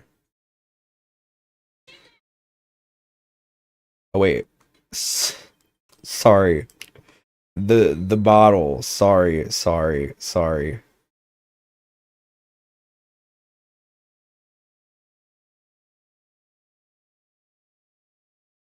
The overthinking. I was still stuck on the whatever. The camel pattern. It's the same as the one for camel brand sake. What is a camel anyway? So, just as Uendo said, he didn't drink any sake per se. But he did eat some. Impossible. Uendo had a camel brand red bean bun, which boasts a nice shot of sake as one of its ingredients. So the defense is claiming that Uendo passed out after consuming a camel sweet bun, which allowed a fourth personality named Owen to emerge. Is that correct? Yes, Your Honor. That's exactly what I'm claiming, and hopefully by the 5th hour of this case, we can finally meet Owen. But there's one thing that bothers me. Wouldn't the alcoholic content of the buns evaporate as they are steamed? Uh-oh. Did we crash?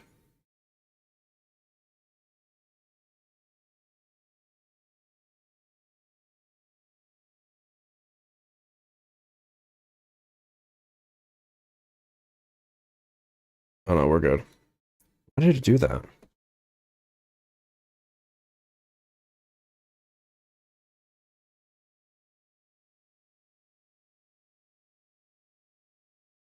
It just said your chat crashed. Did it actually crash? It's weird. Oh, thank you, Restream. Great platform. Owen broke the game with his impending aura. Wouldn't the alcoholic content of the buns evaporate as they are steamed? In order to give them a stronger flavor, some manju are specially made to retain as much of their alcoholic content as possible. What kind of lightweight do you think I am? Even I wouldn't pass out from eating a simple manju. Then how about we test that theory? What do you say, Your Honor? Are you saying you want to intoxicate the witness? Okay. I mean, we've had a bird as a witness, so alright. Seeing is believing, as they say. Very well, I will allow a test. Thanks, Your Honor. Simon, go buy us some camel manju on the double. Don't forget to give me one too, okay? Why must I? While you're at it, Prosecutor Blackwell, you will get one for me as well. There's also some new Sour Patch Kids, that just came out. Kinda wanna try them. They like glow in the dark. They have little candy bits in them.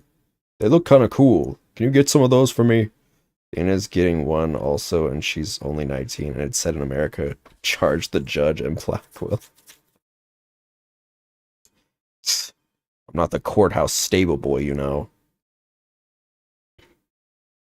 But just this once I'll acquiesce. Taka, I'm counting on you. Just cut to the bird in the... cut to the bird in, like, the local 7-Eleven. What was that you wanted? Squat!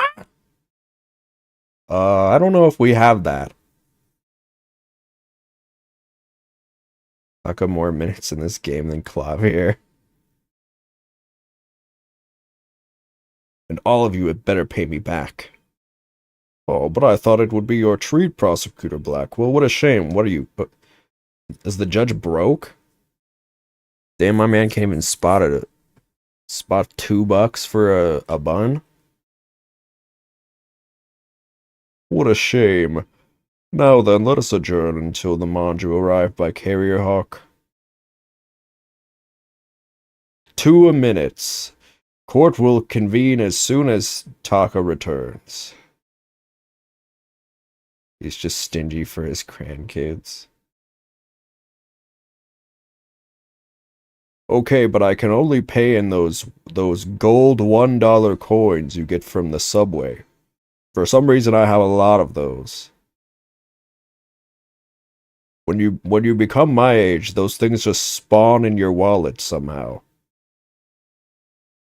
Don't ask how I got them. I just have them.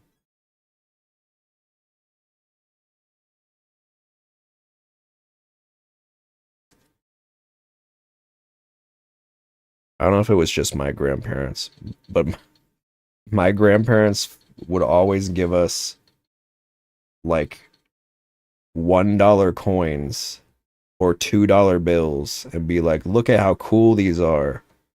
And you'd be like, whoa. And that was it.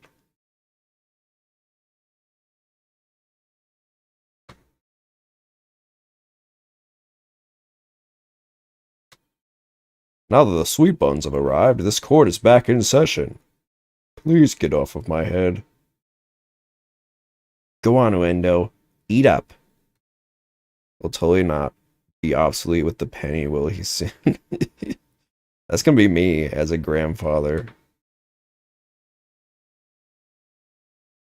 Like, look at this, guys.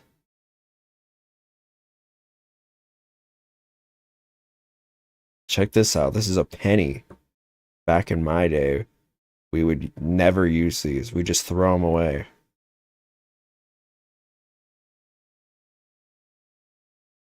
$2032? Oh, that's a while. Honestly, good riddance. I hate those things. They just take up space in my piggy bank.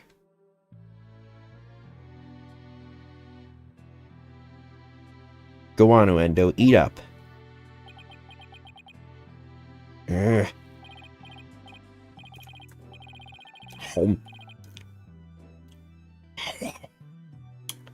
Nice flavor. You can really taste the sake. Gulp. That was delicious. Yes, a unique sweetness and the faint aroma of sake. Yet I hardly think that anyone could pass out from eating something like this. What's the matter, Wendo? You're not afraid of a tiny manju, are you? Or are you scared of how many calories it has? Don't be ridiculous. Everyone here is an accomplice to minor drinking.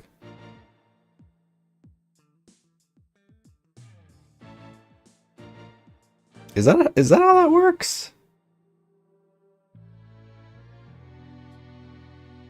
I always thought there was like a minimum level, cause like I mean I would eat like pasta with vodka in it as a kid. But I guess it's different when like it's baked in such a way that you can still taste its contents. I don't know.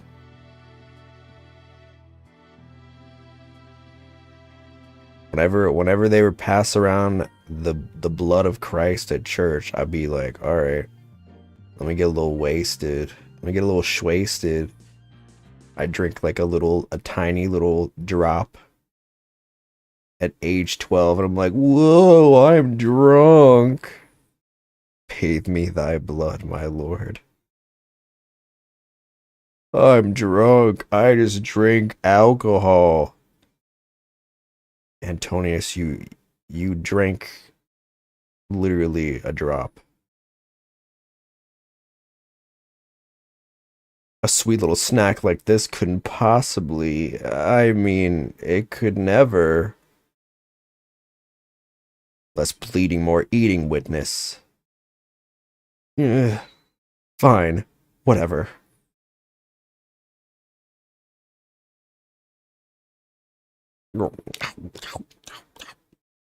Gulp.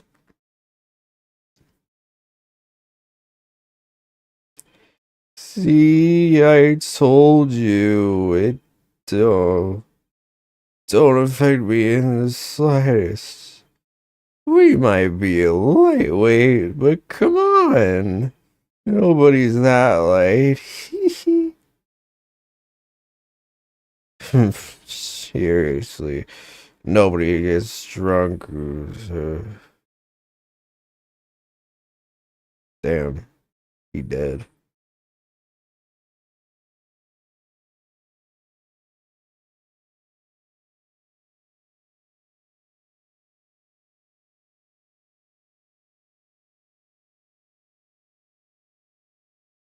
What? It looks like it worked. Oh my. Witness, please tell the court your name and occupation. Oh. Oh. Uh. Hmm. Oh. My name is Owen. I'm 5. You're 5 years old? Am I in trouble? Please don't yell at me. Oh. Age regression and Ace Attorney before Persona 6. So he's Uendo's 4th personality? I'd hardly think a child like him could have a motive to murder the victim. And even if he had a motive, could he have actually committed the murder? That's a very good point. Owen does appear to be very timid and weak. Oh. Seems the defense was hoping this hidden personality would be the real killer. But that now that he is standing right before us, it is clear that none of Uendo's personalities can be the killer. Where can I even go from here? Shisho. Owen, do you know something about what happened to your master?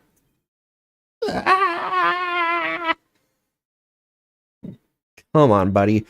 Won't you tell Auntie Athena what happened? What is scary, lady? I'm not scary. Look at Auntie's big smile. If it wasn't him or the defendant, that leaves a lot of options, don't you think? Right. tell me about your master, please. Pretty please with sugar on top. Okay. Shisho was super nice. He always played with me. Just like a real grandpa. I loved Shisho. Athena, do you sense anything behind his words? I sense his sadness. Sadness so pure it's heart-rending. But no discord. Prosecutor Assad Mahdi is right. Owen isn't the killer. But then, don't you find it odd? Find what odd? To view what we've learned so far. Wendo rearranged the Karuta cards to pin the blame on Bucky.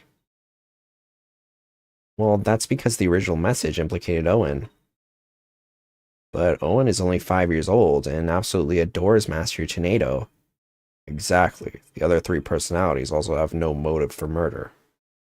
If Owen isn't the true culprit, then the person who first laid out the cards probably wouldn't have been Master Tornado. So then, who did it? You like that swift transition? Defense? Did the appearance of Owen help you figure anything out?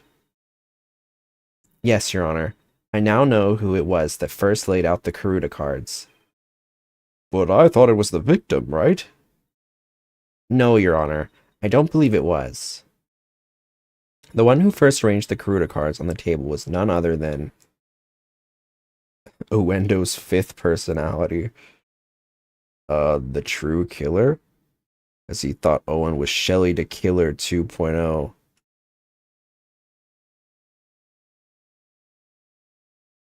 I believe the person who laid the cards out is the very person who killed Taifu Tornado. How quickly you move on to a new target when your Owen theory proves false. Talk about moving the goalpost. You Pulkunen.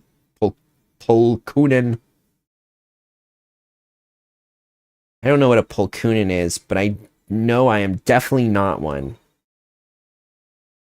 Someone who knows Owen the fourth personality leaves another lot of possibilities. Before you start with the sermons, why don't you hear me out? Yes, let's hear the defense's reasoning. Please proceed, Miss Sykes. If you are bluffing, I won't go easy on you. I understand, Your Honor. Now then, please recall the original crime scene.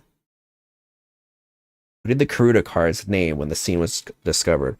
It'd be crazy if it was Simon. I know it's not, but that'd be a twist. But they would never do that. Who did the Karuta cards name when the scene was discovered? Let's see. I believe they implicated the defendant, Bucky Wet. That's right. But then when we found that the message originally read Owen Fourth. Which implicated the young boy, Owen. Is she not a filler case in the entire fucking Dual Destinies game? Exactly, and the person who rearranged the cards was undoubtedly Uendo.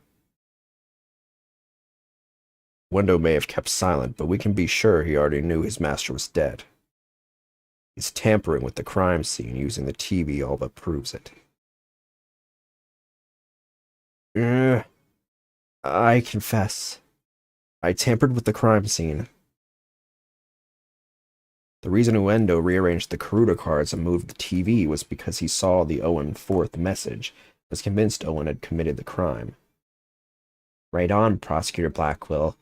It would seem that Owen and the other three personalities don't share the same memories. But really, there is no fourth personality, it's just the three of us in there. Wendo feared that Owen had killed Master Tornado, so he tried to hide Owen from us. Oh. But it turns out Owen is but a 5-year-old child incapable of hurting a fly, let alone his beloved master. So naturally, the culprit must be somebody else. And this somebody else, the true killer, tried to pin the crime on Owen.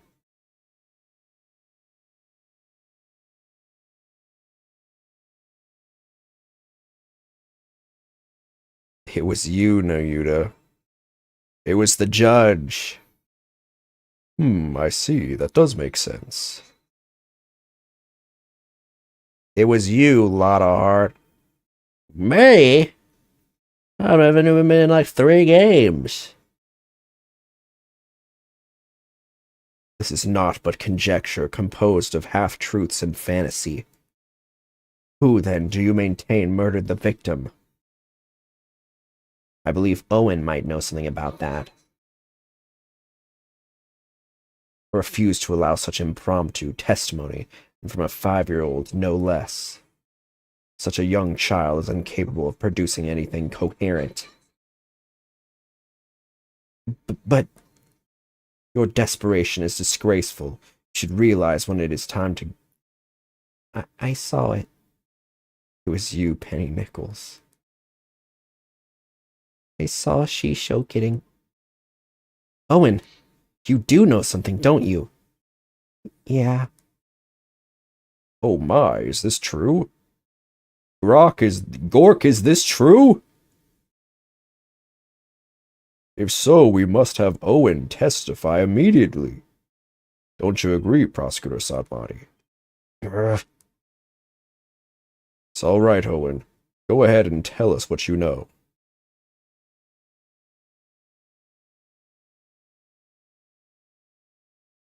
I saw it. Shisho was standing with a knife in his hand. Blood was dripping onto Shisho's face, getting it all red. I couldn't move at all. I was so scared. I passed out. This is eyewitness testimony from the moment of the murder. Owen, can you tell us anything else about what you saw?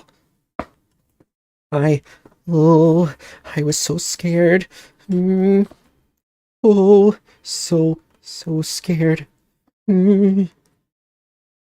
Owen, his emotions are spiraling out of control. Something must have really frightened him. Is he all right? I mean, could probably tell from context clues here, but his emotions are running wild because he's trying to recall something frightening to him. I recommend a therapy session right away. Double therapy sesh? I see. Yes, please do whatever you can to help the poor boy. Will do, Your Honor. Better find the cause of these out-of-control emotions pronto.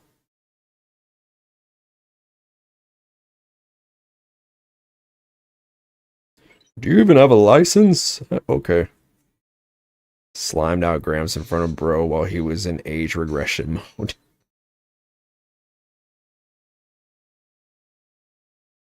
Shisho was standing with a knife in his hand. Blood was dripping onto Shisho's face, getting it all red. I couldn't move at all.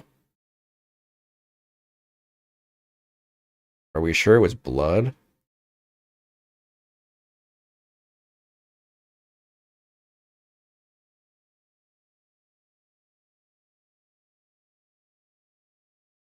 Couldn't move at all. I was so scared I passed out.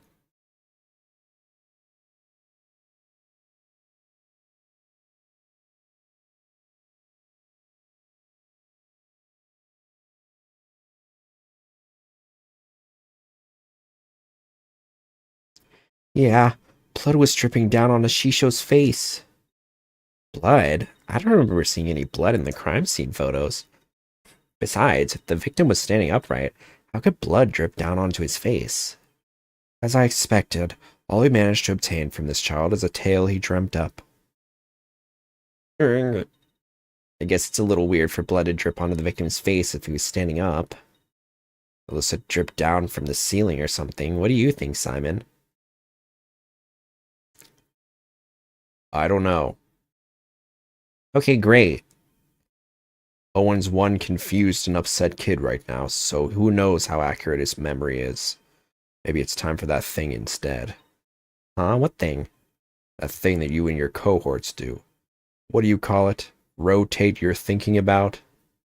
Thanks for the help, Simon says. No.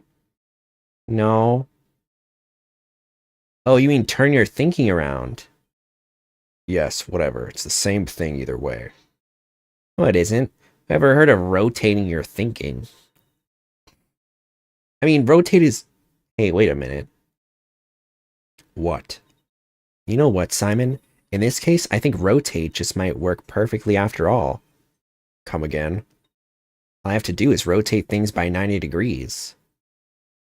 When he saw his master, Owen must have been...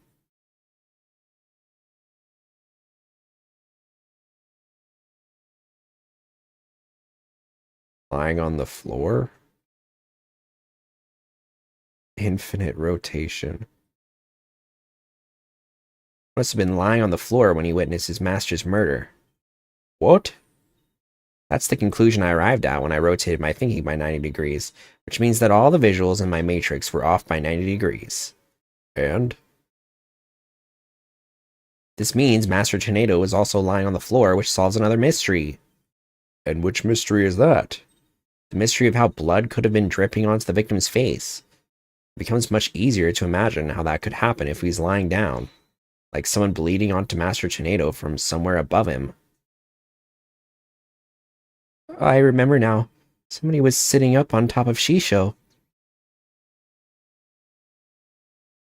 So, trying to recall his master's bloody killer is what spooked Owen originally. The blood that stained the victim's face red came from the person sitting on top of him. The victim was holding a knife, so he likely nicked his attacker as he was fighting back. This means his assailant was injured on their face, sorry. Somewhere like the forehead, perhaps. Assuming the victim and his attacker were face to face, then yes. I see, so that is what happened. But if I recall correctly, the accused has a fresh bandage on his forehead, does he not? You won't believe the coincidence. Oh no, I know. I feel like I'm already kind of there.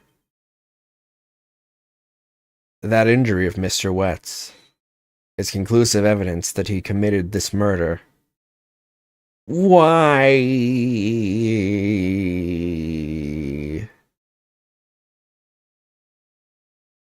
This feels like the longest fourth case in the history of Ace Attorney. Seems you have dug yourself into a pit you cannot crawl out of. No. Even though I figured out the reason for Owen's out of control emotions, all I did was raise further suspicion against my own client. What do I do now? What's the matter? You aren't thinking of throwing in the towel, are you? Farewell, my turnabout is longer by 3 hours. Fourth in the sense that there's a fifth, I should say. Not counting the ones that have only 4 cases. I should have said. What's the matter? You aren't thinking of throwing in the towel, are you? It looks so bad for Bucky. I mean, he had both motive and opportunity. Plus, he has that injury on his forehead. Your Honor, I sense that the defense is finally ready to let it go and move on. Well, Miss Sykes, I understand that you don't want to give up on your client, but I won't allow you to prolong this trial without a good reason. That lawyer did her best. Maybe it's time she gave up. She tried everything.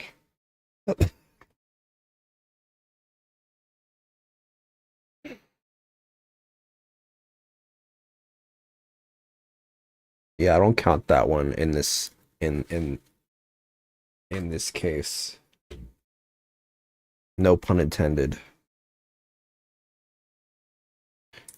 Only games 3 through 6. Not including 4. So 3 games out of the 3 examples.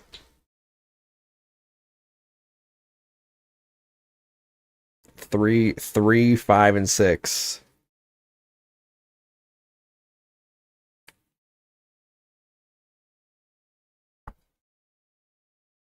I really, really don't want to back down, but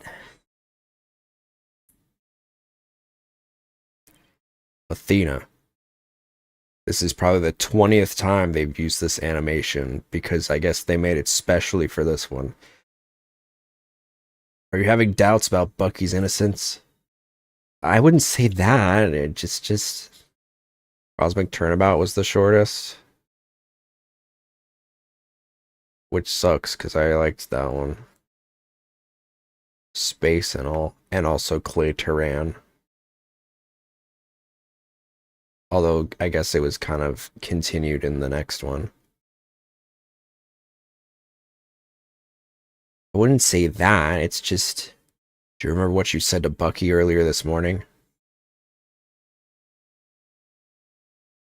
You mean you believe me, ma'am? Of course, no matter what, I'll believe in you to the very end. Are those just empty words? Of course not. Just that all the cards are stacked against us. Are you still stuck on that line of thinking? Whoa! What? Whoa! Not the TikTok e-boy POV. I was not expecting that. Motive, opportunity, and an injury to his forehead. Is that all? It reminds me of like of the. Do you remember the trend of the TikTok e-boys and they like grab the camera? They're like, "You're mine."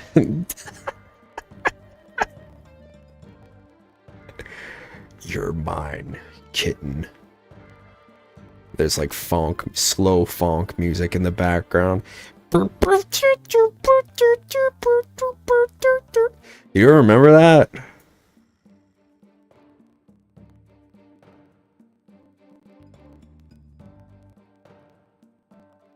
It was like a whole like there's a trend of like the e-boys. Is that all it takes to make you stop believing in your client? Tell me again, who are you to Bucky? I'm his Miss Chickadee lawyer. Then do your duty and believe in him until the very end. I will. Simon's absolutely right. I'm Bucky's lawyer and he's depending on me. And I feel like Simon is a little too invested in this case for his own personal reasons. Trent, I'm sure it's not one of them trends the news makes up to make TikTok seem bad. No, it was one of those ones that like every YouTube commentator did a video on though. That was like TikTok is gone cringe again.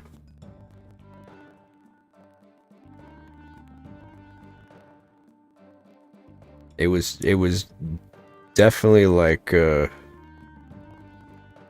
was like when the e-boys, that was like their thing. That was like the e-boy thing.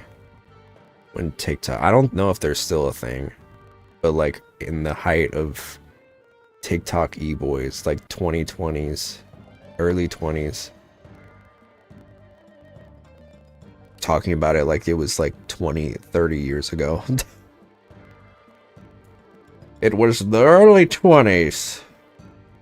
COVID had just hit, and Animal Crossing was all the rage.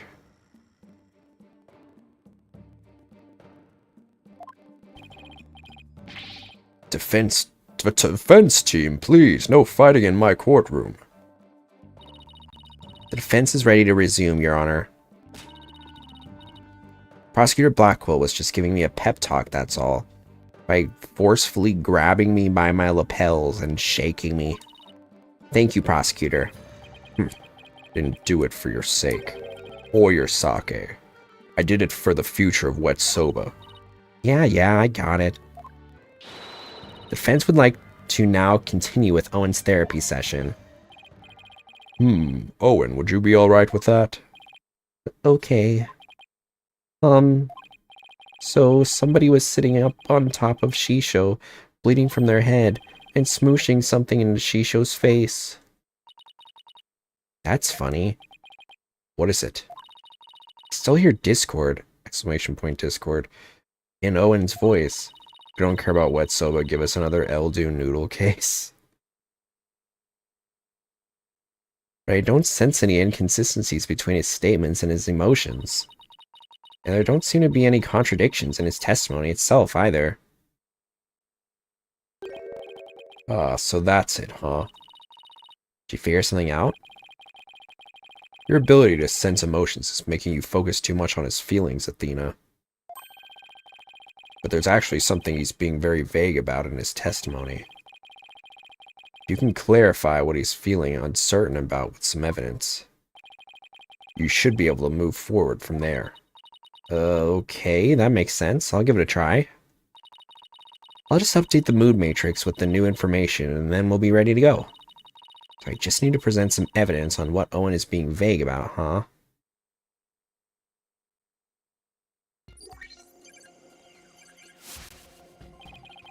That's an interesting photo.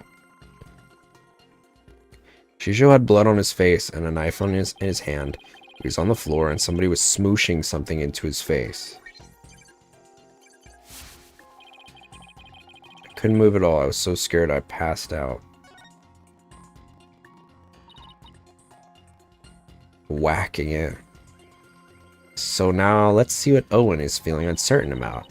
Should manifest as something Owen isn't being specific about. What's the matter? Is this too tough for you? No, I'm thinking. So stop distracting me. I think I can guess what Owen is uncertain about. I just don't know which piece of evidence will pull the info I need to the surface. Can't solve this with a rigid thought process. Try kneading your mind as well. Kneading my mind? It's not soba dough, you know. Huh. Looks like you've learned a thing or two about making soba, at least. You think? I've only been hearing about it all day today. Well, even with that tiny bit of knowledge, you ought to be able to find your answer. Manifest Destiny reference? That's Simon. He's figured something out again, hasn't he? What does the soba making process have to do with what Owen is unsure about?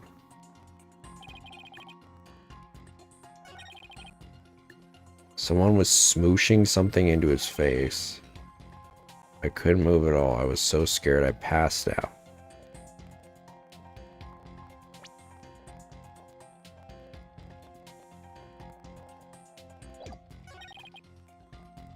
Somebody was kneading dough on his face.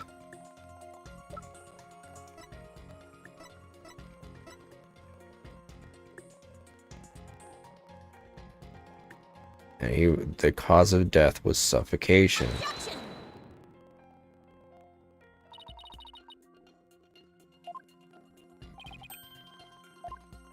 Well, what the hell?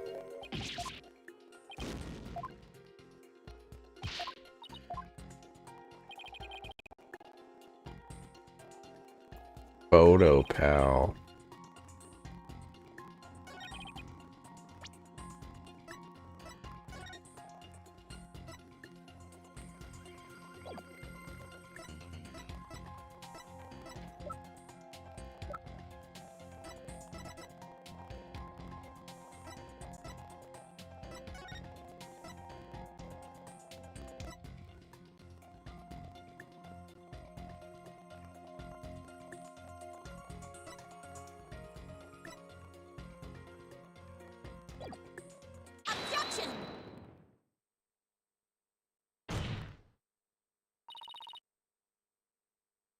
Let's put a name to the thing Owen's uncertain of, shall we? By identifying the murder weapon that was used to suffocate the victim. Fortunately for us, I spied the murder weapon right here in the crime scene photo. Fortunately for you, I spy nothing of the sort. And the police did not spy anything out of the sort during their investigation either. Pray tell, where is this murder weapon you see? You don't see it because it no longer looks the way it did when it was used as a weapon. This is what the killer pressed into Master Tornado's face. That's more than 1/5 of a day. I'm finishing this.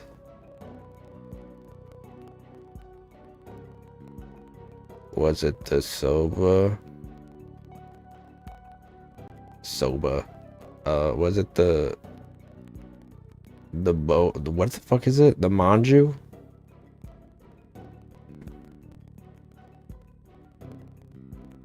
Dude, I don't know. This case is fucking boring. Hey, man. Appreciate it.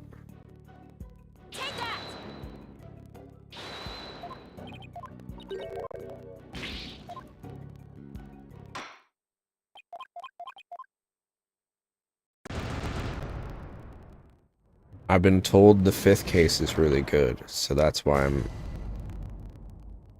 we're here.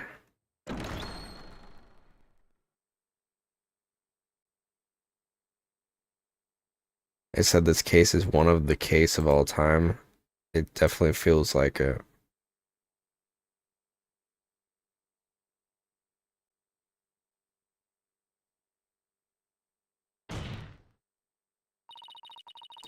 Fifth case is good, but I don't rate it high in my opinion. I've liked pretty much every other case so far in this game. So just this one's been rough.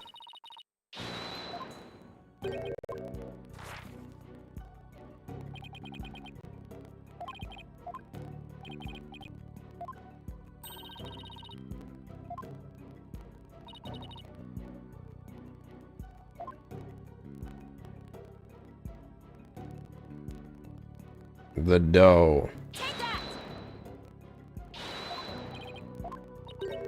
God damn it.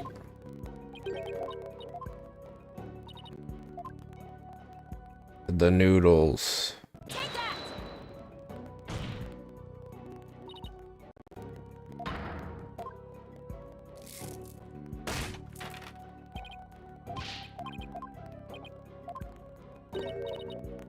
Oh, wait, is this okay? The mystery person that Owen saw pressed soba into the victim's face, thereby suffocating him. I grow weary of your tasteless jokes. How could anyone commit murder with soft, delicate soba? I didn't think it was that obvious. Alright. The noodles would instantly fall apart if they were pressed into someone's face. Yes, I agree. Well, I disagree. There is a way the soba could have been used to suffocate the victim as dough. What? You'll explain your theory at once, Miss Sykes. Killmaster Tornado, the culprit, must have smothered him with uncooked soba noodles. It's either it's Ace Attorney. It's either obvious or it's slightly not obvious. That's true.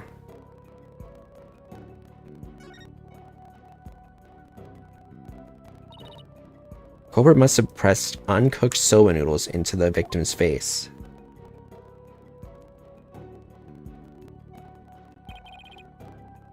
Soba noodles are even softer and more apt to fall apart before they are cooked than after. I verified this for myself by preparing and cutting my own buckwheat noodles yesterday, then I promptly pressed my face into them. How thoroughly studious of you, Prosecutor Sadmati. Jewish dough?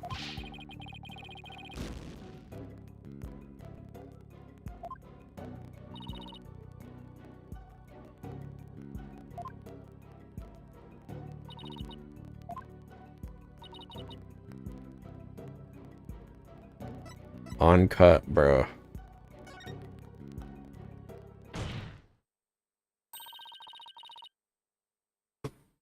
Okay, right.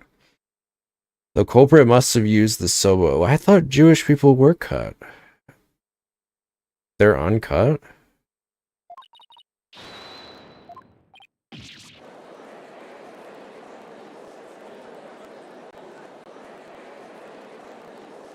I feel like I've hooked up with a Jewish guy and he was cut.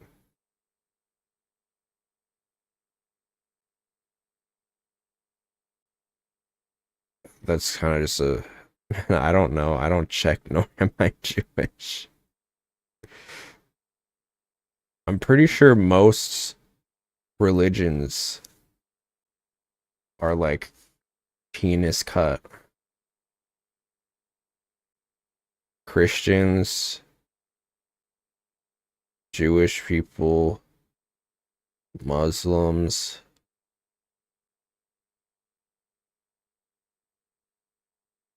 Probably others. Order in the court. I'm uncut. Okay, didn't need to know that. Yeah, soba dough could definitely be used to suffocate someone, couldn't it?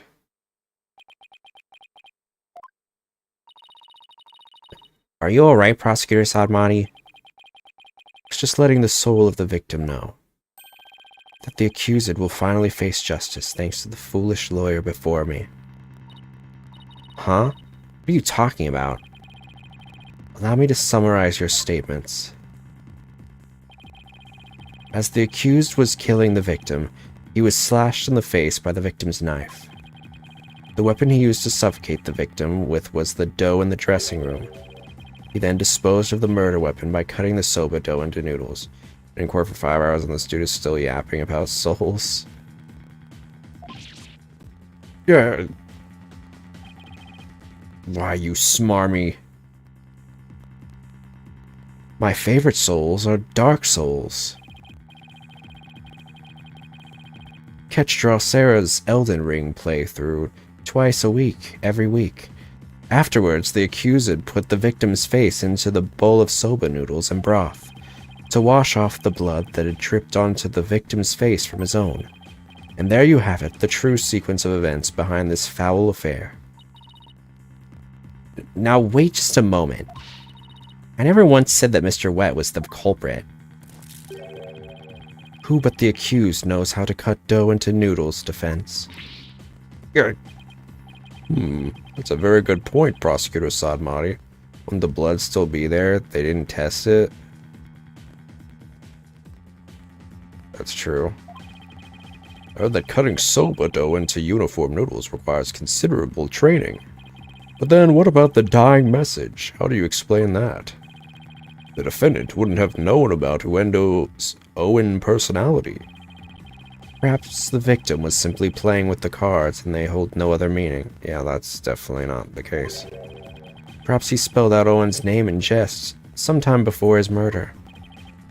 That's true. From Owen's testimony, it's clear that Master Tornado cared for the boy. It appears we've arrived at a compelling conclusion. Taken together, all of these points paint a convincing picture of the defendant's guilt. Owen, is there anything else you can tell us? It doesn't matter how small of a detail, anything will do. That's to be the worst explanation that a prosecutor has given in the series. Ooh, you're scaring me. Oh, I'm sorry, Owen. Auntie Athena didn't mean to raise her voice. I have to be gentler with him. Can't forget he's only 5 years old. No need to be scared, okay, sweetie? Just tell us anything you can remember. Well, when I woke up... you don't understand it at all in jest and nothing but a coincidence. When I woke up, the person who killed Shisho was standing over me, bleeding from their head. Owen, you saw the killer's face? Oops, I did it again. So, who was it, Owen? Do you remember?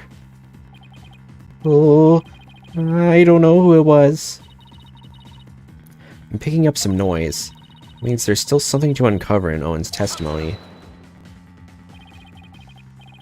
I don't know what Owen saw, but suffice it to say, we are analyzing the dreams of a child. You've wasted enough of our time, defense. Let it go, and move on. No, there's still discord in Owen's heart that needs to be addressed. Therefore, I can't give in here. Owen, do you think you can continue your testimony for us? Okay. I'll enter the new info and run an update then.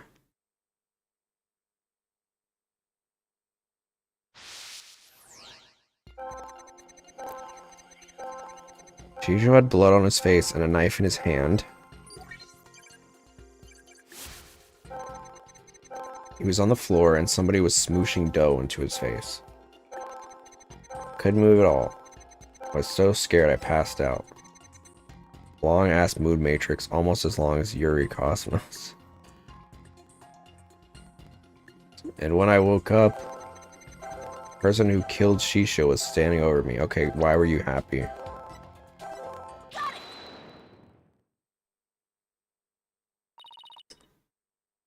despite witnessing the culprit's terrible crime firsthand.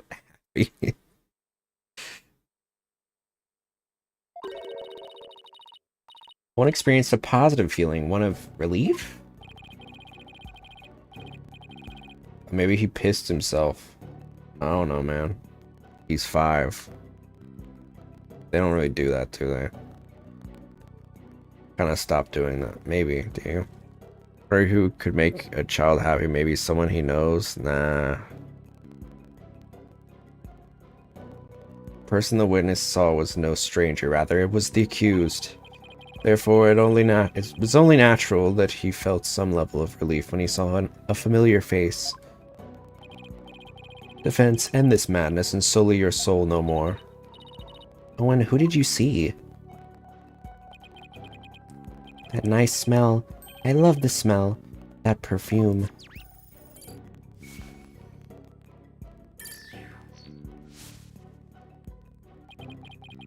It's the smell of... Do it. Try to remember, Owen. Oh, the smell of... Ooh.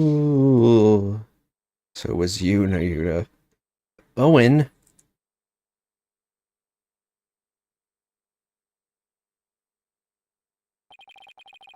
It seems Owen is now resting in the infirmary. They certainly have their hands full today down there. Let's continue with the trial. Despite Owen's testimony, it is the opinion of this humble servant of the Holy Mother that the child's words were insufficient to clear the accused of suspicion. What about the scent of perfume Owen mentioned? I believe it's a clue that will lead us to the true culprit.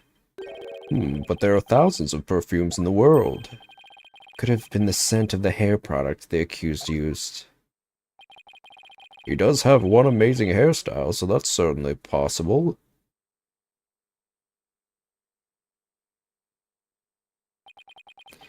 The witness is a 5-year-old boy. He cannot tell the difference between conventional perfumes and hair products. Why couldn't you have gone for a crew cut or something, Bucky? What's more, the only person who can cut soba noodles with such precision, monstrous turnabout reference, is the accused and no other. Oh man, how am I supposed to argue with that? So, the person Owen saw at the scene of the crime can only be the accused, Bucky Wet.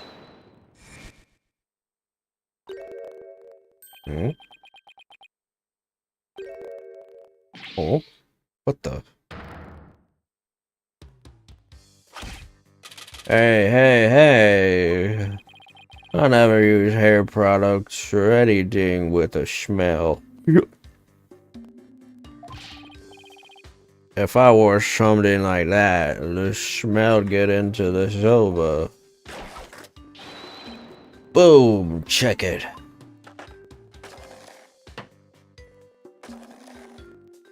Where's he going? Stop that man!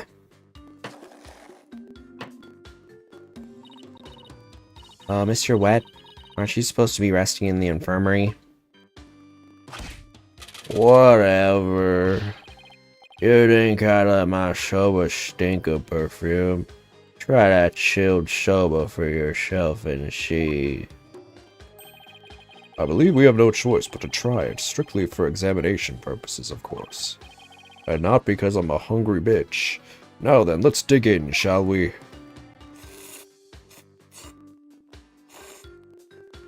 Thanks for those sounds. Good. Angel Star Lunchland. That was delightful. Well, I'm satisfied that there are no traces of hair products or perfumes in Mr. Wet's soba. First sweet bean buns and now savory soba.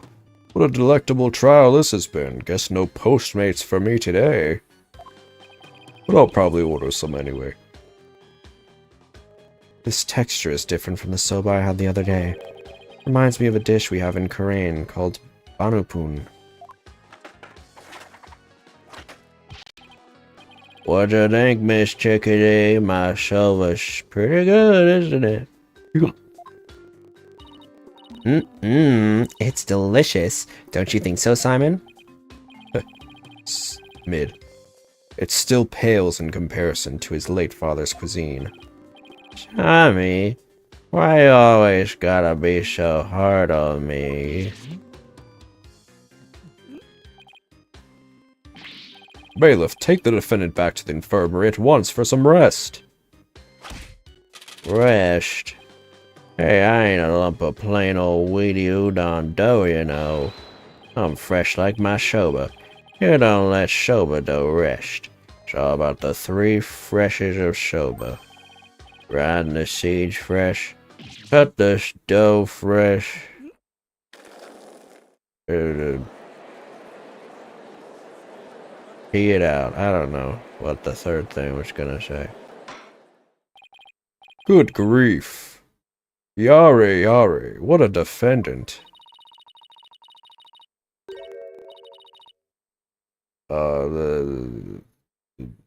At least Bucky wasn't the source of the perfume smell. Wait, smelly perfume. Aura! Aura! What are you doing? Oh, nothing. Looks like you remembered something. The phrase smelly perfume reminded me of a certain somebody. Oh, and who might that be? Well, there's only one person that we haven't seen in like 3 hours, so there's only one person that comes to mind. Phrase smelly perfume. Orla, turnabout reclaimed.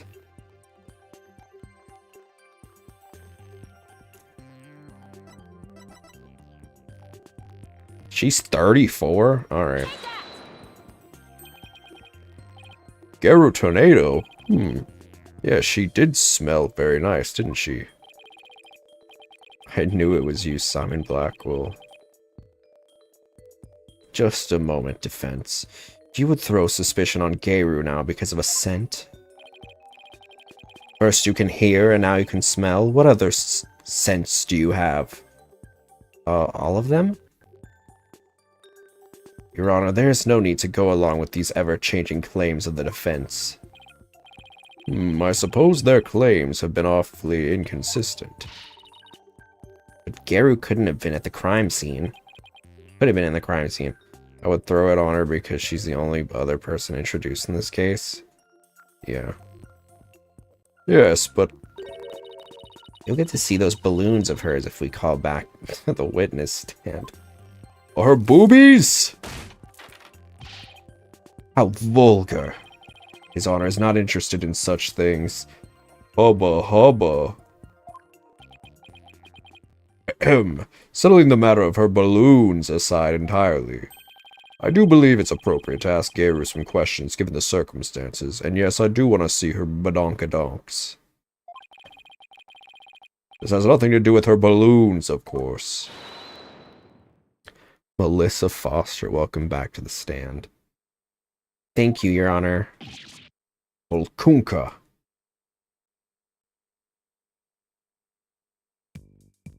Remember all these props that I made? I'm gonna make some more, probably. Thank you for calling this disciple of the Tornado School of Rakugo back for an encore.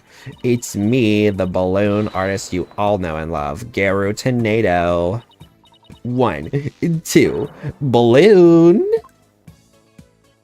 Oh, yes. What wonderful balloon artistry. Your Honor, please. It's gooning time. Now then, what would you like me to make for you this time? Actually, I called you back for more testimony. But I'm all tucked out. This case has left me completely deflated. What? You didn't find that funny? Deflated? I'm also holding up a phallic-looking balloon and waving it around. Anyway, what exactly is going on, Simon? Seems the person who murdered Master Tornado was wearing perfume. And you were the only person I could think of who wears perfume. Wait, you mean I'm a suspect now?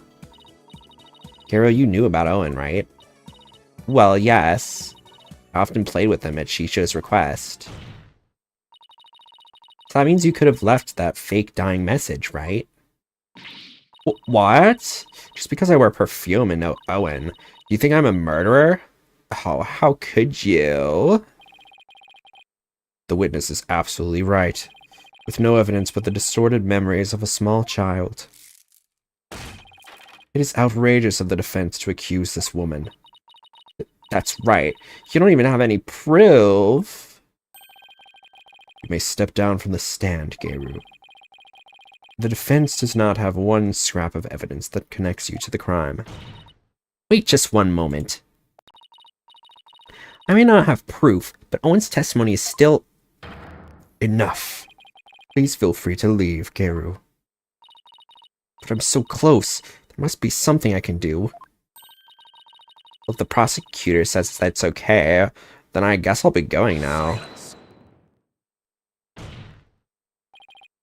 Boy, Geru, you're an entertainer, aren't you? Once you go on stage, it's your duty to complete your performance, is it not? So what are you doing leaving halfway through?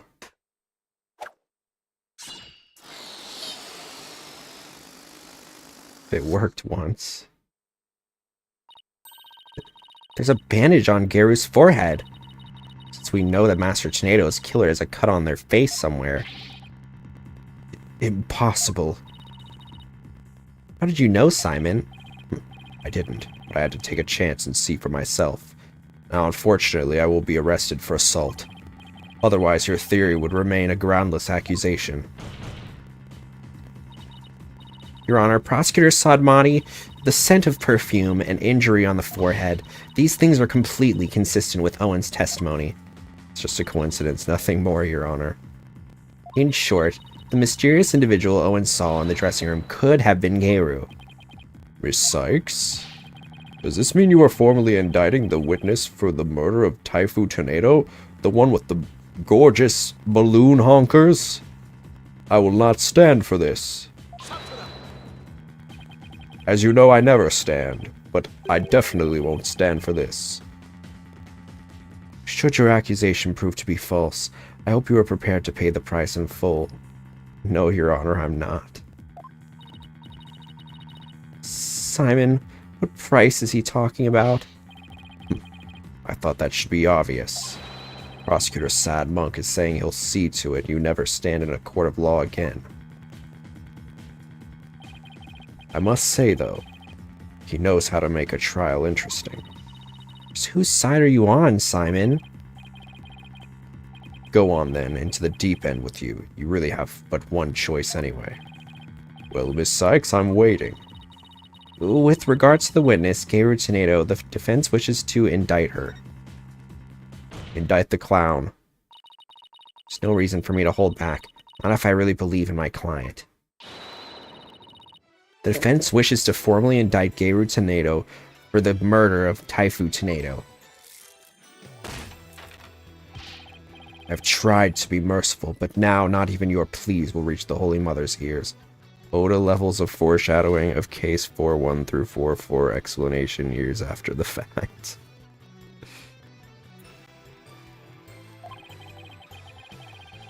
You will have plenty of time to regret your decision in the pit of hell. Except I won't need to. I'm an atheist. The person who murdered the victim was not Mr. Wet. It was Geru Tornado. That bandage is... It's just from a silly slip-up I made while cooking yesterday, that's all. What kind of extreme cooking were you doing to cut yourself on the forehead? Well, what can I say? That's what happened. You also don't have an alibi for the period before 4 p.m., do you, Geru? But I really didn't know anything was wrong until Shisha was found dead. If you don't believe me, then with a twisty twist. And Balloon! There you have it, an adorable little kitty. More props. How could you suspect a cutesy little balloon artist like me, By the end of this case, I'm gonna be covered in balloons. Here, I've been meaning to say this for a while now, but Could it be that you don't have an eye for balloon art? Don't you think I know that? You didn't have to come out and say it. I'm the daughter of a great Rakugo artist. I never wanted to do stupid balloon art. I was supposed to be a Rakugo storyteller too, just like my late daddy. But Shisho told me to do balloon art instead.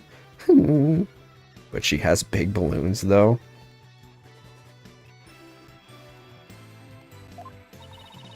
Guess the victim thought she had no talent as a Rakugo artist either. So you're still gonna suspect a poor little thing like me? Please stop trying to skirt the issue. It all comes down to the scent of perfume and the cut on your forehead. You and the culprit in Owen's testimony share those two traits. You're dead set on accusing me, aren't you? Well, here's what I have for naughty little girls like you, with a twisty twist twist. I'ma cut you, witch. Go ahead and make me testify all you want. When the truth's revealed, it'll be your balloon or mine that goes pop. Got it? Oh my, is this yet another hidden personality? Simon, is everybody in the Tornado school like this? How should I know? Just eat the soba, man. Oh, great. This is probably doing it for the other crowd.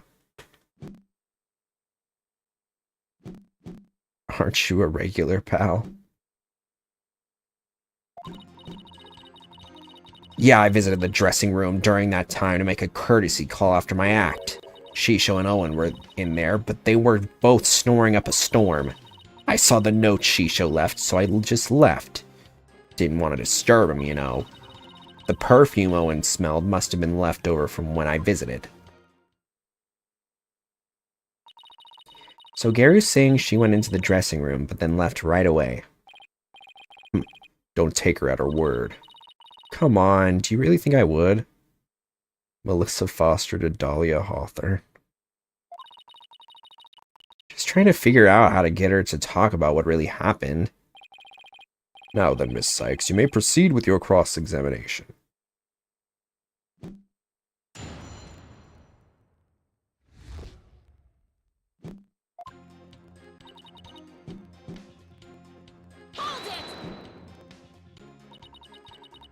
Courtesy call after your performance, huh?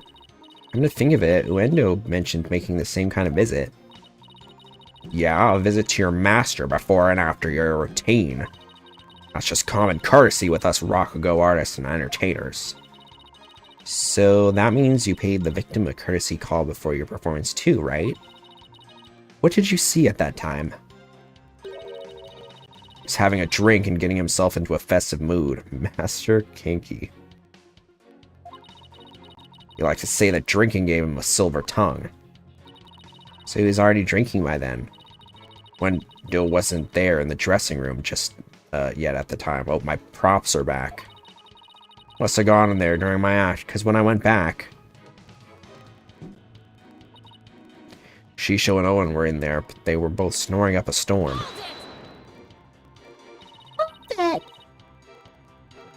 Could you describe how they appeared? They were both stretched out on the floor, snoozing away. So, sitting the victim up and over the table must have been the culprit's doing. After all, who wouldn't stretch out on the floor if they could take a nap? Plus, that matches up with what Owen said in his testimony. But if he was asleep, how could you tell it was Owen? How did you know it wasn't Uendo? Known the guy for ages. One look at his face, and I know which one I'm dealing with. I see. I saw the note Shisho left, so I left. Didn't want to disturb him, you know. Where'd you find your master's note? I don't know. Can't remember. Did you notice anything else unusual or out of place in the room? Well, there was the sake and a half-eaten manju on the table. But I didn't see anything else out of place or whatever in the room, though. Oh, is that a fact? Of course it is. What do you think? And you didn't change anything around while you were in there. I didn't do anything. Look, I'm telling ya. I didn't see anything funny near Shisho, and I didn't touch anything in the room. Your baldness, I request that Garu's last statement be added to her testimony. Simon, what's a statement like that going to do for us? Just play along and you'll see soon enough. I have no problem with adding that to the testimony, but how about you, Miss Sykes? I have no problem with it either, Your Honor. What is Simon thinking? I didn't see anything funny near Shisho, and I didn't touch anything in the room. So I just want to confirm, you didn't see anything at all unusual or out of place anywhere around the victim? I already told you, nothing. You didn't touch anything at all in the dressing room. How many times I gotta say it? No, I didn't touch anything. Wait, but then is she saying she didn't see what Uendo immediately saw when he checked the victim's body? Does that mean it wasn't there yet at the time? Oh, hold on. I guess there was something. What is it? Soda making equipment was already there in the room.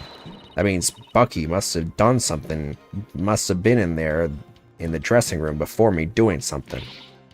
Thanks for the non-help. Well, a new statement has been added. She's still sticking to her guns.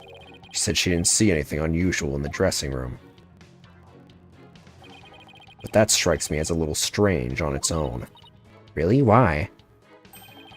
Master Tornado really is the one who left that. You'd think Garu would have noticed it. And if Master Tornado wasn't the one who left it, then we must ask who did. You know what I'm getting at, don't you, Athena? I think so? Really appreciate Simon's help, but I've got to come up with the answer myself this time.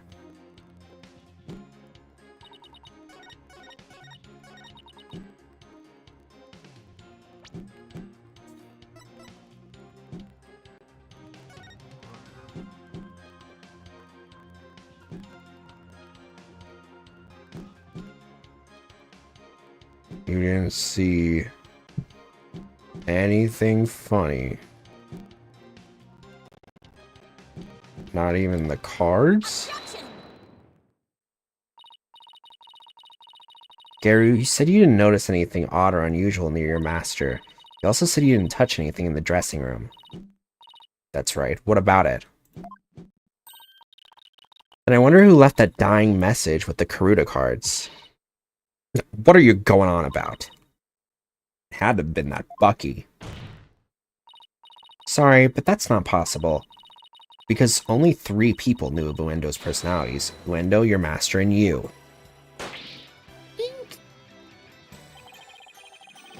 Bucky had left that Karuta message. He wouldn't have spelled out Owen. He would have spelled out Uendo. What it boils down to is this. As a member of the Tornado School, you, Garu Tornado, are the only one who could have left that dying message.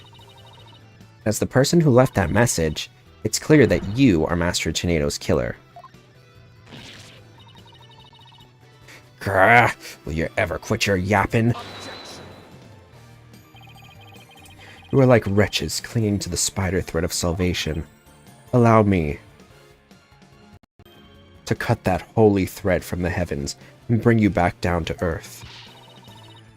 Would you quit butting in whenever things start to go my way? No. Silence, child. Playtime is over. What did you say? As the witness stated, she went into the dressing room and soon came back out again. But the victim's note was not the only reason she left with so much haste.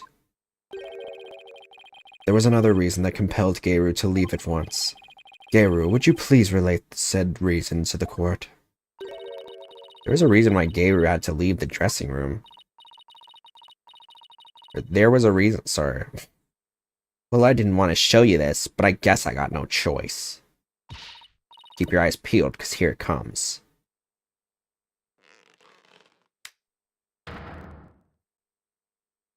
What? Your hand is all swollen and red. What happened, Garu? You must know. Allergic to buckwheat. What?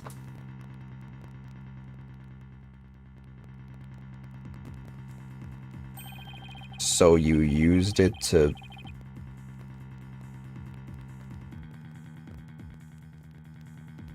What? How does that...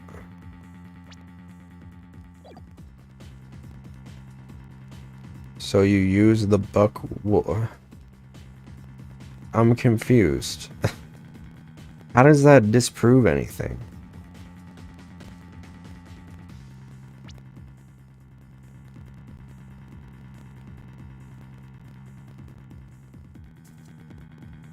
Did she not? I mean, then she probably used it.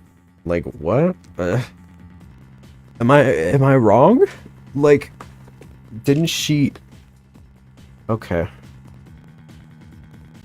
Allergic reactions to buckwheat can vary, though they're usually on the severe side. Taifu Tornado making soba noodles in his dressing room. Garu is lucky to still be alive, considering all the soba flour that was swirling in the air. Good thing I left pretty quick, managed to escape with just a mild reaction. But I touched Shisho as he was being carried away, and look what it did to my poor hands.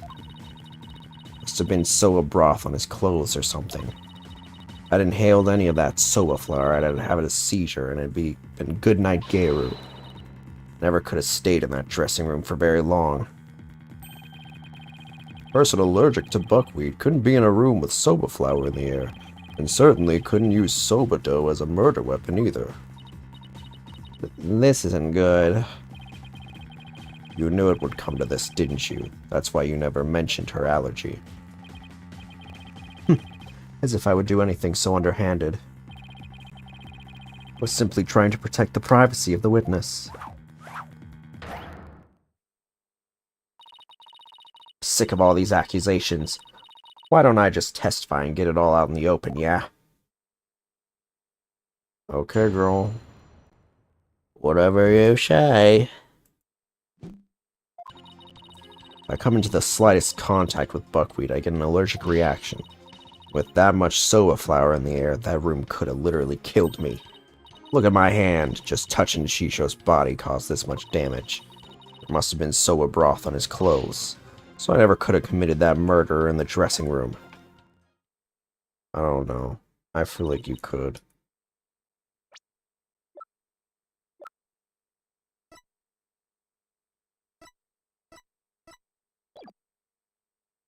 I still can't believe it.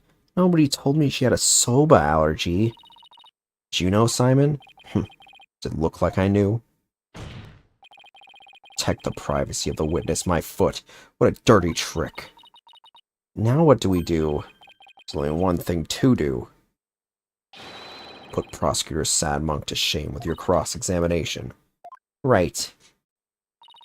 No matter how small, find us an opening and break her testimony down.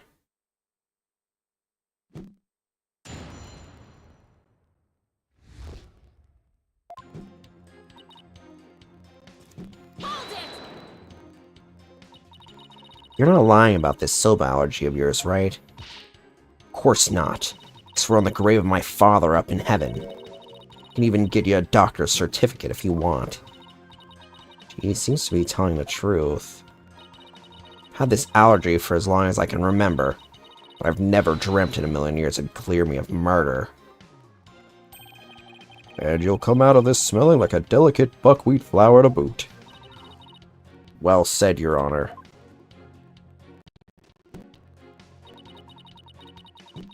With that much soba flour in the air, that room could have literally killed me.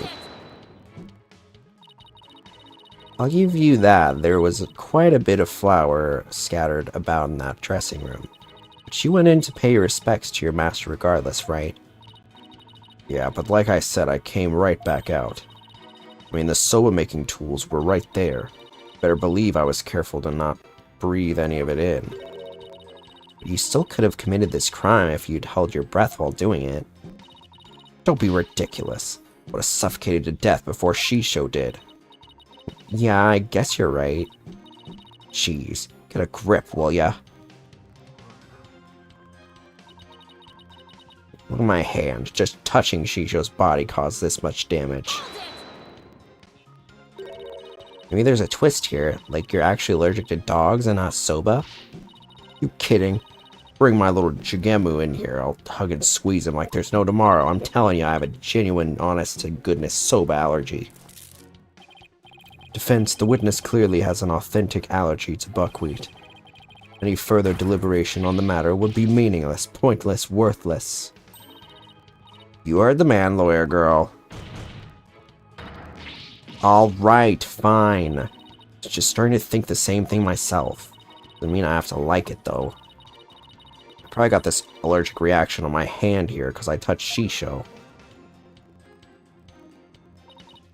Must have been soa broth on his clothes.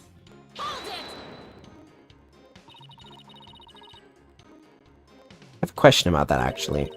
You're allergic to soba. Does that mean you're allergic to the noodle broth, too? Well, the buckwheat from the noodles can dissolve into the broth, so, duh. Touching soa broth can be just as deadly for me. Don't you know anything? What an amateur. I'm sorry, do I look like a doctor to you? Look, anything that has soba in it or anything that has touched soba is like poison to me. So I never could have committed that murder in the dressing room.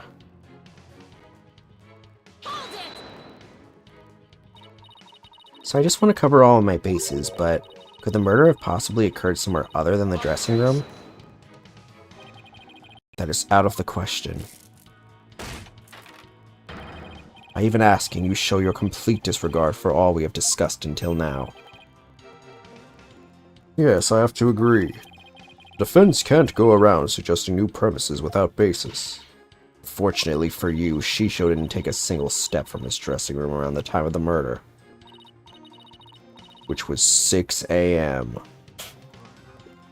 Well, that is unfortunate for everyone.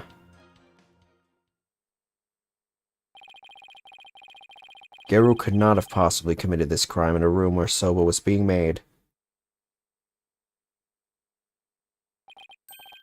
Finally, the time has come for the last rites of the victim to begin. What would Mr. Wright do at a time like this? There's only one thing to do. What are you smiling about? Has the pressure overwhelmed you? Nope. It's just the worst of times are when lawyers have to force their biggest smiles.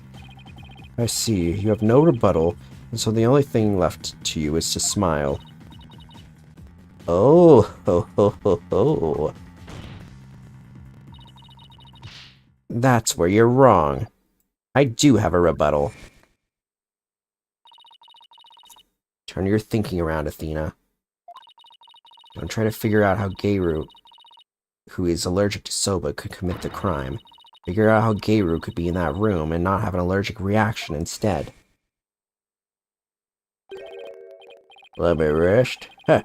Maybe if I were a lump of regular flour dough for udon noodles. But I'm fresh like my shoba, and you don't let shoba dough rest. It's all about the three freshes. Grind the buckwheat seeds fresh, cut the dough fresh, and boil the noodles fresh.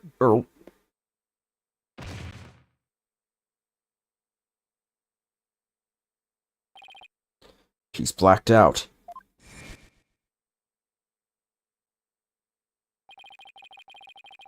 Appears to have been written by the victim. Allow me to read it. Resting. Do not disturb. Yes, that's the note I saw. After reading that, who wouldn't think Shisha was napping? You must know. I'm allergic to buckwheat.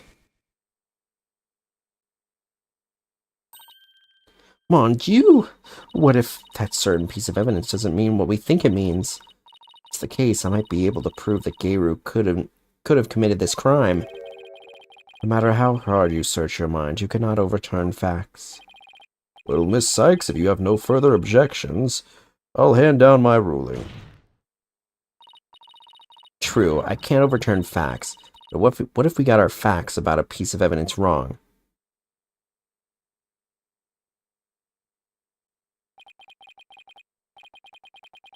Got our facts wrong? What are you talking about now? Which piece of evidence do you mean, Miss Sykes? Please point it out to this court. This evidence proves that Geiru could have killed her master even with her soba allergy.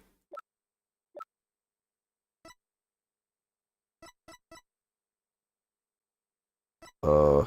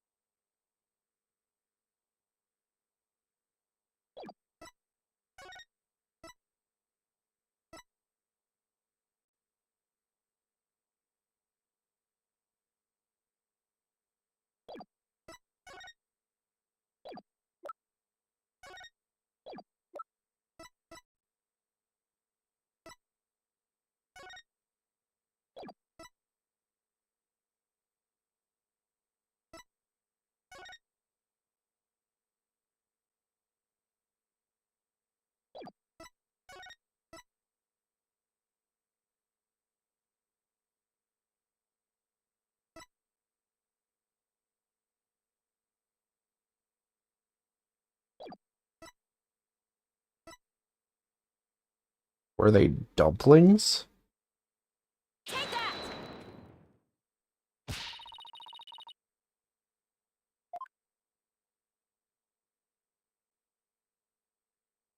I just realized my death counter has been on stream this whole time. My bad.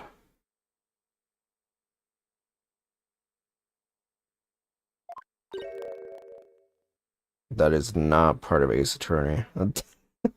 My Ace Attorney death counter.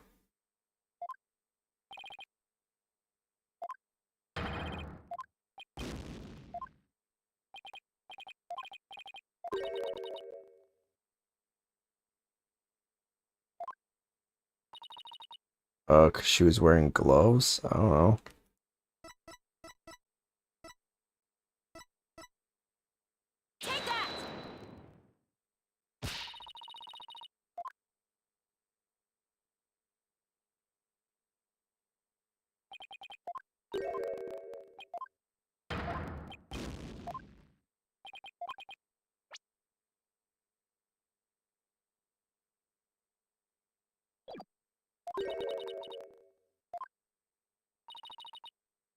Why she didn't have an allergic reaction?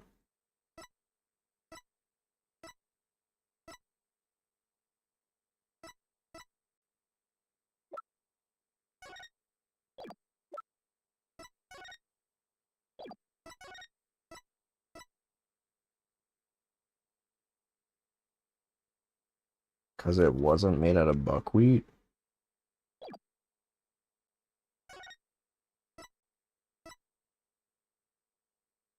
It was soba flour? Girl, I don't know.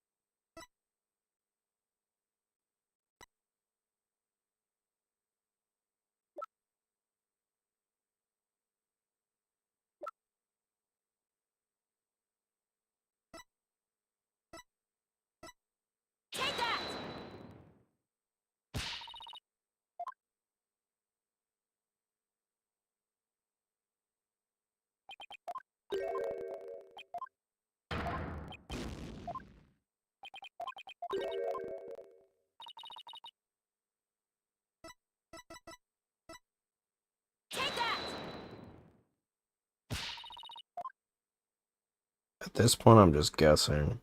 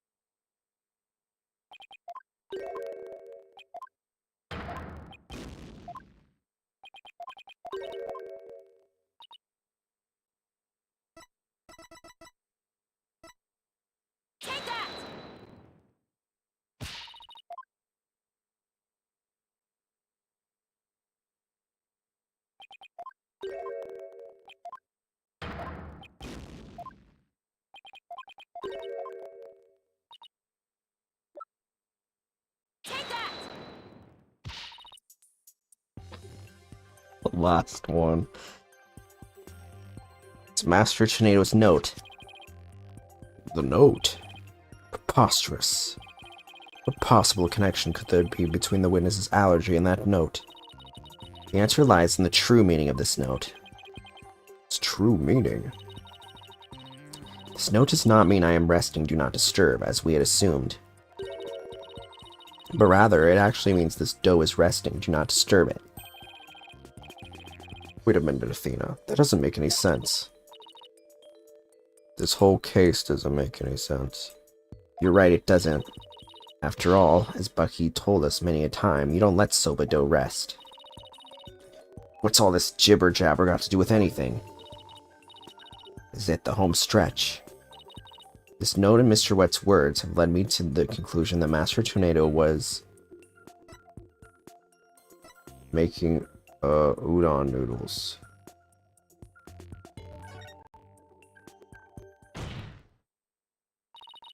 Victim Typhoon Tornado was not making buckwheat noodles. He was making ordinary udon noodles instead. Kunka! That layer of flour in the dressing room wasn't soba flour, but plain old wheat flour for udon. So actually, it was totally possible for Geiru to be in that room and kill her master.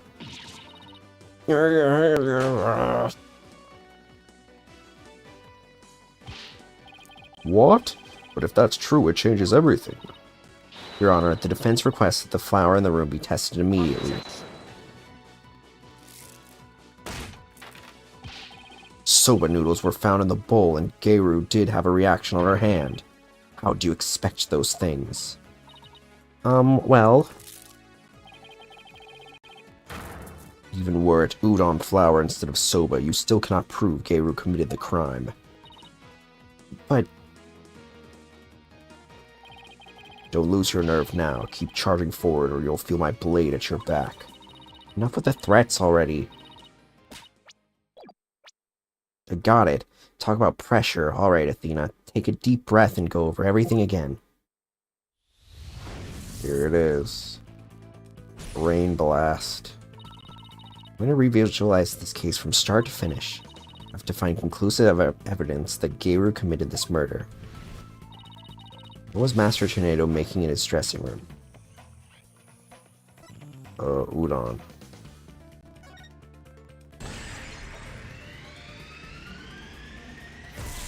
Master Tornado was making udon. By my logic, Master Tornado must have been making udon noodles in his dressing room. Something at the crime scene indicates otherwise. What was found in the bowl on the table? Soba.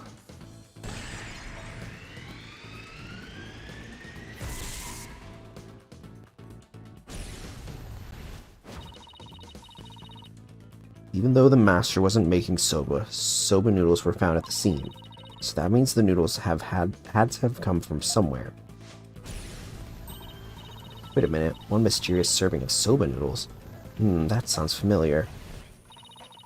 Where did the soba in the bowl on the table come from?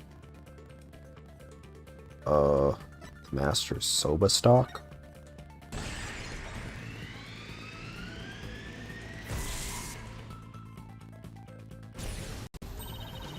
Soba noodles found at the scene were from the master's stock of uncooked noodles. But then, why would the culprit go out of her way to cook that soba and put it in the bowl?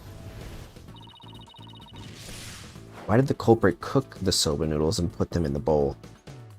To hide the udon dough. The udon dough. Culprit wanted to hide the udon dough. Soba was found at the scene, so that means the culprit must have taken udon with her to hide it. Why did the culprit take the udon away and hide it? Must have been because she...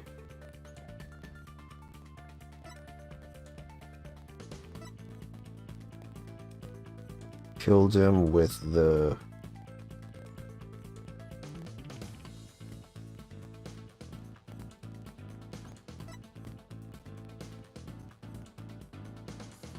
soba dough? That's why she had a fucked up hand?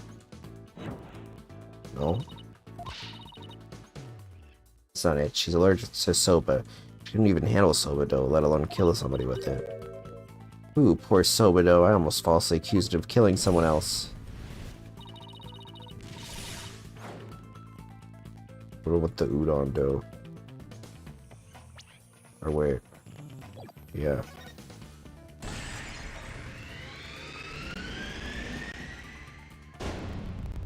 Murder weapon was udon dough. That's it. The udon dough is the real weapon used to kill Taifu Tornado. The reason why no weapon was found is because Geiru got rid of the dough somehow.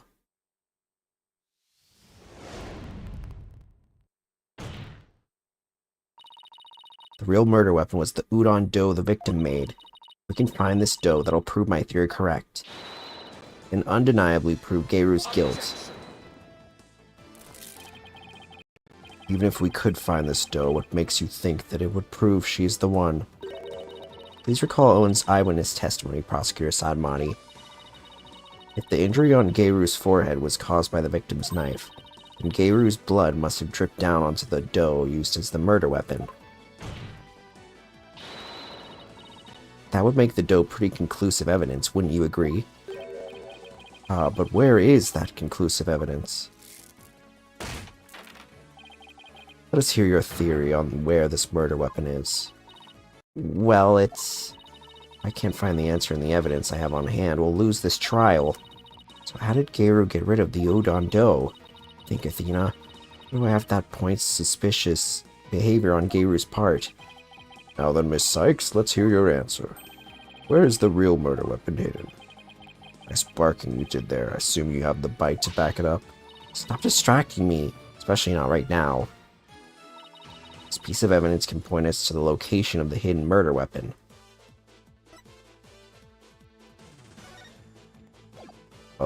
She fed it to the dog.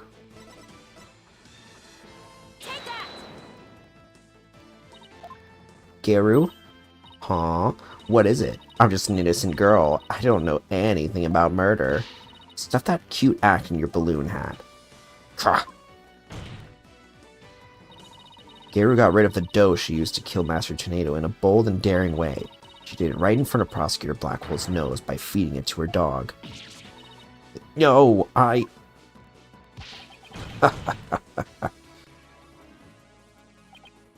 course, now it all makes sense. I was puzzled as to why Geiru, who should know her own dog's eating habits, would feed Jugemu more than he could possibly finish. Your Honor, please order an investigation of the yard right now. And what should the police at the theater be looking for exactly? Jugemu must have buried his leftover dumplings somewhere around his doghouse. Dumplings that Geiru made out of the udon dough with her blood in it. This is preposterous. I want to thank you, Simon. If you hadn't kept me going, I might have given up along the way. What are you blathering on about? You still have work to do. Now, by your hand, finish this wretched case off, Athena, please. You got it. Geiru, do you remember what you said would happen when the truth is finally revealed? When the truth's revealed, it'll be your balloon or mine that goes pop. Got it. Well, now the truth is out, and it looks to me like it's your balloon that goes pop. Wow, I really was waiting to say that.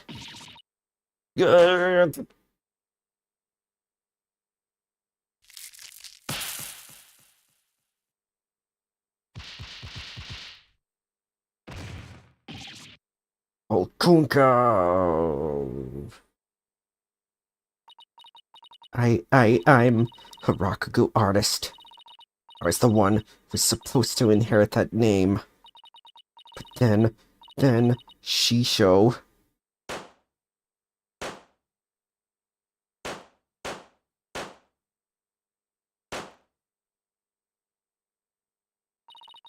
Why are my balloons bursting?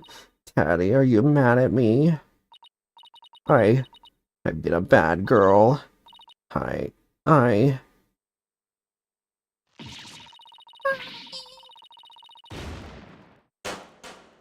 Oh.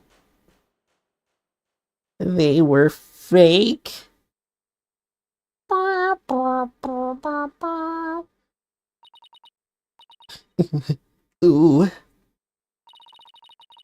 Ready to tell us everything now, Geiru? The whole reason I entered the world of Rakugo in the first place was to follow in my father's wonderful footsteps and inherit his stage name. His stage name? You don't mean Wendo Tornado. I wasn't very good at storytelling, but I thought that if I did the stupid balloon thing like Shisho wanted, I'd inherit the name someday. Master Tornado gave the name to his junior disciple. Yeah, that's why I took my revenge on Shisho during the show celebrating the name succession. So that was your entire motive?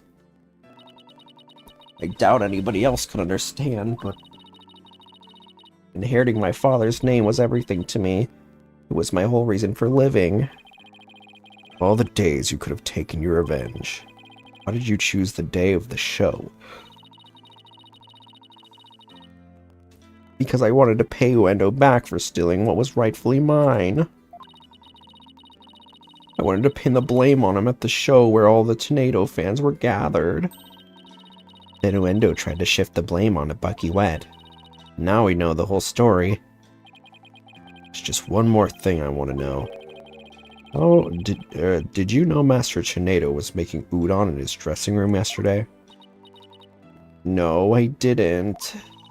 When I saw the soba making tools, I was worried about my allergy, but it was my only chance to get my revenge on the two of them, so I went ahead and did it. So it was a premeditated crime, but in the end, you only went through with it on impulse. Then the allergic reaction on your hand is from touching the soba in the refrigerator with your bare hands. You were tampering with the crime scene after your master's death. Yeah, by that time I wasn't clear-headed enough to worry about my allergy. Geiru, how could you do all this, you idiot? Geiru, I get your desire to inherit your father's name, but what you really should have inherited from him wasn't his name, but his heart. His heart.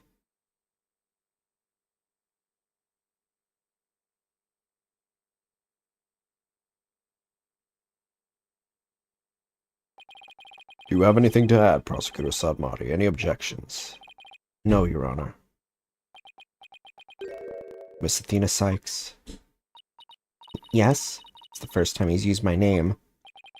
I shall be sure to remember your name. Really? Seems he finally recognizes you as a proper adversary. Thanks. That's all I ask, Prosecutor Zadmati.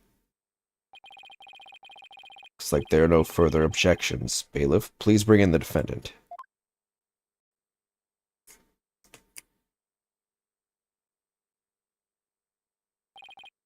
Ah, good. It seems you have made a full recovery. Now then, this court finds the defendant, Bucky Wet.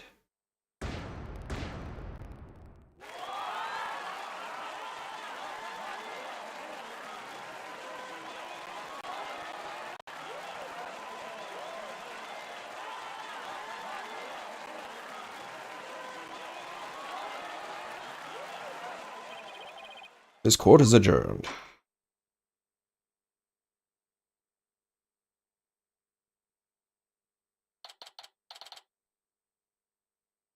May 13th, 11:55 a.m. District Court, Defendant Lobby Number 6. That was all supposed to be 2 hours. Congratulations, Bucky. I'm so glad you were found innocent. Thanks for everything, Miss Chickadee. It still sucks that you were accused of a crime you didn't commit. Did Wendo have it out for you or something? I don't think so. Wendo said it was a spur-of-the-moment idea he got when he saw the Soba-themed cards. Simon, where have you been? Stopped at Wendo's questioning. Only you, Bucky, could get framed for a crime on a whim. No way. I almost got convinced out of convenience. Well, at least you've been completely cleared of all charges, so buck up, Bucky. On a more important note, what I really want to know is, why didn't Master Tornado let Geiru inherit her father's name? What do you mean on a more important note, Miss Chickadee? Oh, don't be such a wet blanket. Just go with the flow. Now, come on. Think the Master was trying to encourage her to quit the entertaining business? No, that's not it. He didn't give the name to her because he wanted Geiru to find her own calling in life. To perform whatever she wanted without being bound by her father's name or Rakugo. Making a udon was his way of showing his support for her in her new endeavor. That's why he called you to the theater, huh? To teach him how to make udon? More roundabout way I've never seen, but that's Master Tornado for you. So this entire incident happened because of a misunderstanding? How sad. By the way, Geiru wasn't the only person Master Tornado was trying to cheer on, even though the person in question still seems unaware of the Master's intentions. What? You're talking about me? Come on, no way. All that old man ever did was criticize my Soba. That's not true, Bucky. Must be a way to make Bucky see how much Master Tornado cared about him. Was it the deed? Take a good look, Bucky. Whose name is on there as the holder of this title deed? It's still in my name. Master Tornado was just up to one of his tricks when he said he stole the shop from you. He was trying to force you to grow into a truly capable owner in your father's stead. Probably just used some tough love on you so that the shop wouldn't go belly up. Ugh. I see. I never knew. Oh, Master Tornado, I'm so sorry. Ooh. Keep working hard, Bucky, and pay him back by living up to his expectations.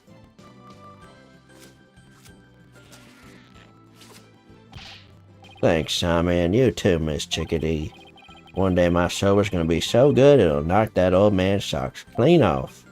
After all, I'm the 4th generation owner of Wet Soba, Wet Noodle number 4. Well, I better be getting back to my shop. I gotta get ready for the lunch rush. Hold on. I place an order for delivery, Bucky? Yes, Miss Chickadee? Did you deliver a bowl of udon to Geiru on behalf of her master? You got it. I'll make sure it's all the TLC Master Tornado would have packed in it too. Thank you. Well, see ya. Be sure to drop by the shop sometime. I will, and I'll bring the whole agency with me. Do us all proud, Bucky. I'll have the best soba in town waiting for you when you come. Peace out. It's nice to see someone giving it their all, isn't it? Wonder if I leveled up any thanks to this case. Don't kid yourself. Trial would have been a spectacle and a half had it not been by your side. You don't know that. For a lawyer who's versed in psychology, you're too full of weak points. You need to learn to analyze yourself more objectively. Or you could just teach me your famous mind tricks, Simon. No. Way to shut someone down, and why not? As the more pesky lawyers there are, the harder my job becomes. So it's in my best interest for you to remain green forever. Hey, what about that's in my best interest, huh? Besides, weren't you the one who had the wool pulled over your eyes by Uendo? Must you remind me? How could I have known Uendo would do time soba? Hey, speaking of time soba, I just thought of something funny. Oh goody, I can't wait. Okay, here it goes. In time soba, why didn't Mon number 9 get counted? Come on, do you know Soba? Simon? How should I know? How should I know? Because 79. Thank you. I'll be here all week.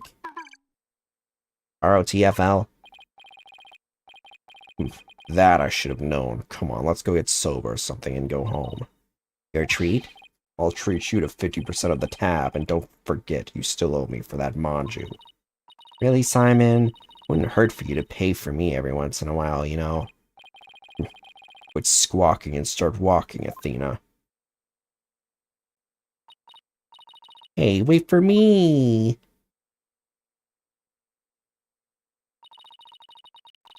I may still have a ways to go as a lawyer, but just like Mr. Wright, Apollo, and Simon before me, I'm going to get there someday. After all, I've inherited their passion for our courts and the law. Yeah, fair. I can do this. I don't know what the hell that means.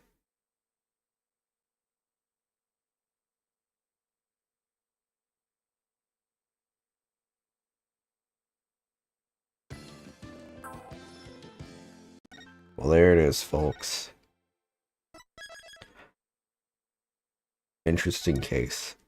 I'm a duck out. Love y'all so much, and I will see you later today. Alright. Love ya, and as always, ciao. Bye, everybody.